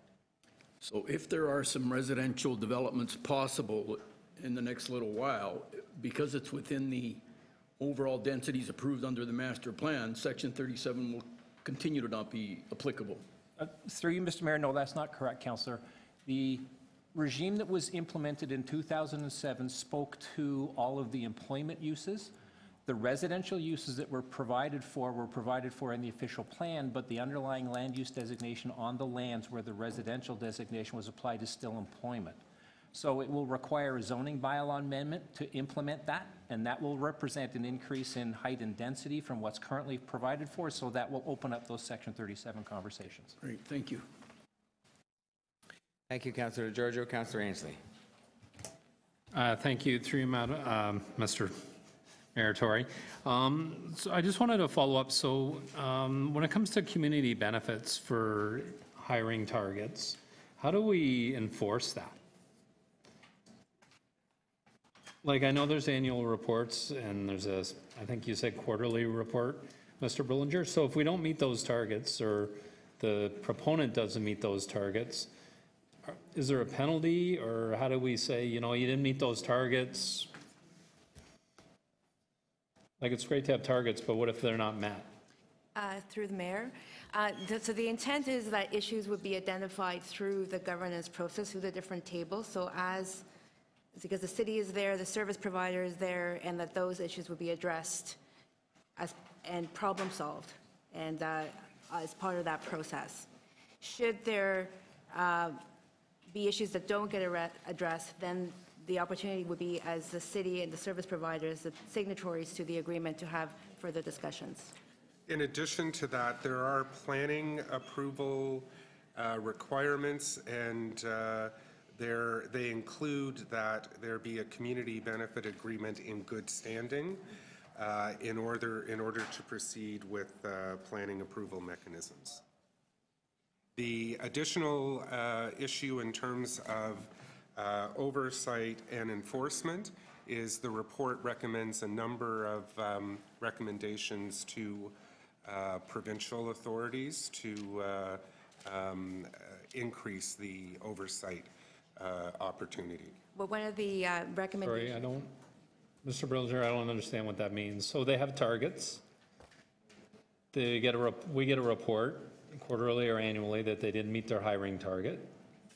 So the penalty is to have, sorry, I heard more discussion or to reach out to the provincial government? No. The enforcement mechanisms available to council will be through the land use approvals process, that there has to be a community benefit agreement in good standing. The determination of whether or not the CBA is in good standing would be the annual reporting that we will be doing to council. Okay. Council has an ability through the land use approval regime to enforce the community benefit agreement. Right. Okay. All right. The other question I had, Mayor Tory, was around condition number 17. And I'm trying to understand that lays out a number of different conditions. If the conditions are met in number 17, does that allow the proponent to expand the gambling operations without the consent of council?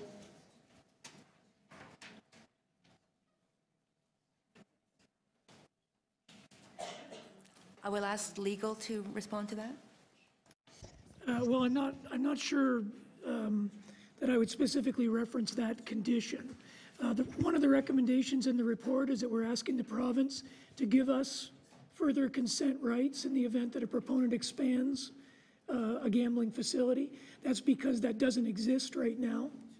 And so, I mean, right now, technically speaking, we have approval rights when one locates a facility, and it's limited to that. But if they meet those conditions in number 17, can they turn around and say, you know, this is an agreement that we struck with City Council, here's the conditions under number 17, we met all of these, we're going to expand the gambling.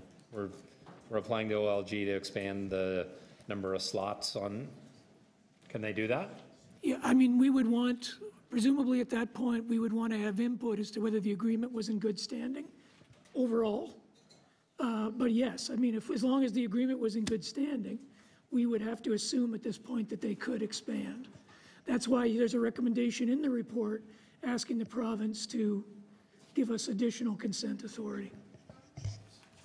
Right, but that means I agree, we want to have input, but if they meet these conditions, then legally they could expand gaming beyond what they would have. Yes, no? As long as they're under the OLG process and they get the approval they need at that level. All right, okay. Thank you, Mayor Tory. Thank you, Councillor Ainsley. Other questions of staff by members of the committee? Councillor Palacio. Thank you, Mr. Mayor. Through you, just some clarification to City Council. Back in 2011, we had approved 21 conditions to be met. From those, the planning conditions having met, is that correct? That's correct. Yes, that's correct. The first 12 of the 21 conditions were related to planning conditions, and as per our report through Etobicoke York Community Council, staff are of the opinion that the 12 planning conditions have been met.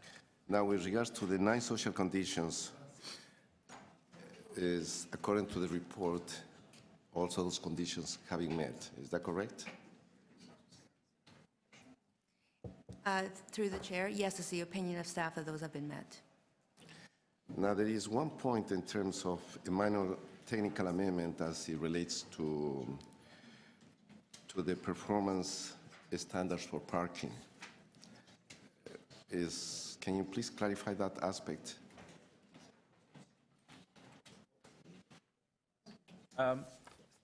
Through you, Mr. Mayor, yes, this is one of the requests that have been made through the bylaw amendment application was about the parking requirements that attach itself to the casino itself.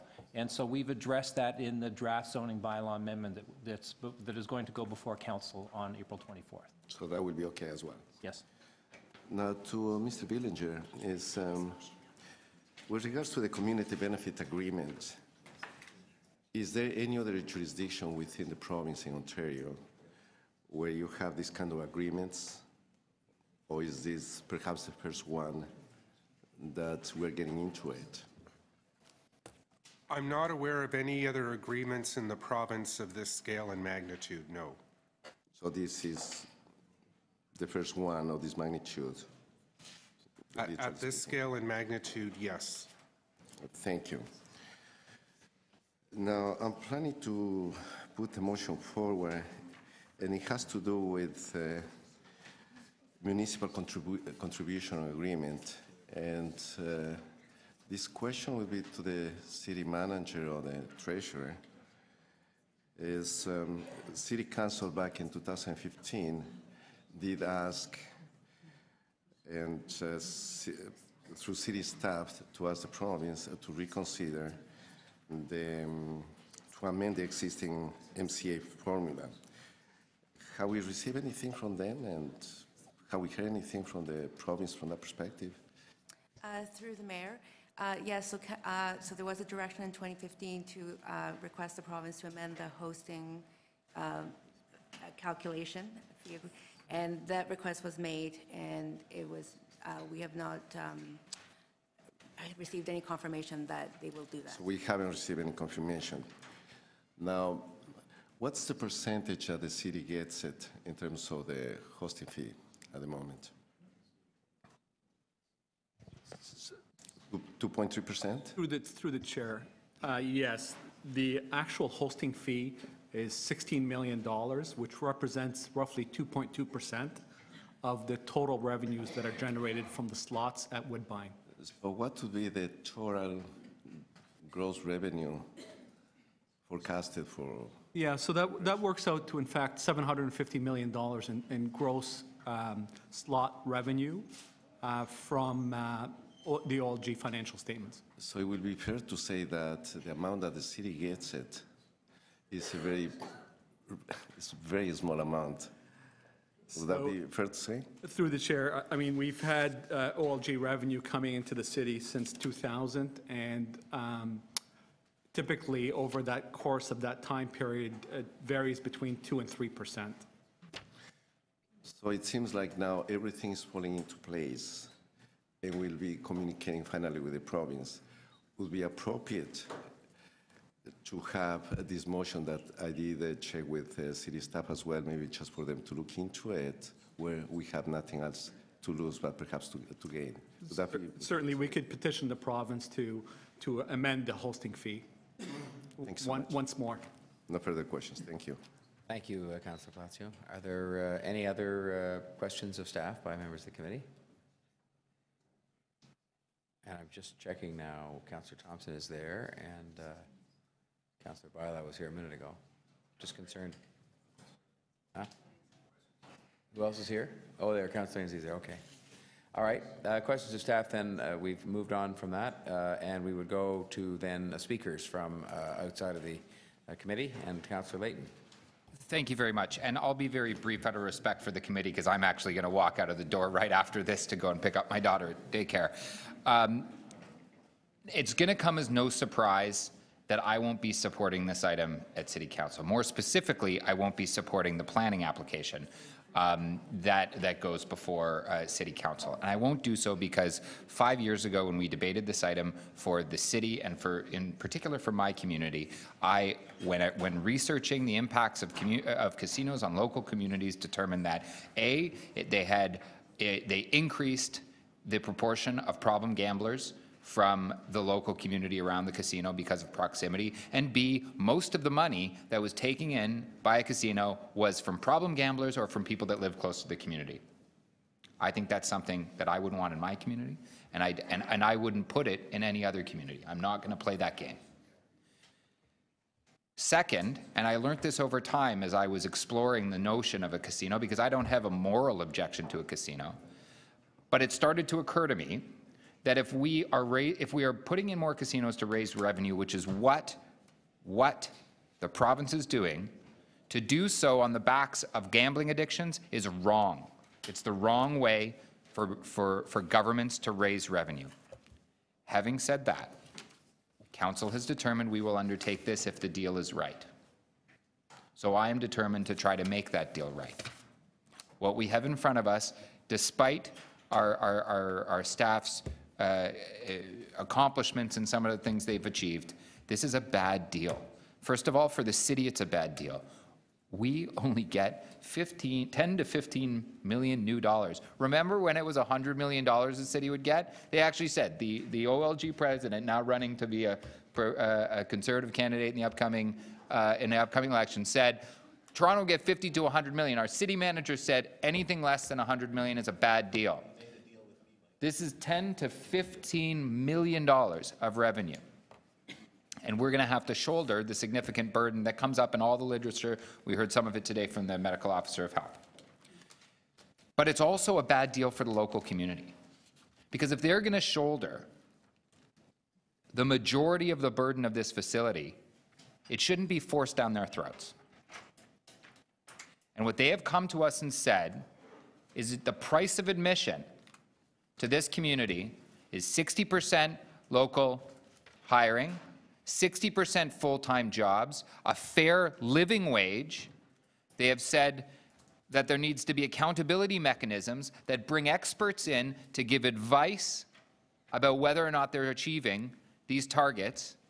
They need community benefits like daycare so that single moms or families can go and work at night where they're actually the more lucrative shifts in the casino because of tips. So they can get some of those good shifts. But they want to have their kids in a place that's safe. They want to have access to community facilities. They want to see a piece of the action, if you'll allow me my first of what will be many casino metaphors. They want to see a piece of the action directly from the casino. Now, one thing that we haven't seen come up is the notion of protecting the community from predatory lenders. It won't come as a surprise on next week at Council. I'll be putting forward a motion around restricting payday or loan operations at the facility and in the surrounding area. But we should not be determining that our recommendations that we made, our requirements, are being fulfilled if the community is still unhappy. And I appreciate the work that that the staff has done, but I don't think we've come even close to achieving recommendation 20 around ensuring that the operator is meeting and addressing the impacts of a casino on the local community. I don't think we're even close. And I'll put on notice, the executive committee, mayor, staff, I'll be coming to look for motions that get us to a point that we achieve the community benefits that the community has come here demanding in order for us to approve this. And it may very well be that we say they have not met this requirement, and we need to send them back to get more, to ensure that all of those impacts are being addressed to the satisfaction of City Council. Because I think that was the original intent, and that's what we need to get to. I should also note, though, that it's very disappointing to see there's no quantification of the actual cost implications of a casino. If we're only getting 10 million, we better make sure that the costs are going to be less than that. Thank you, Councillor Layton. Councillor Davis. I won't address all of the other conditions that Councillor Layton has identified that should be improved for this to become an acceptable agreement. I am going to focus, as you can imagine, on the childcare piece. The term sheets, well, let me just back up. I know that our staff have brought forward to us what in their opinion, meets the requirements that we sent them off to meet. But it is up to us at Council to determine whether or not it does and whether it's good enough. That is our role. So to simply point blank say, oh, childcare is beyond the scope, somebody has interpreted that, but that's not beyond the scope as I see it. It's very clear in this term sheet and in what we sent off in terms of conditions, that they were to address the 3 streams of employment: stability for current staff, new recruitment, and employment equity in the employment and labor market plan. If you're going to have an employment and labor market plan that addresses those 3 streams, you have to do something about making childcare available. Now, it may not be paying 100% of the capital costs, the operating costs, and any subsidies. And it may not be 24/7 despite the need. It may be something less than that. But there is no attempt here whatsoever to address the shortage of childcare in that community and for that workforce. Clearly, it's a problem now, and clearly it will be an even larger problem in the future.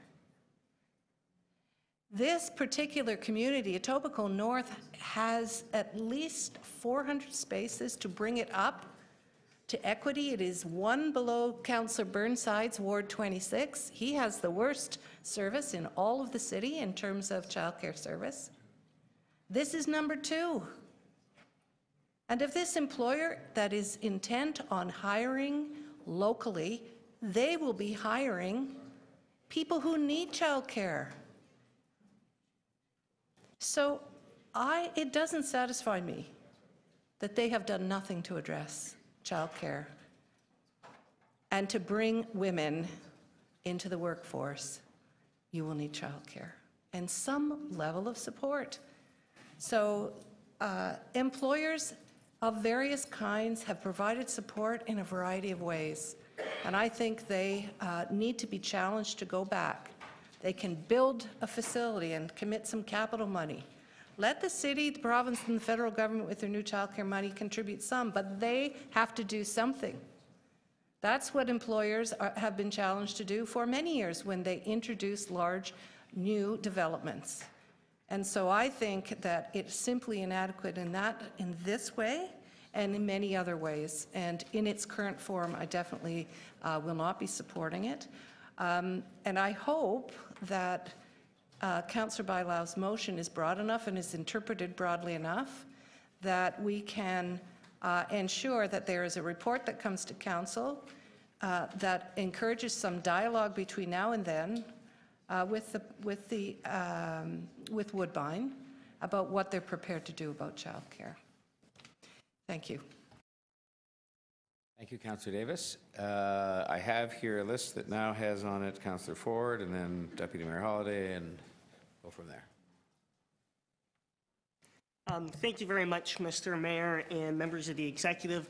As a visiting member of council, of course, and or visiting member of council to the executive committee, and the local councillor representing Etobicoke North, who has worked very closely with many of the members of the public in this room, with city staff, with community agencies, and with people who live in directly around this project. I'm here to speak in support of our community for this significant investment. Before I do that, I do want to take a moment and truly thank all the staff who are around this room, who have dedicated so much time to this report and to making this work. I know firsthand of the hard work they have done.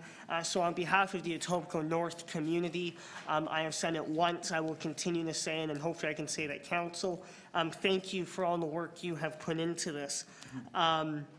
And I want to thank the deputants and the many community organizations who have come out and shared what they support on this, some of the concerns they have. And as we move forward, we continue to work with the challenges we face in North Etobicoke that, quite frankly, I know many deputants said that, goes beyond this development. It goes beyond that, and it goes to community building and the city continuing to make the significant investments we need in North Etobicoke. So I am very glad to hear that. One of the things, and I also want to thank Great Canadian and Brookfield and Woodbine Entertainment Group for being very open and collaborative partners throughout this process. One thing I want to mention and respond to one of my colleagues, I know he left the room, but to say that this community does not want it is completely backwards from what I have seen. Not one deputant here today, although there were concerns, there were opinions made, not one person has come to myself or even in front of this committee or Etobicoke York Community Council or any of the public consultations and said, we do not want this investment. Not one person. And I can safely say that. I think this goes to the bigger picture of the economic impact this investment will have, not just the casino, but what comes with it and what investments are brought into our community. Investments that we are actually currently seeing right now, and we have been seeing in the last 6 months, that this is already leveraging, and it doesn't even have City Council approval.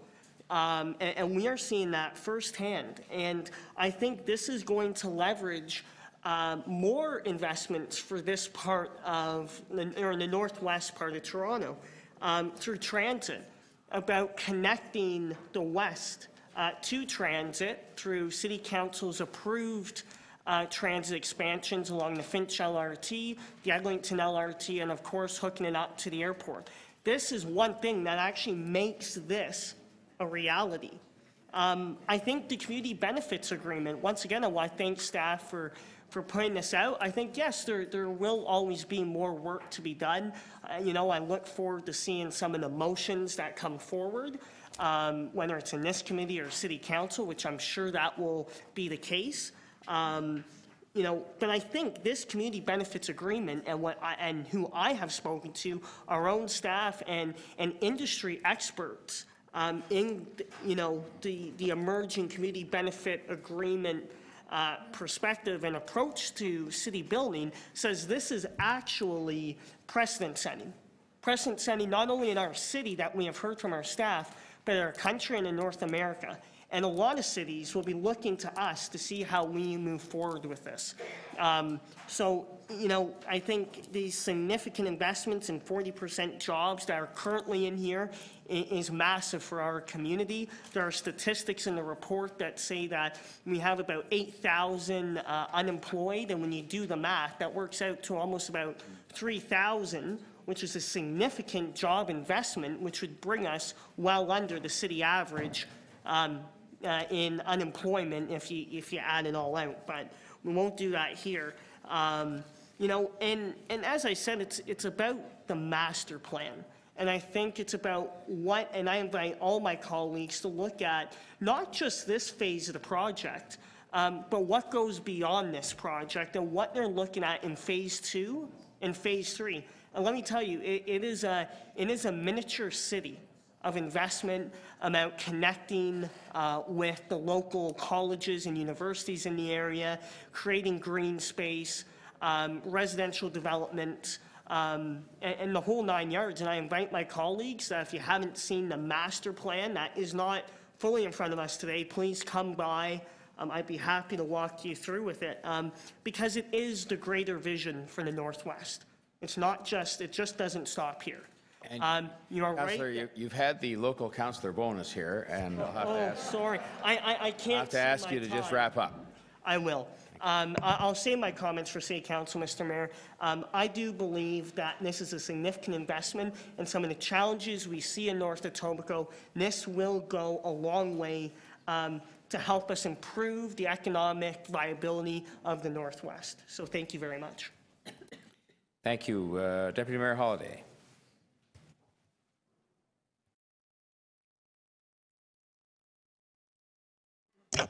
Thank you, Mr. Mayor. Hopefully you can hear me. What would one of my discussions be without a picture? As an elected representative of Etobicoke, of the City of Toronto, and a resident of Etobicoke, I'm happy to say I support the proposal before you, and I'm confident that this committee will do the same. I wanted to offer two thoughts. I've been listening to the discussion today. I had listened to it at Etobicoke Community Council recently, where we discussed the plan of subdivision and heard from a number of people to come out and speak to us about that. But the first point I wanted to bring across was my concern about the definition of the local community. The report has included something in here, and it talks about what the local community is, and they've drawn a 7-kilometer circle around it, and they've roughly defined it, as Mr. Brillinger told us, as the local riding. And I think they've reached some conclusions, and they've done some analysis to articulate what that is. Mr. Abdi, I think, is still sitting here. He came out and he spoke to the community council about this, and he left us with an idea called postal code exclusion, and he talked about it very, very well. The first time I heard about postal code exclusion was within my own community, and it was right about here on the map, just outside that circle. I have an area of my community where there have been recent homicides. There are racialized groups. There is poverty. There is unemployment. And they're just outside of this circle. But then I heard today this press to change the ratios of local hiring to go from 40 to 60. And that worries me because the folks that I represent directly are just outside of this circle. But I'll put to you, if you hop on the 427 from that intersection, you're like a 4-minute drive to this site. I shop nearby. I've taken my kids to the racetrack to look at the horses. They had a great time.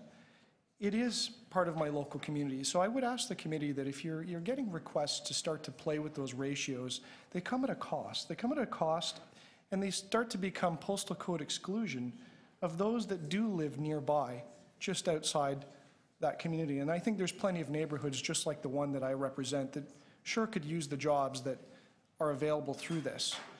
And let's go and see what those ratios that are currently prescribed show us. I'll also offer you a second thought. I know the site well. In fact, in the era of BC, before children, my wife and I would go to a cafe at the Woodbine Centre just across the road from this site. And they would set up an outdoor cafe, and they'd have a really nice acoustical guitar player playing. The problem with that is it was hit and miss when we would go on a Friday night, because if they were operating the north runway on the airport, this is directly in a flight path. We wouldn't be having this conversation. I didn't hear the acoustical guitar, and that cafe didn't do so well that night.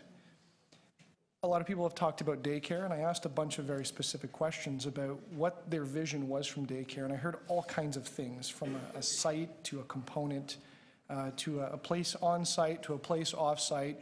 I did hear a lot about employer-sponsored daycare, or essentially a benefit.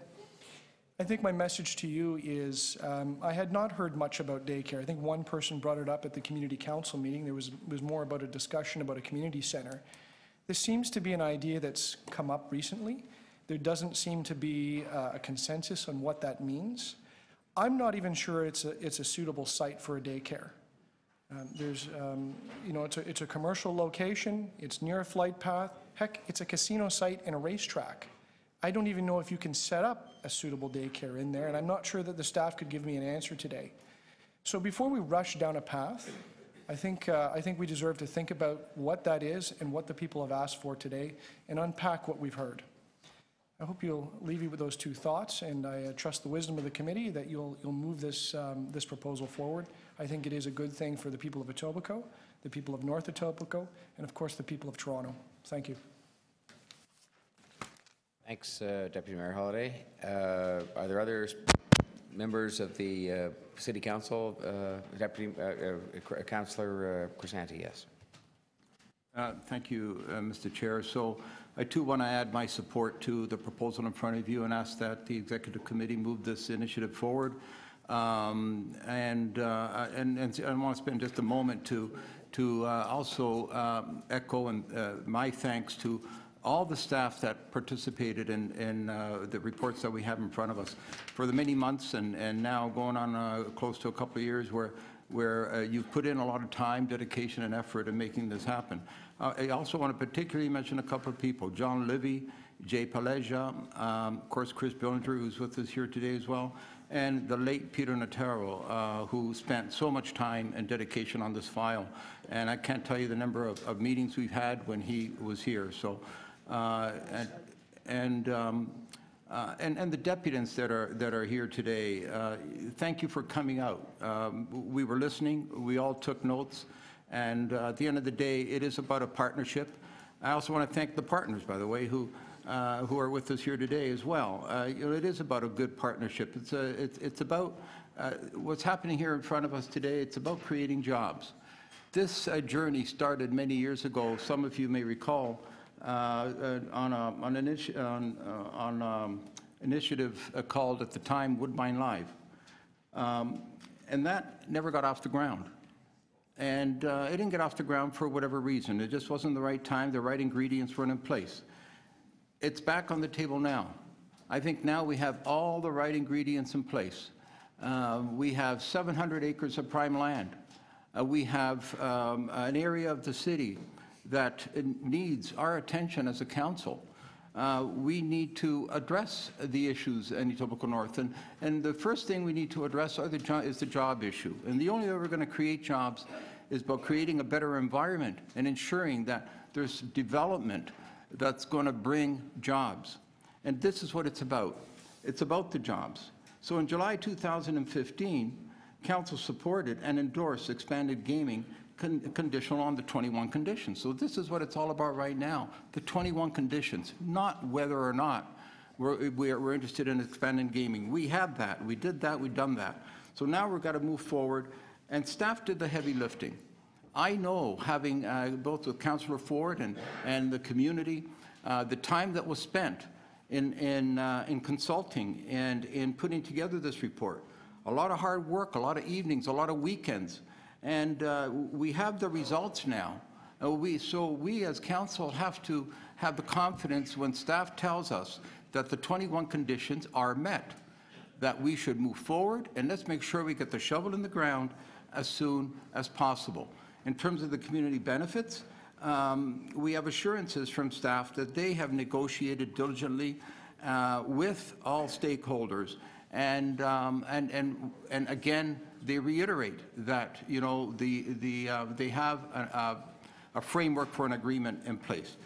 Are there certain things that could be tweaked and improved? Well, absolutely. There's more that can be done, and more will be done. This is just the first phase. Remember, there's 700 acres, and this expansion of the casino and all the amenities that come with it, and making it a premier destination place and creating those jobs is the catalyst that will invite the interest and the developers that will come knocking on our doors saying we're interested in continuing to build. It's about housing, it's about jobs, it's about a lot of things. So I'm asking the committee to endorse this, and hopefully it'll be the same. And one more thing too, it is also about protecting the current 7,500 jobs in the horse racing industry that are there. That's also critical. We have to protect those jobs. So those are my comments, Mr. Mayor. Thank you. Thank you, Councillor Crisanti. Are there then other visiting members of council? I don't think there's any left that haven't spoken, so I think that would move us to members of the committee wishing to speak. And who would like to go first? Councillor Thompson. Thank you very much, Mr. Mayor. There are 3 motions that I have, and maybe staff can put them on the screen. I'll try not to really go too much over in terms of what has already been stated, other than to say I agree with many of the comments that have been made. I'm not a gambler. I'm not fascinated by gambling and or facilities.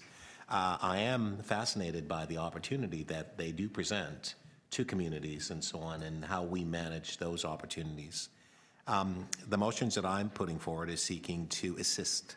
I know that the staff have done an amazing job, and I want to congratulate the staff, by the way, who haven't done that. They've sat with me, they've sought out to come and give me an opportunity to learn about why they have actually made the different recommendations that they have and so on in the agreement process, and I think they have done a phenomenal job, but we're always able to provide additional oversight to examine and re-examine and put forward ideas and or through, as they are, recommendations to substantively change things. I want to thank the members of the community that are here to come out to fight for their community and so on. And I certainly want to thank the folks from the Great Canadian Gaming Company for being here, because obviously they're hearing what is being said amongst the members of the community and so on. I think it's important in terms of our duties as elected officials to ensure that we can create this collaborative process and spirit from an economic development perspective, clearly the winners can't just be the companies and the corporations. The community also have to win. They have to be winners as well and beneficiary to the great benefits that will come as a result of this particular facilities. I was part of a process before where we were negotiating with the OLG and promises were made, but obviously promises were not kept. My motions are not intended to hope that promises are kept. It is that we distinctively put in place what we really need to happen, where there's an opportunity where labor can be involved in the process, and we've heard about the expertise that they can actually bring to the table to assist the company and the community, because at the end of the day, everyone will benefit. I suspect that not everybody will agree with that particular comment, but I think that this is in the best interest of the community. The notion around daycare and other services that we've talked about here today, I think it's actually essential. In fact, I think it's a benefit, it's a win for the company, so that you can have people in the local community being able to go to work, having that level of confidence, quite frankly, that their children are being taken care of, and the employer is able to realize that the employee is absolutely able to go to work and provide that level of work, and they're happy and they know that their children and their children's welfare is taken care of. That's a really good message in my view. The idea around the money, I was uncomfortable about the smallness of the amount of money, the $15 million, quite frankly. Yes, I understand we're topping it up, so to speak. I would have liked to have seen a different formulation, but I think that I'm going to obviously agree with the staff and the process that has been, I guess, agreed to in terms of in principle. Clearly, I guess we could change that if we wanted to, but I think that I'm going to be satisfied with that for the moment. The Woodbine community is a fantastic community. At one point, I owned a home around the area, and I've seen a general decline in the nature of the community. I've seen the impact. And we're talking about racialized. I know people often use the notion of racialization and so on, but there are a lot of black people like myself in this area that are not benefiting. And there's a real need to ensure that their spirit and their desire is not amputated. And there's a need to ensure that when others are benefiting, that they too could be part of the success of the community. It ensures that everyone wins at this particular point in time. Otherwise, we're failing the community, we're failing the diversity that we so proudly cherish, and we talk about globally about how we are a diverse city. We are a diverse city, but we have to ensure that that diversity is also benefiting from the city and the city's reputation. So for those particular reasons, Mr. Mayor, I'm going to be supporting this particular item as it goes forward to council. I'm hoping that the motions that I put forward, that members can support them. And I'm also supportive of any, I think that I've heard that there's probably an idea, a recognition that perhaps we should maybe send this on to staff for further review and so on, and to bring the matter back to council as it to allow it to come forward. I'm okay with that as well, because if we're not happy with the results at that point, I'll move them again at council. Thank you. Thank you, Councillor Thompson. Councillor Palacio. Thank you, Mr. Mayor. I'm sorry? Oh, there we are. So there's number C, number 1, or whatever, number C. Toronto and Regional Labour Council. Toronto Community Benefits be included. That's motion B. Motion C. So we didn't see A yet. A. Following amendments. So it's taking out the words "use all reasonable commercial efforts." That was something that was discussed quite frequently, as you said, during the presentations. Yeah, so there are the three. Were there questions people had? I think these were widely discussed matters during the deputation. So, okay, so no questions of the mover. We'll move on to the next speaker, who I believe was Councillor Palacio. Thank you, Mr. Mayor. I'd like to move. I have a motion as well. In essence, is that City Council requests the Government of Ontario and the Ontario Lottery and Gaming Corporation to amend the existing municipal hosting fee formula, considering the following. A, The hosting fee is governed by a standard province-wide municipal contribution agreement, which must be reviewed to reflect a fair equity return if council consents to expand gaming at Woodbine. Mr. Mayor, and I would like to thank city staff for the amazing work that they have done. It's literally 3 long years of hard work, and they have done due diligence in terms of making sure that the 21 recommendations have been met. The proposed gaming expansion on the current gaming facilities about job retention, job creation. It's about economic revitalization and prosperity for the west end part of Rexdale. This is a quadrant that's desperately in need of revitalization. This is a great opportunity to not only to protect the existing jobs that we have there, but also to create thousands and thousands of new jobs and locally. And that will most definitely foster economic development and growth and economic sustainability as we move forward. That's extremely important. Now,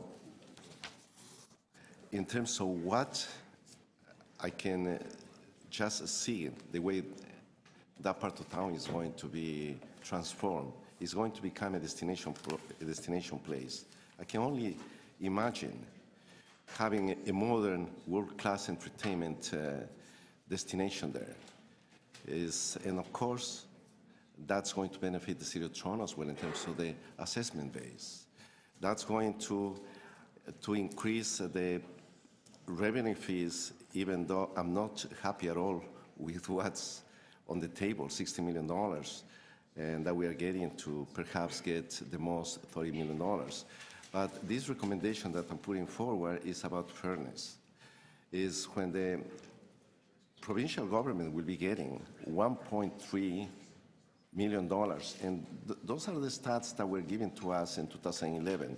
Today I heard also the minimum of $700 million.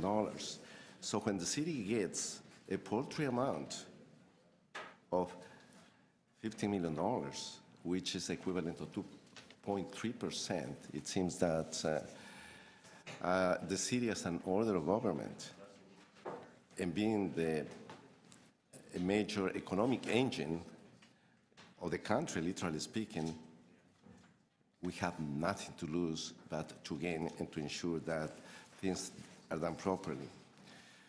Is some of the potential impacts, and that's something that we discussed at the topic of your community council, and those are the things that we have to be very mindful about it.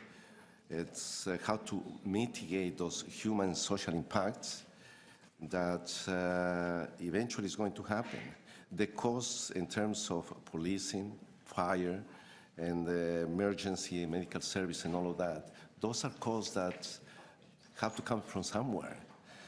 There has been a lot of discussions with regards to the need of childcare. Now, as the area gentrifies, as new people are moving in, the need is there. And it only makes sense. It only makes sense to have a system that's going to help those in need. And a childcare, a good childcare, and affordable childcare is something that's extremely important, and that's something that I'll be more than glad to support. Those are my comments, Mr. Mayor. Thank you, Councillor Palacio. Other speakers for this matter? Councillor Byler, Deputy Mayor. Mr. Mayor, I have a couple of motions. Motion A, I think, and these were had advanced circulation, so I think everybody's expecting that. It's motion B has actually been something that has been negotiated already, and motion A is something that I'm hoping that it will be negotiated. We have an opportunity to bring good jobs to this part of town.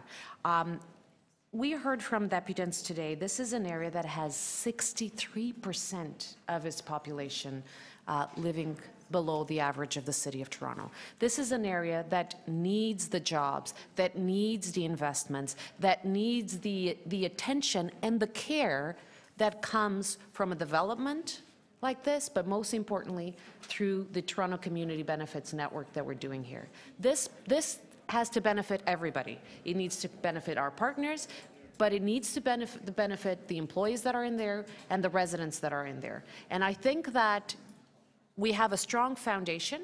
I think everybody acknowledged that. We have a strong foundation. It's good to see the city moving in that direction. It's good to see that our partners are still talking. I mean, this motion is something that staff has actually asked me to move because it is the conversation that continues to happen between the partners. The motion around the childcare is really something that I am hoping, I personally believe that it is part of the 21 conditions. I think you will not be able to fulfill the 21 conditions if you don't have the childcare. That is my interpretation, and I think many councillors actually share that. But I think that as a new partner that is coming, that is going to be dealing with the city, with this community, creating jobs, that is going to be being here for 22 years, the matter is not if it is part of the 21 conditions or not. The question should be, how can we deliver on something that we know is going to be a major issue for employees and community in here? We have this experience. We have it at Lawrence Heights, we have it at Regent Park, and that's why I'm so keen on putting this forward. We know from our experience that this is a major issue. We know that this is a big piece of development that is not easy to access, that has shift work, that is going to be hard. If you're a single mother that has to start a shift at 7 o'clock in the morning and needs to drop off your child on a child care center, this is a major issue. If you're trying to create opportunity for all these targets that we're trying to implement through this project here, this is a major issue. So I truly hope that we can have a dialogue and that by council we have both sides, the city submitting a report, that we have this employee delivering on this. Because that's how you're going to build an exciting project with exciting employees working for you, creating good jobs, creating good communities. It's by coming to the table without arguing if it is a way to fulfill one of the 21 conditions or not. The reality is, experience shows us that if you don't have things like this in place, it's going to be hard to create the opportunity for the people that need it the most, for the people that we need your help to create these opportunities in the City of Toronto. So that, yes, we can be extremely proud of the entertainment facility that you're going to be creating, an amazing state-of-the-art facility, but we're going to be equally proud of the employees that we have in there, the conditions that we have for those employees, and all the community around that. So I'm looking forward to the results of the conversation. Thanks, Deputy Mayor Bailão. I had Councillor Ainsley next, and then Councillor Robbins. No, I had a question to the mover. I'm sorry. Yeah, yes, thank you.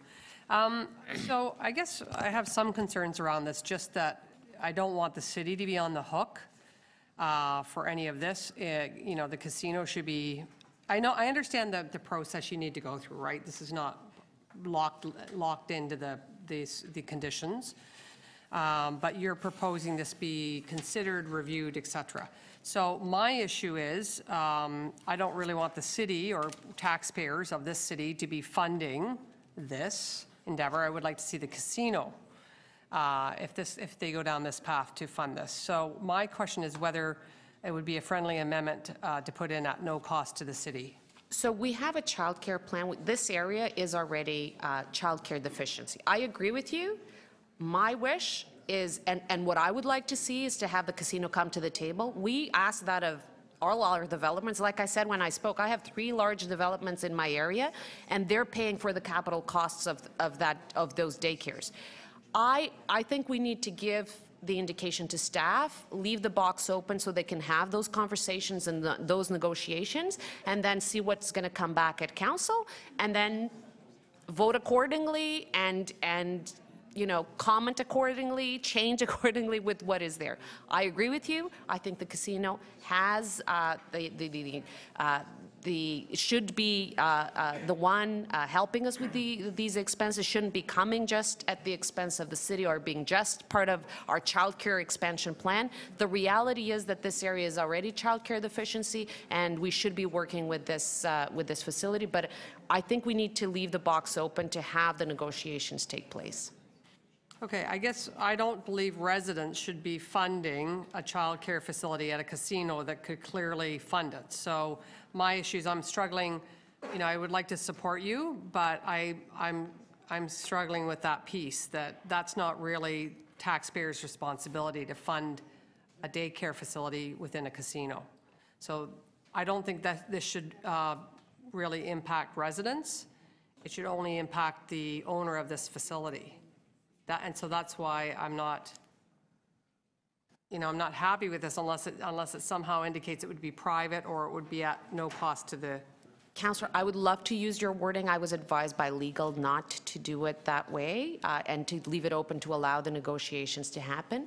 I agree 100%, and I think that's actually very healthy that we're having these conversations, because I know that everybody's in the room, and so that people understand where the will of a lot of people are, that would like them to come to the table. And as the negotiations proceed, that they clearly understand that there could be actually an issue if they don't come to the table on things like this.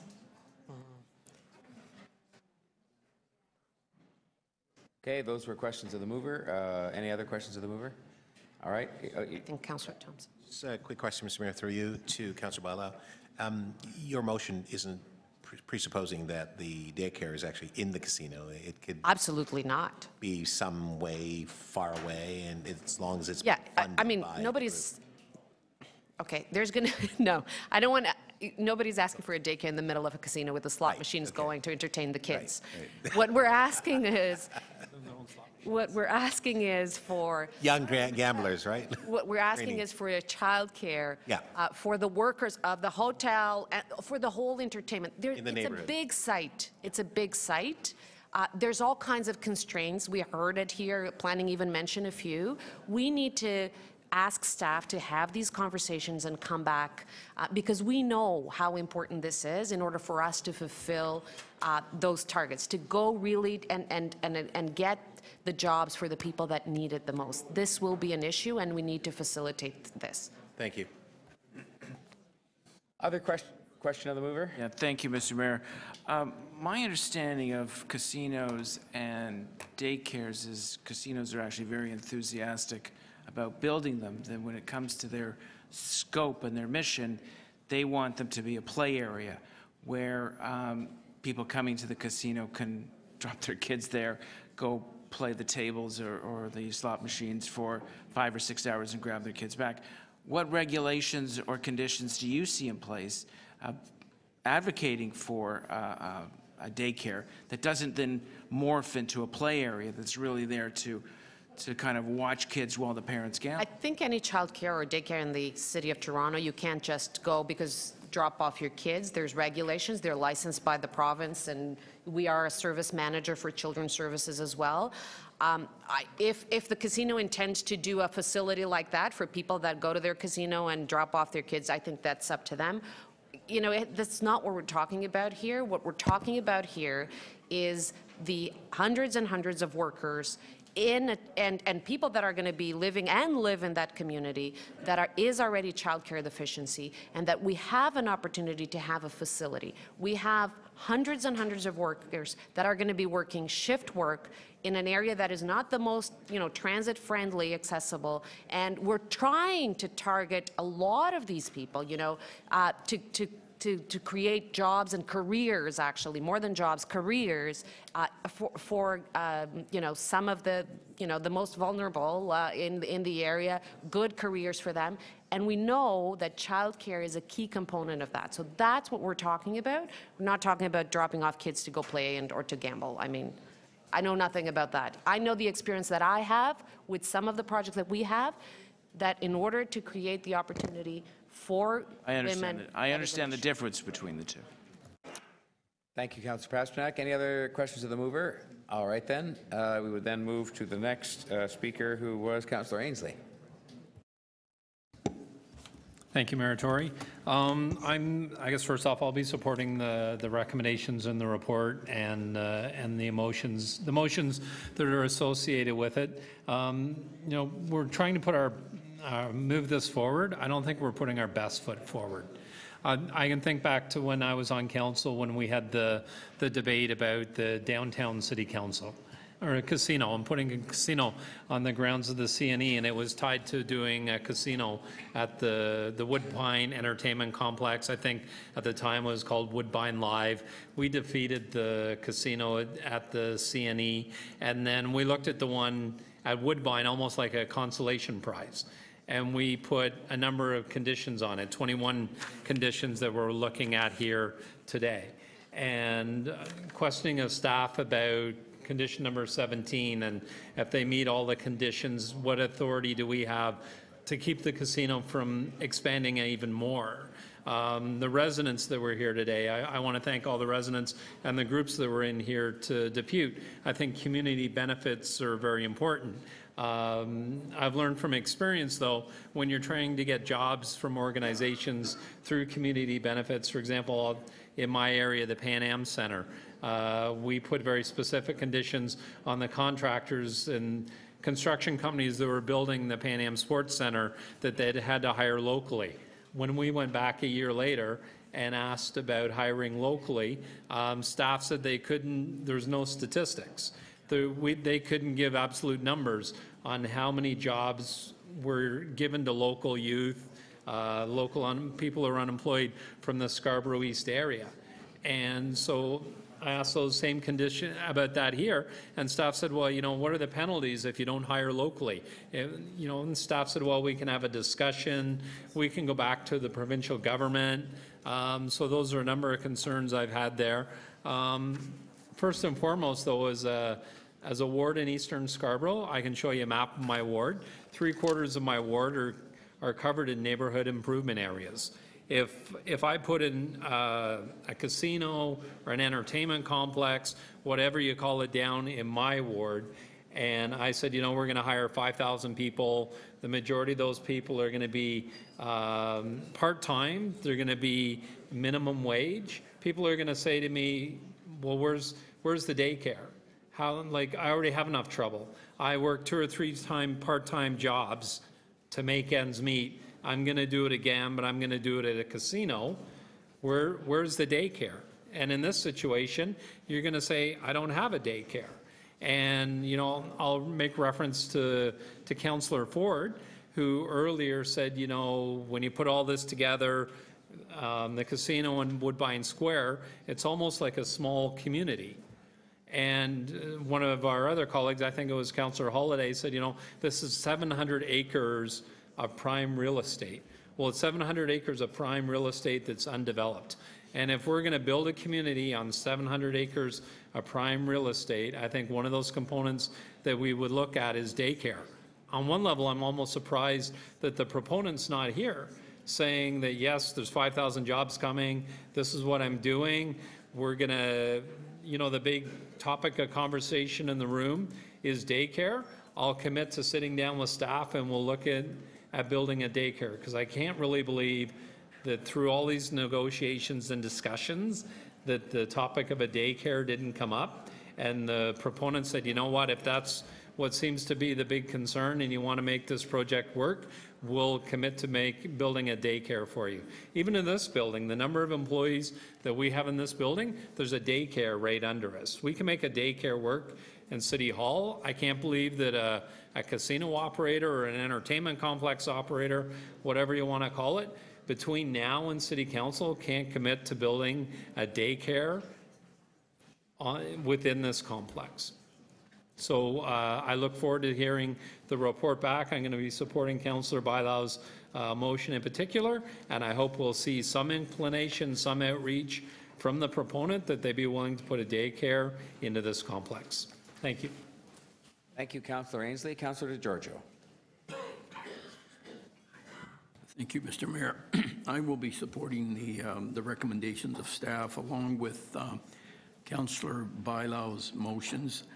I just want to make some brief comments about the overall context of the master plan, of the vision that one has of the 600-acre site, and we shouldn't focus on the gambling aspect, because that seems to be the catalyst that will get the ball rolling. And there are all sorts of uses that will be attracted to this site, and there will be plenty of opportunities to get the daycare facilities that one looks for through Section 37, by the way. I'm not suggesting that we not have some daycare right up front, but I do not support having a daycare in a casino. I mean, to me, it makes no sense whatsoever. I think there are, in proximity to the site, you might be able to find a daycare facility that we can establish with the cooperation of the proponent. But those are things that Councillor Bailão's motion is basically saying, let's look at and consider or negotiate something in the short term that we can do. But I think you need to recognize that this is a future destination. It will be a destination for people not only in the Northwest, but across the whole city. And I think there are all sorts of positive attributes to this plan. It just takes a little bit of time for it to come to fruition. And it'll be a great, great, great destination for the people that live in the Northwest. It will provide plenty of job opportunities over the longer term. Only what is it, 4,000 or 5,000 in the short term? But in the longer term, it'll be even better. Now, the other thing I might just comment on very quickly is the kinds of sort of support mechanism that has been put in place. I mean, we've got this monitoring committee that includes Ministry of Health and Long-Term Care, Center for Addiction and Mental Health, CAMH, William Osler Health System.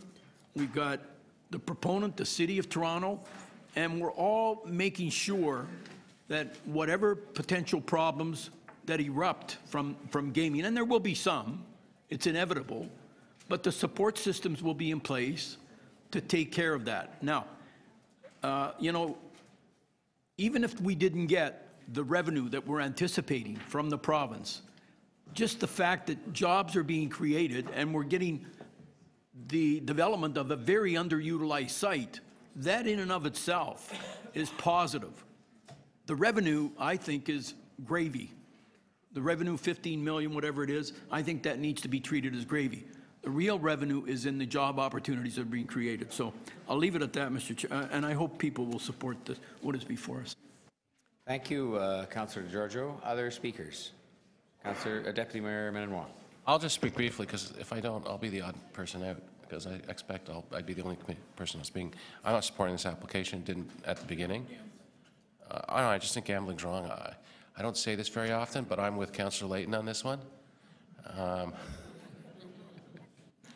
I will say, just parenthetically, all these motions, and I think we're going down a slippery slope. This is a planning application and a licensing application, but all the things that we're requiring them to do, it's a remarkable thing, the places that we're going, like, you know, how organized labor is involved and their conditions for this and conditions for that. And we're taking out clauses with about, you know, commercial viability. And so we're imposing lots of conditions on what is fundamentally a business.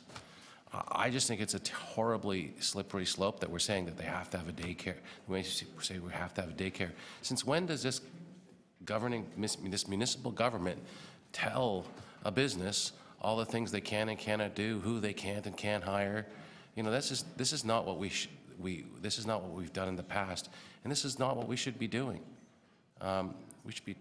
I just think it's wrong. I just think it's wrong, and I won't be supporting those motions that do those things. Thank you, Deputy Mayor Minnan-Wong. Are there other speakers? Councillor Robinson. Take 30 seconds to say I also am not a big fan of casinos, period. Philosophically, I'm certainly happy it's not at the waterfront, and you know, my understanding is the local councillors in the area are big supporters, big fans, and you know, certainly this is a better option than what we had before us last term, so I will be supporting it. Having said that, you know, I don't think the city should, first of all, I don't think we're getting sufficient funds, but it is what it is, and it's all been worked on very hard by many staff. But having said that, I don't think the city the residents of the city should incur any costs, including associated with daycare. Because if these are individuals that are working there and using this service for their families because they work at the casino should pay for it. So I feel very strongly about that, as I'm sure many people would be. This is a corporation, a commercial entity, and I'm going to be supporting Councillor Bailão's motion with the thinking that there'll be no cost to the city on this. Thanks, Councillor Robinson. Any other speakers?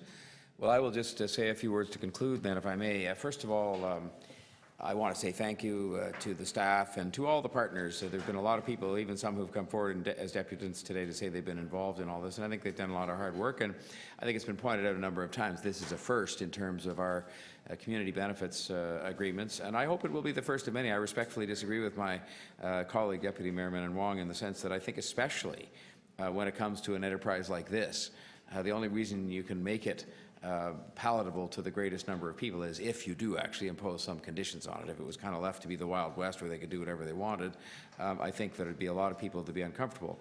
I have said many times publicly that I'm not a great proponent of casinos. I would have voted against one downtown if I'd been here at the time that was voted upon.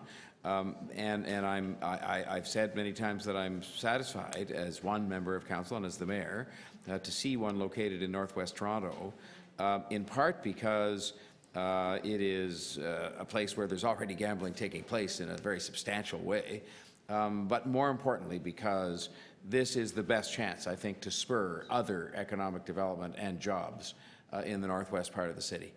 And so I think that is extremely important. And I guess one final point, which is that under provincial policy, and this is not a reason in and of itself to approve a casino, but under provincial policy, there is going to be additional gambling establishments in Southern Ontario GTA anyway. And if we're going to get some of those jobs in an area of the city that desperately needs them, and it's going to go way beyond a casino, which has certainly always been a prerequisite for my support for this, that it goes well beyond a casino to hotels and I hope offices and retail and other things that will be on that 700 acres of land, then I couldn't go so far as Councillor Layton did and describe it as a bad deal for the city. No such thing as a bad deal for the city that produces 5,000 or more jobs for people who need them.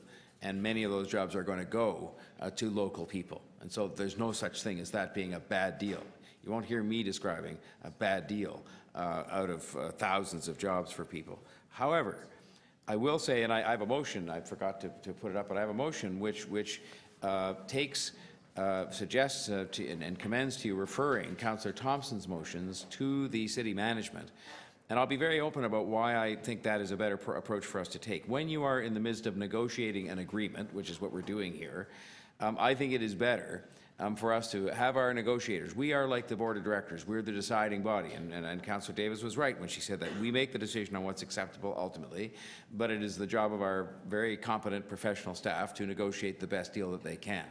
And I think the appropriate way to handle this in a spirit of partnership with the people who are the proponents, who also have to agree to this as part of the community benefits agreement, is to go back to them on these things, much in the spirit that somebody was saying a couple of minutes ago about saying, well, look, we hope that they have an open mind about these things, and I know some of them are probably even in this room.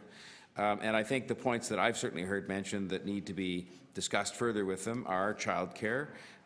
They are what I'll call harder and perhaps more ambitious targets, and the important question of representation. Representation meaning at the table as we go forward. And I actually, again, take a very different view than Deputy Mayor Min Wong about this. I don't know how you could possibly have the kind of open and collaborative arrangement and call it a true partnership with respect to producing these community benefits, which are important, if the people who are going to help you do that are not at the table. A partnership involves, by definition, people sitting at the table working on something together. And so I don't pretend to sit here and prescribe who should be there, and this is why I want Councillor Thompson's motions to go to the staff.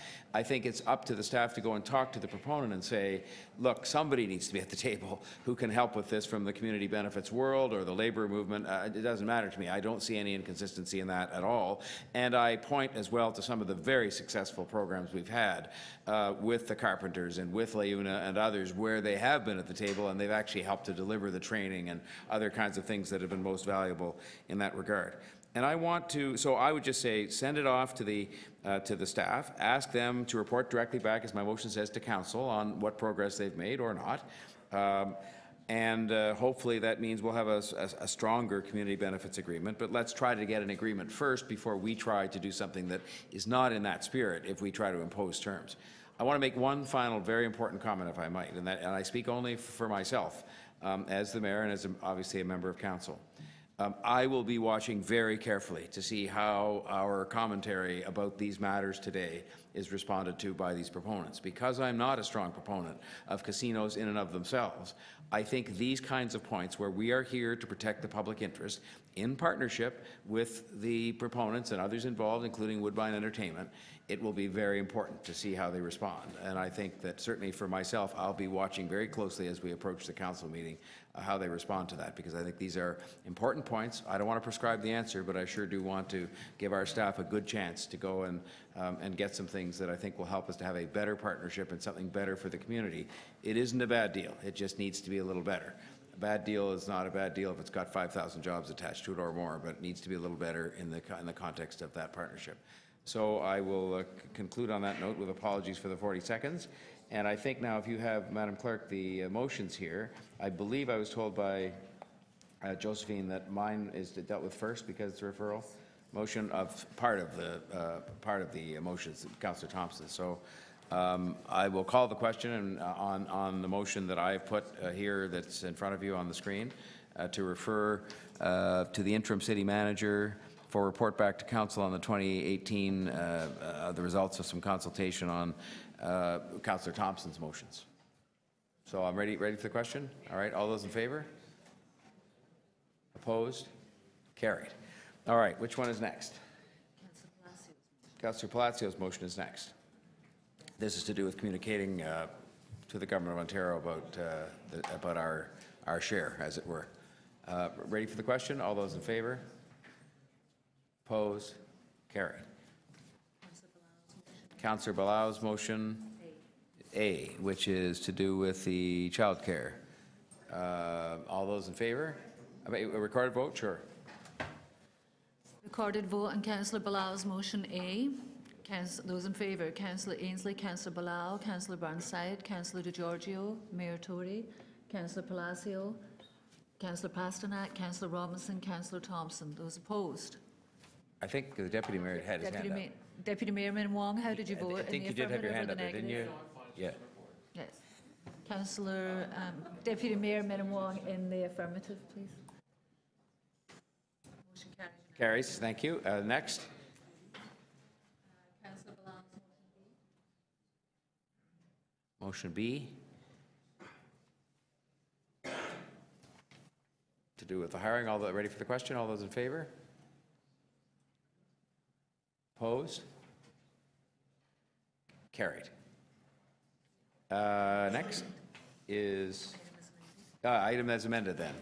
And ready for that, we'll have a recorded vote on that. Those in favour of the item as the staff report as amended: Councillor Ainsley, Councillor Balau, Councillor Burnside, Councillor DiGiorgio, Mayor Tory, Councillor Palacio, Councillor Robinson, Councillor Thompson. Those opposed? Deputy Mayor Min Wong, Councillor Pasternak. Motion carries. Thank you very much, and thank you very much to all the people that came and spent the time today. It's a long day, I know, for you, and we appreciate all the input, and I hope you feel it was taken seriously. So, ladies and gentlemen, I think we're actually doing quite well, believe it or not. So, Mayor Tory. By chance, the clerks sort of listed that, the agenda that sort of shows what's left. So, ladies and gentlemen, we just, those could leave the room, could leave quietly. We've got business to carry on with here. So what we have left to deal with, just so you know, We have the development charges bylaw review, which is next. Then we have a couple of matters that were held. We have some deputations on that. And then we have, I think, 3 relatively short matters, including the Smart City Challenge with a presentation. Excuse me.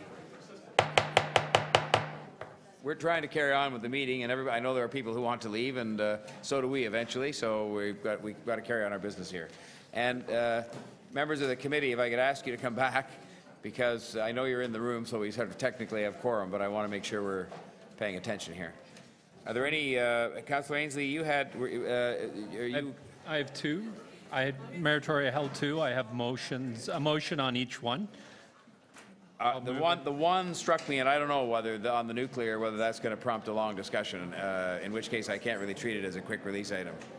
I can put up, I've had both of the motions circulated. Okay.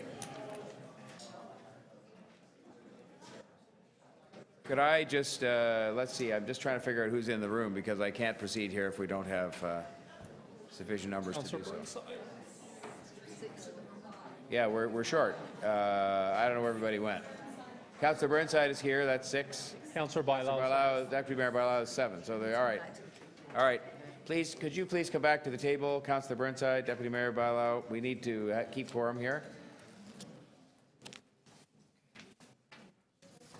Do you want to just put up, if you would, Madam Clerk, Councillor Ainsley's motion on nuclear?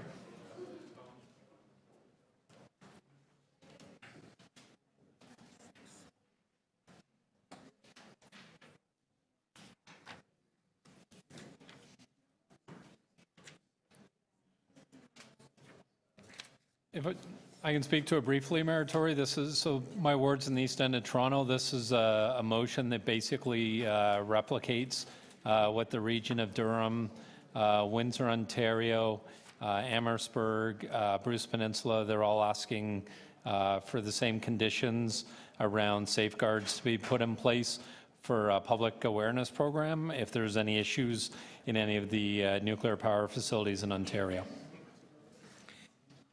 If there's general concurrence that people are satisfied with this and treating it as something where there aren't a lot of questions to staff or any, and people wishing to speak, we can just call the question on it. If people think it needs to be put over, we can do that.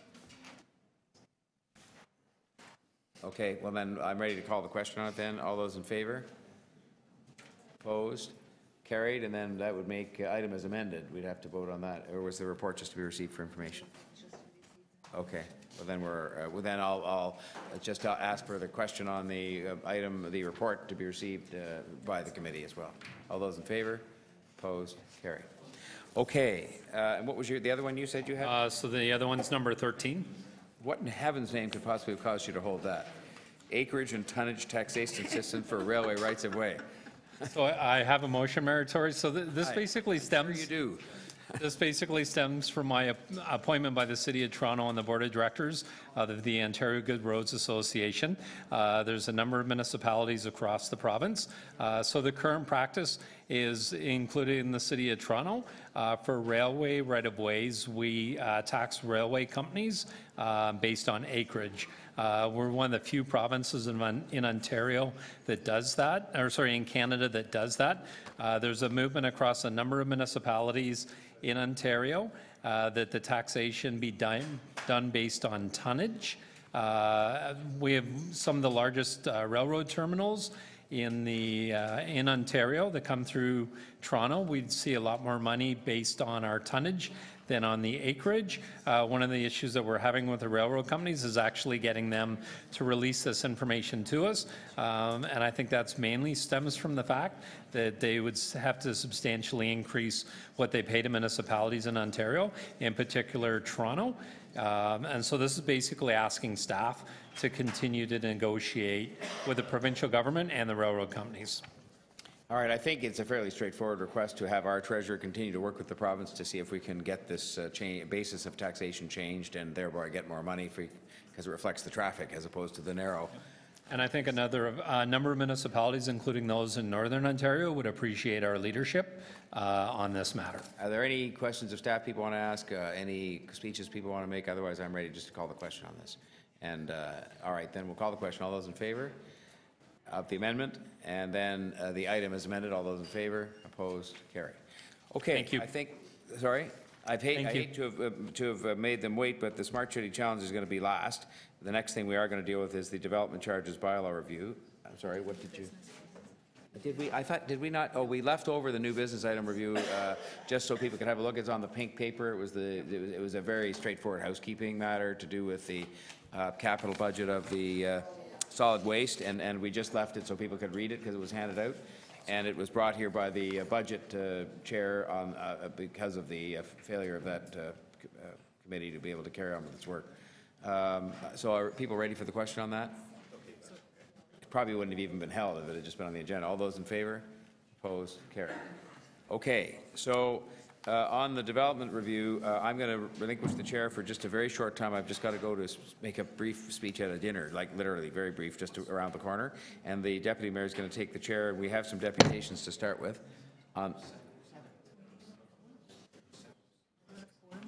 2, 3, 4, 5, 6, 7. So I can't leave until somebody else comes back. All right, well, all right, that's fine. We'll start.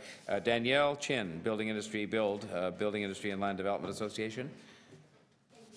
You've had a long day? Yeah. No, it's okay. I'm not saying that to just slow you down. I'm just saying it's a long day in terms of your patients waiting to be heard. Thank you. But thank you for being here. Thank Go ahead. Good evening, Mayor Tory and members of the Executive Committee. My name is Danielle Chin, and I'm here as a Senior Manager, Policy and Government Relations at the Building Industry and Land Development Association. BUILD is a non-for-profit trade association representing 1,500 member companies.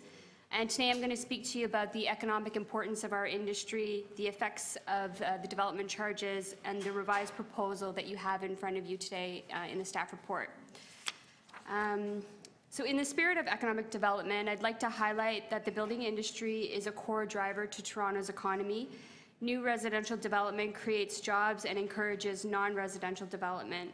In 2016 alone, the residential construction industry in Toronto generated more than 68,000 on-site and off-site jobs in new home building, renovation, and repairs, and it's one of the city's largest employers. These jobs paid $4 million in wages and contributed $11.5 billion in investment value to the local economy. Our industry is fully committed to pay its fair share of growth-related costs, but increasing costs have become very unsustainable. On average, taxes and municipal charges account for 20% of the price of a new home. And when new charges are fully implemented, DCs will nearly double to almost 80,000. Looking at the numbers, it's clear that new home buyers in the City of Toronto are bearing a heavy weight for the cost of new infrastructure, so it's important that it is implemented fairly. And in terms of the review, BUILD has been actively engaged in technical working group meetings with city staff with the objective of reviewing the fairness and reasonableness of the DCs in accordance with the Act. BUILD has been very aligned with other groups as well, such as NAIOP, REALPAC, and GTAA. The consultation process has been very, very meaningful, and in November it basically took full swing.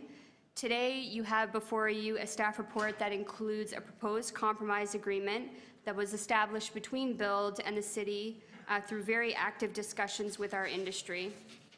The revised proposal is in an effort to mitigate the effects on new home buyers that have already assumed and planned for certain costs, and this includes a 9% reduction in the quantum and a phasing in of the increases.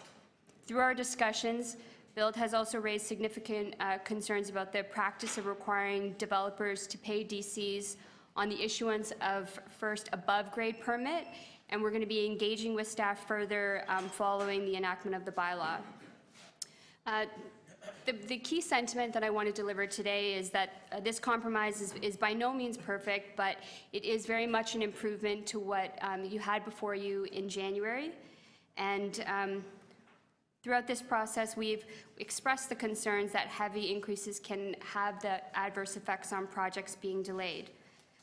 We're not completely certain that this transition will mitigate all that we need to mitigate in terms of negative impacts, but we definitely do appreciate the movement that has happened on this file since January. And as such, Build Toronto chapter is agreeing not to object to this revised proposal in the interest of keeping things moving in the City of Toronto and providing some leeway for pre-sold agreements to be protected. We appreciate this Executive Committee's willingness to also listen to our members through the past few months. In closing, I just want to thank you for the opportunity to address you today and ask you to support the staff recommendations in the report. I'm happy to answer any questions you may have also. Thank you, Ms. Chin, and you got the patient deputant bonus of 50. Sorry, I tried. Not a problem, you did well. Are there questions of this deputant? I would just ask, we've interacted over the years on various issues, but certainly when I go to public meetings, I have a lot of development in my ward. People in this room know that. Bayview Avenue, Yonge and Eglinton, in on the park area. And I spend a lot of evenings at public meetings, and every time I go to a public meeting, there's always 2 or 3 questions about developers and DCs, and are developers paying their share of infrastructure in our city? So are you aware of that sentiment out there, that public, certainly in my ward, I'm not going to speak for other councillors, but in my ward, people are saying, our developers who are really, it's a bit of a heyday, or it feels that way, certainly in the last several years. Certainly if you look at Yonge and Eglinton, I think it's unprecedented, the level of growth there. Are you aware of that sentiment from residents that they feel that developers need to pay their share? I guess in response to that, through you, Mr. Chair, I would say that yes, we are as an industry aware of that sentiment. I think everyone would sort of look to developers to pay more, and I assure you that there's a rigorous exercise that your staff go through the background study to make sure that they can collect as much as they can, and then we're on the other side of it, making sure that everything is allocated like reasonably through the methodology. So I don't think that there's any sort of lost, revenue that's sort of gone through, the process. What would your feedback be on the process, the review of these DCs? My understanding, I'd ask staff this, but it's every 5 years. Right. What's your feedback on that process? Mm-hmm. So we've been finding that it does come forward earlier than anticipated. Mm-hmm. And then because of that, it is challenging to assume costs as a part of business plans. So I guess that's part of the reason why when we ask for transition, we really do need it as a part of those plans that have already been put in place. Okay, that's it. Thank you. Thanks, Councillor Robinson. Other questions of this deputant? Okay, thanks, Ms. Jen, very, very much. Appreciate it. That brings us to Ian Underwood, Chief Executive Officer, Habitat for Humanity. Another patient soul. Pardon? I said another patient soul. Thank you. My deputation begins with good morning. Unfortunately, something on this agenda has to come at the end, and it's only item 3, but it just took this long to get here. Thank you for being here. Go ahead, please. Well, and having been in and out all day, I actually want to say to you, it's been really impressive watching you in action. So as a citizen and a leader of a nonprofit in this city, just listening to the thoughtfulness and attentiveness that you put to these very complex issues. I don't usually spend this much time watching you, and so I thank you for what you're doing. I'm here today to express my wholehearted support for one aspect of the report before you, and that's the one regarding the conversion of the Toronto Home Ownership Assistance Program into a development charges deferral.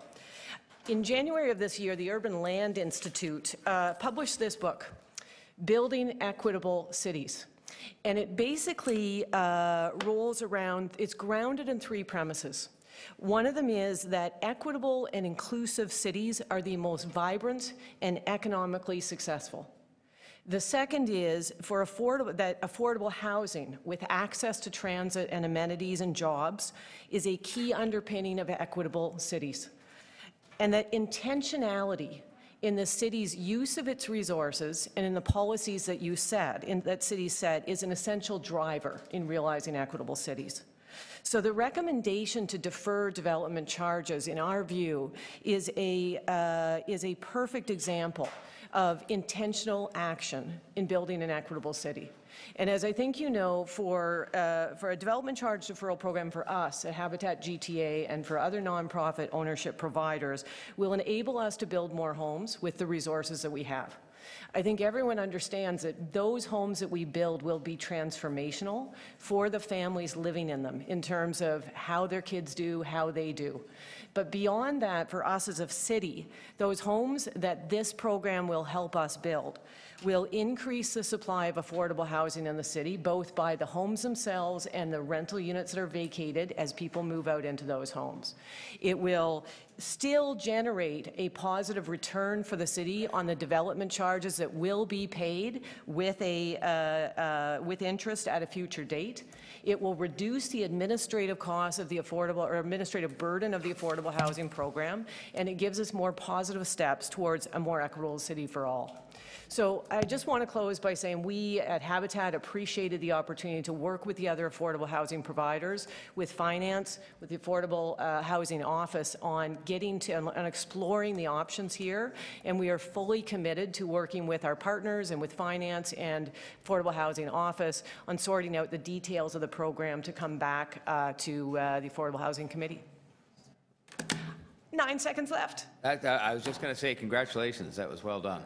Are there questions of the deputant? Well, may I just say to you, return the favor.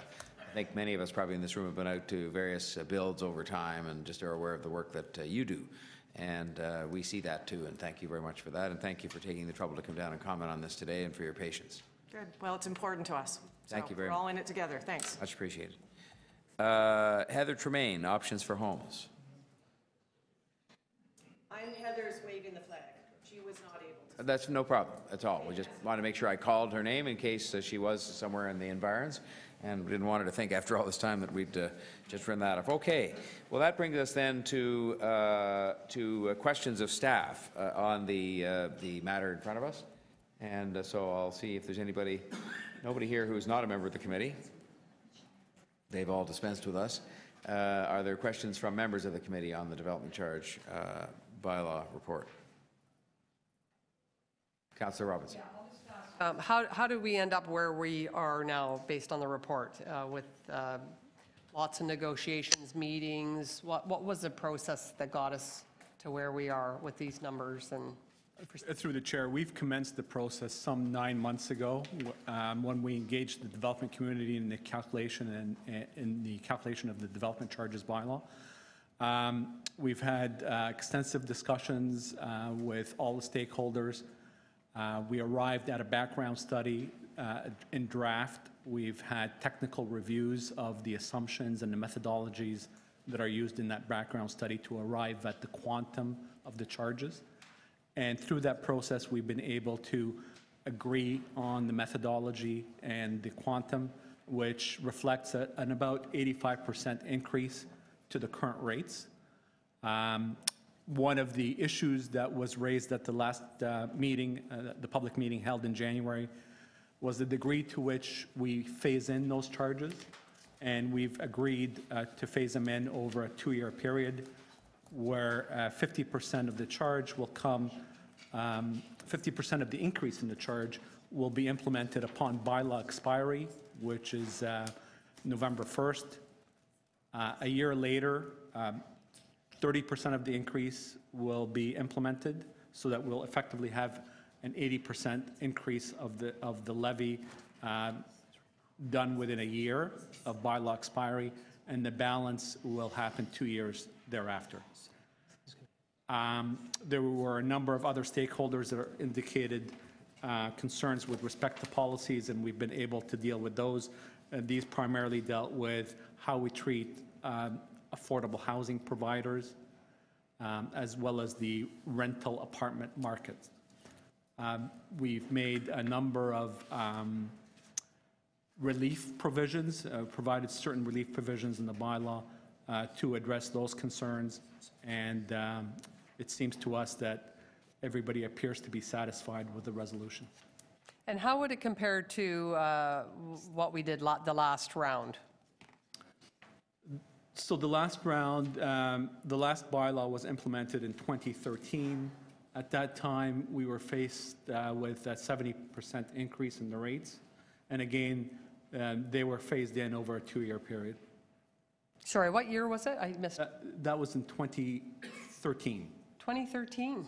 Yes. Wow. The bylaw has a life of 5 years, and unless it's updated and amended within that 5-year period, it becomes stale. Okay, thank you very much. That's helpful. Thank you, Councillor Robinson. Other questions of staff? Okay, then if we can move on from that to speakers. Who wishes to speak? Councillor Ballard, Deputy Mayor. Thank you. I have a motion. As staff mentioned, there were a few issues that we had asked staff to work on after the January presentation of the report. And I have to thank them because they actually went and met with not only the industry, but also, the universities that we had issues with, the rental sector that we had issues with, and the affordable home ownership providers that we had issues with. So we've actually created a number of solutions that I think are very good. They're going to be creating the opportunity, for example, of from how we heard from Habitat for Humanity, of increasing the number of units that we're going to be having in our city through affordable home ownership and this deferral program. This is something actually that the sector had been advocating for quite some time. Also, the rental rebate program that is being proposed through this report is something that for a long time the sector had been asking for. And the only issue that we're still working on, we're almost there, I think, is really the secondary suites. And I'm hoping that by council we'll have it all resolved. And we're going to be able to get a report that, as the industry said, they're not happy about it. Obviously, who's happy about paying more for anything? But that they acknowledge that the methodology was applied correctly, that there's consideration given to the sector in the way that is being implemented, and that is going to be responding to some of the housing policies that we have in our city. So not only are we having a huge increase in the percentage that is going to be given to affordable housing, I think it's, if I remember correctly, is a 270% increase that is going to go from the DCs to the affordable housing sector. We all know well that housing is a major issue in this city, that we're, in order to continue to attract jobs, to continue to have an equitable city, it's an issue that needs to be addressed.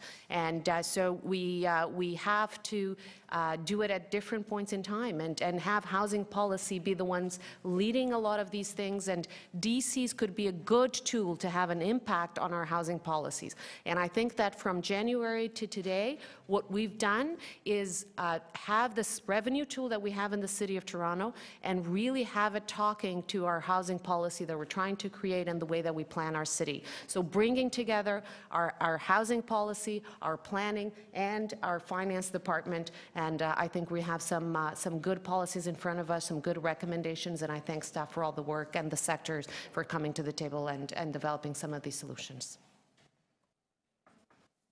Thank you, Deputy Mayor Barlow. Are there any questions of the mover? Others wishing to speak? Well, I'll just say a couple of words, if I might. First of all, I want to say thank you to the staff again, to our acting Chief Financial Officer. Oh, I have a motion too that I'm moving in the stead of Councillor Crawford that approves the establishment of an obligatory reserve fund account named Development Charges Shelter Services. And there's to be no contribution put in at the outset, but it's something that he was going to do if he'd been here. I guess that he was. So if there are any questions of staff about that motion, they'd be better to ask them of the staff than of me. I'm not sure there's a provision for that in the rules, but so I'll put that on the table. I want to thank the staff, though, in particular the acting Chief Financial Officer, but also others involved from the planning staff and elsewhere. What I'm happiest about in terms of this list, when I say happy, I don't want anybody that's going to end up paying for this to misunderstand, but You know, when Councillor Robinson correctly made reference to the fact people ask us about development, I'm asked when I go around the city, probably even more frequently than she might be asked about whether developers are paying their fair share. I'm asked how it could be that we allowed over so many years, going all the way back, so much development to take place without the accompanying infrastructure. And what I'm happy about here is that I think what the staff did was put together a complete list, a very complete list of the things we must do when it comes to transit projects and other things that are going to accompany growth and that must accompany growth if we're going to try and keep up. And so in that sense, that's what ended up compiling the list that led to the initial number of more than 100% increase in these fees. And then there have been discussions that have taken place that have led to some moderation in that. I don't think without sacrificing anything that's on the list, and a transition period that I think is fair and consistent with what we've done in the past. And I think those things reflect really just a need for a degree of sensitivity on our part to transition from one regime of fees to another.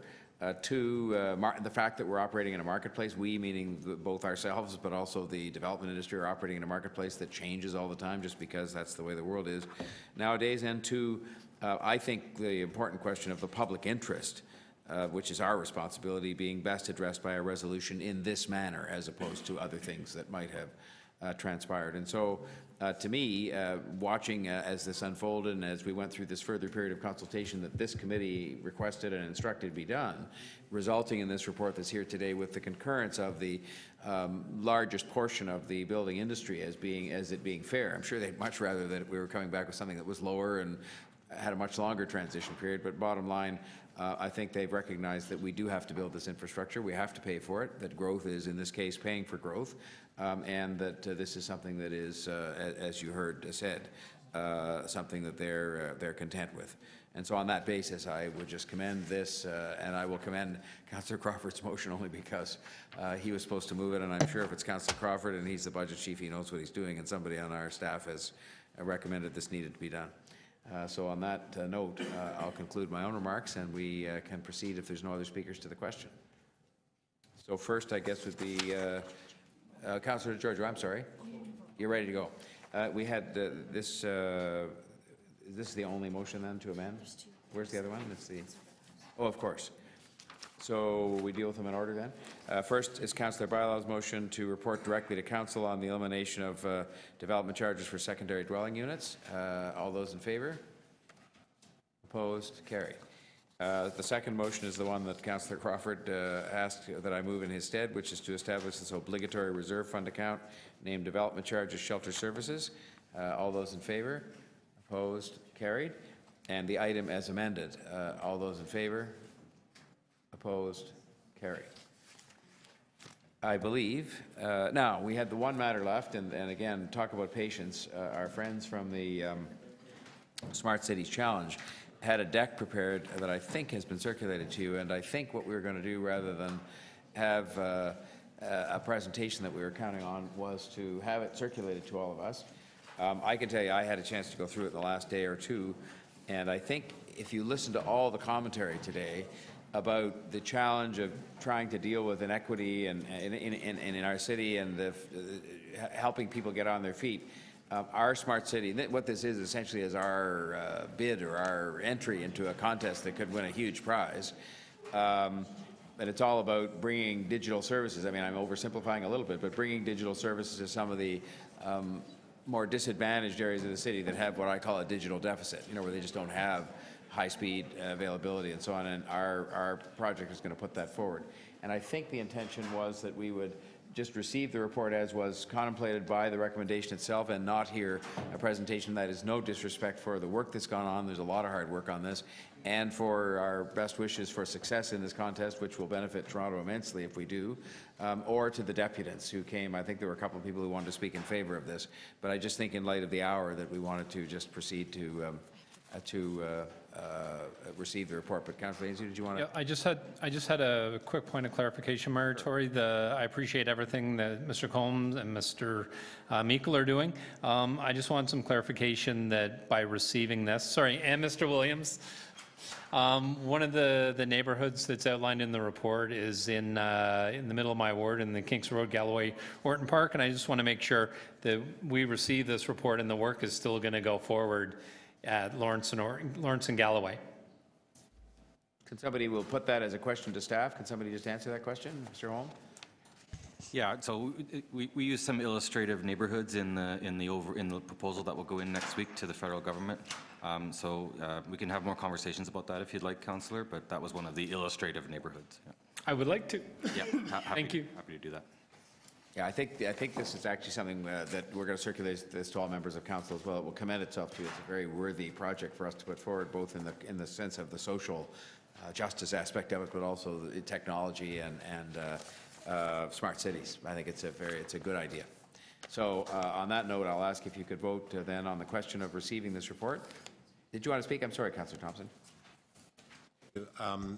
The technology advocate had asked me to move a motion on her behalf. And the motion, staff will put it on the screen.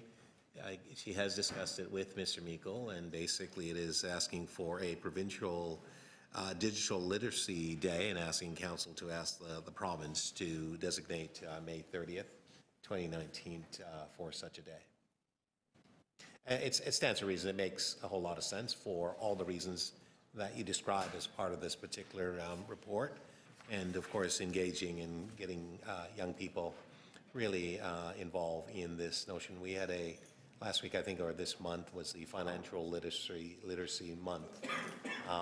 And so it stands to reason that we really should be looking at this as an opportunity. Clearly, if the province had designated that, we wouldn't be required to do this at this particular point in time. But Councillor Holland is asking that we moving this on her behalf. Okay, are there any questions of the mover or other questions, other people wishing to speak on this? All right, well then what we'll do is we have the one motion here, which is the motion just put by Councillor Thompson on behalf of Councillor Holland. And I'll ask the question, I'll call the question on that. All those in favor? Opposed? Carried. Councillor Bailão voted in favor. And then the item to be received, the report to be received on this item. All those in favor? Opposed? Carried. With thanks again for your patience and for your hard work on this, and best wishes in the competition to us all. Any other business that we have to deal with today? You have something? Just motion to adjourn. All those in favor? Carried. Thank you. Thank you very much for that.